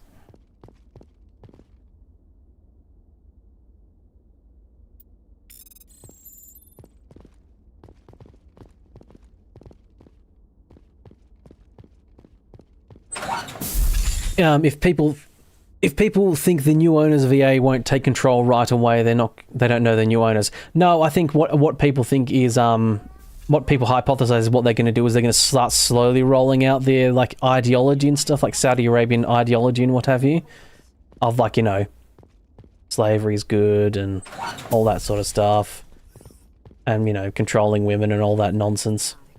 We have to look out for each other. But they're going to like slowly inject that stuff into their, you know, into the content. Because if they did it straight away, people would notice and be like, hey, what's happening? You know, and not like it. Also, I'm stealing all this Father Kyle stuff before I go talk to him. It's the wise thing to do. Yes, Mr. Loki, I know you want food, but it's not time. It's not time, mister.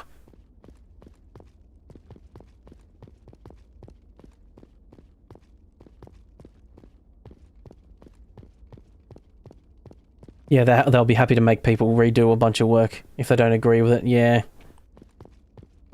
It's a very controlling stuff. It's like very, very anti-freedom of expression and work and what have you. And that is the thing that people think they're not going to do it straight away, but they're going to do it slowly over time. In the next couple of years, you might not recognize a lot of stuff because, you know, it'll be so different. Oh, I thought Father Kyle would be up here, but apparently not.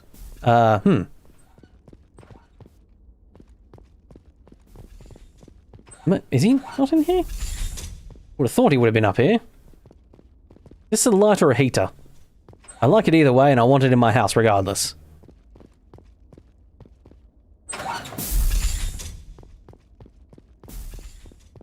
I mean, time will tell, but yes, I'm not going to spend any more money on EA. I don't buy Activision either because I hate all the stuff they've done, and they've delved, you know, more and more into AI stuff. But even before that, I just didn't like them because they were a scummy company. Because they know we're better than them. Yes, hello, Loki. Yes. The Alliance wants to wipe us out. Boy. Father Kyle told us. I think Father Kyle might have been down in this room, and I just kind of walked past him. Don't try anything. We're If you try to take Father Kyle away from us, you'll end up like those other Alliance soldiers.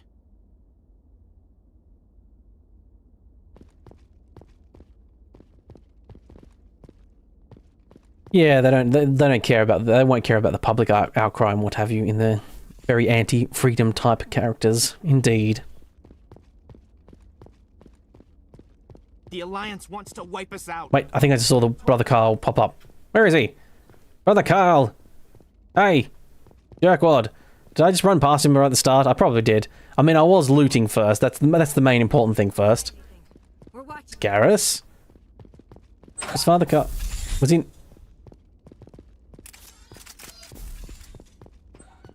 Did I go into the bunker or the building? I'm in the building. Is there a different bunker, is there? I think there was there? That's the control room.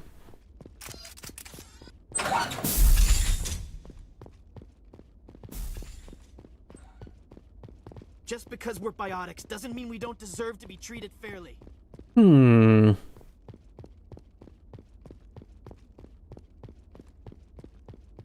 Biotic cultist? He's in the bunker. Ah, there's another room, is there? Not another room, I should say, but, another location? Because, yes, these locations are all the same layout. They got away a bit more with these locations all being similar because they would technically usually be Thank you, Loki, just knocking over a, can of mine. Ah, yes, there it is, the bunker. Right. I see it now. But yeah, they got away with all these places being a lot more similar because they would technically be like a lot of prefab stuff. They'd just be drop shipped in and they would be probably made up prefab. Hello. Father Kyle says other humans are... If you try to take Father Kyle away from us, you'll end up like those other Alliance soldiers.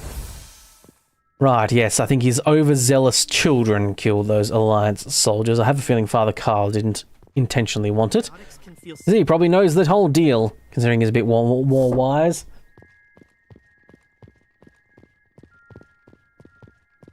Don't mind me, just stealing stuff from your storage lockers. Everyone's cool with it, right? I'm not hearing a no immediately, so I'm taking that as a yes and going ahead with my plans. As is my tradition.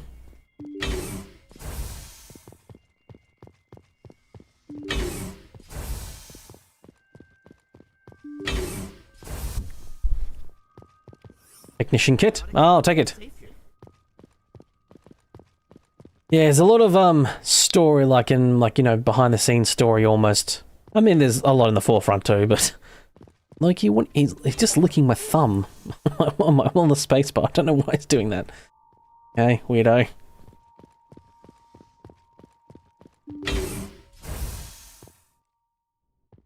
I am Major Kyle. I know why you've come. We have no quarrel with you. Why can't you just leave us alone? What happened to those other Alliance officers? The ones who came before me? They wanted to take me away from here. They wanted me to abandon this place. Right, okay. I think he's been did what I could to make their end. Sniffing his own... he's drinking his own Kool-Aid, I should say. To protect my children. Your children aren't safe. You're putting them in danger, you jerk. The Alliance sent me to bring you in, Major. Can't you see this has gotten out of hand? Don't you understand you are endangering your followers? Now, do you truly care about your followers? That's the thing. But I cannot do as you ask. Yes, Mr. Loki, you're going on the ground. Children will be helpless. There we go. You ordered your followers to kill those Alliance investigators. You must face the consequences of your actions. Do you No, this was my fault. My children are... There we go, okay. He does care about protecting his children, as it were. You're doing the right thing, Major. Your children will be better off. Better off for it. Come on. Wait, if my children see you taking me away, they won't understand. They will attack and you will be forced to kill them all. You have seen the error of my ways. Now you must... Normal movie would be fine with that, but... gotta do Paragon. Please, give me 1 hour. Give me an hour. After that, I will meet the Alliance authorities at the gates of my compound. Okay, he's gonna meet the authorities at the gate. I believe him. If you betray that... I will trust you. Because to be quite frank, I can just come back and kill you all anyway. Thank you for this. Your pilot can have an Alliance Command Patrol pick Major Kyle up. I just hope you know what you're doing, Shepard. Should return the Normandy and notify them. Yep. Loki on the ground, that's a violation of international cat law. I think not. Well, he is a kitty that knows his, you know, feeding time is not for half an hour at least. Oh, you're back, are you, Josh? It's hot there, is it? Ooh. Not too bad here, I will say. I have got the window open and got a nice cool breeze coming in, which is handy dandy indeed. But yes, I know in certain parts of this country it is spicy and only going to get spicier. Yes, Loki is a good kitty. He's just a pest sometimes. About an hour and occasionally between an hour and 20 minutes before his feed, every goddamn time, he starts getting like harassy. He will like stand on my desk if I'm on my computer and just start putting his paw on my chest and on my face.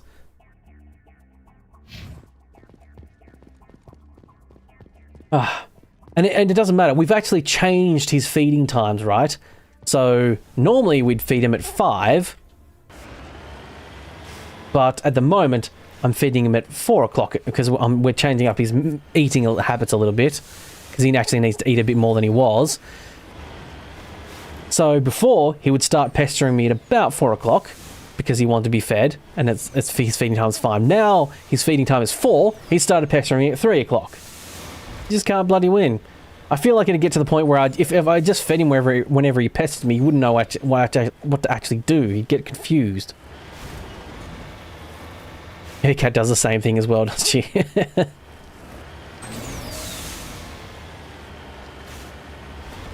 Yes, very similar kitty attitude sometimes.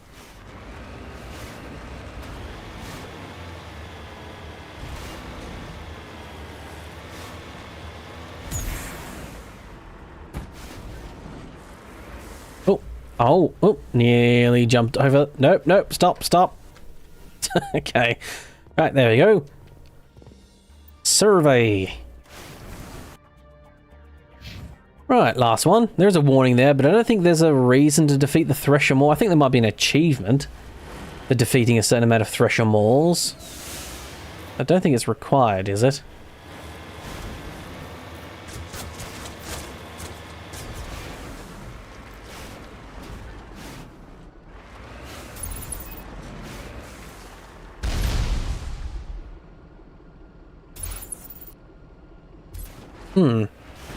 I'm getting shot at from somewhere.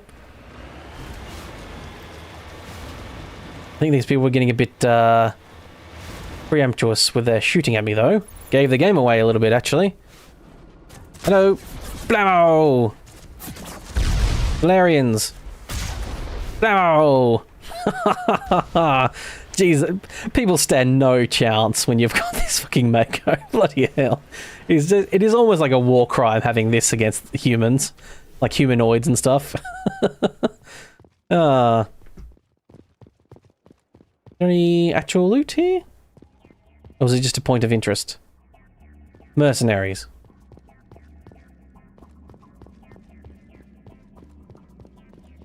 Your wife does that too. If you're gaming and we have something to do that starts soon, she gets super annoyed to make sure I don't forget it. Yeah.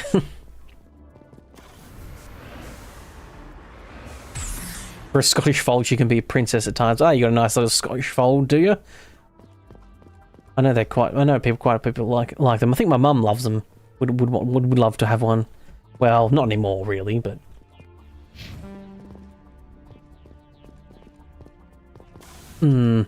Yes, I think that was just a point of interest. There's nothing there to.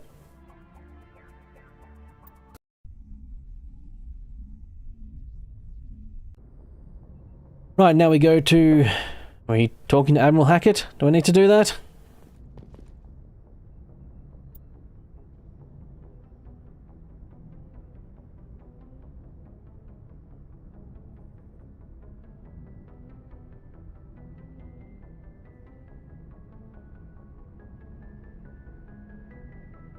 Oh, Joker's been using the... this gives me extra deposits of stuff. Yes, cool. Great.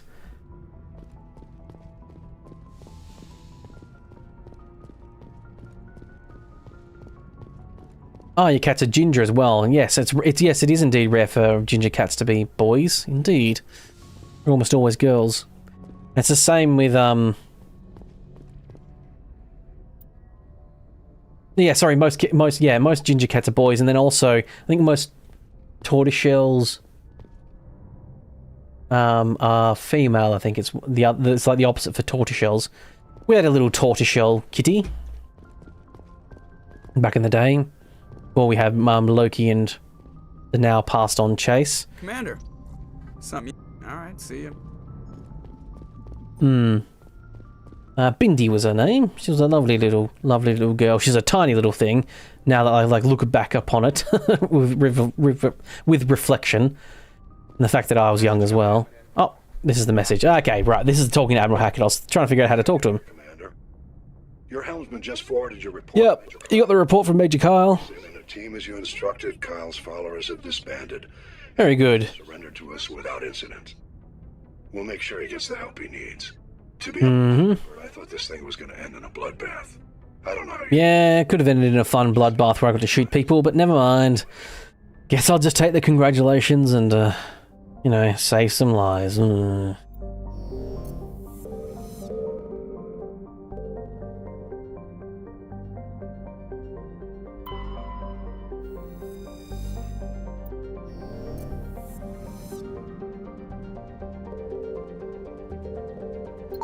Oh, I missed that, did I? Oh, that was lucky.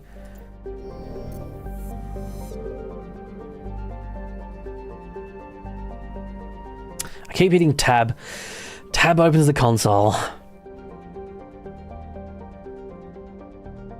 Okay, so I got Novari and Talos. No, sorry, and Feros. Oh, sorry, Loki. Just bringing my hand up just as he jumped up on my desk. Nearly hit him in the face.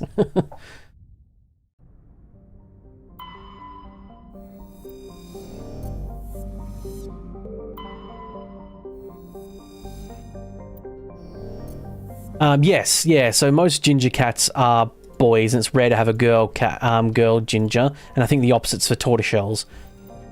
So most tortoiseshells are girls, and it's very rare to have a boy tortoiseshell kitty. That is from memory. So I might be slightly wrong.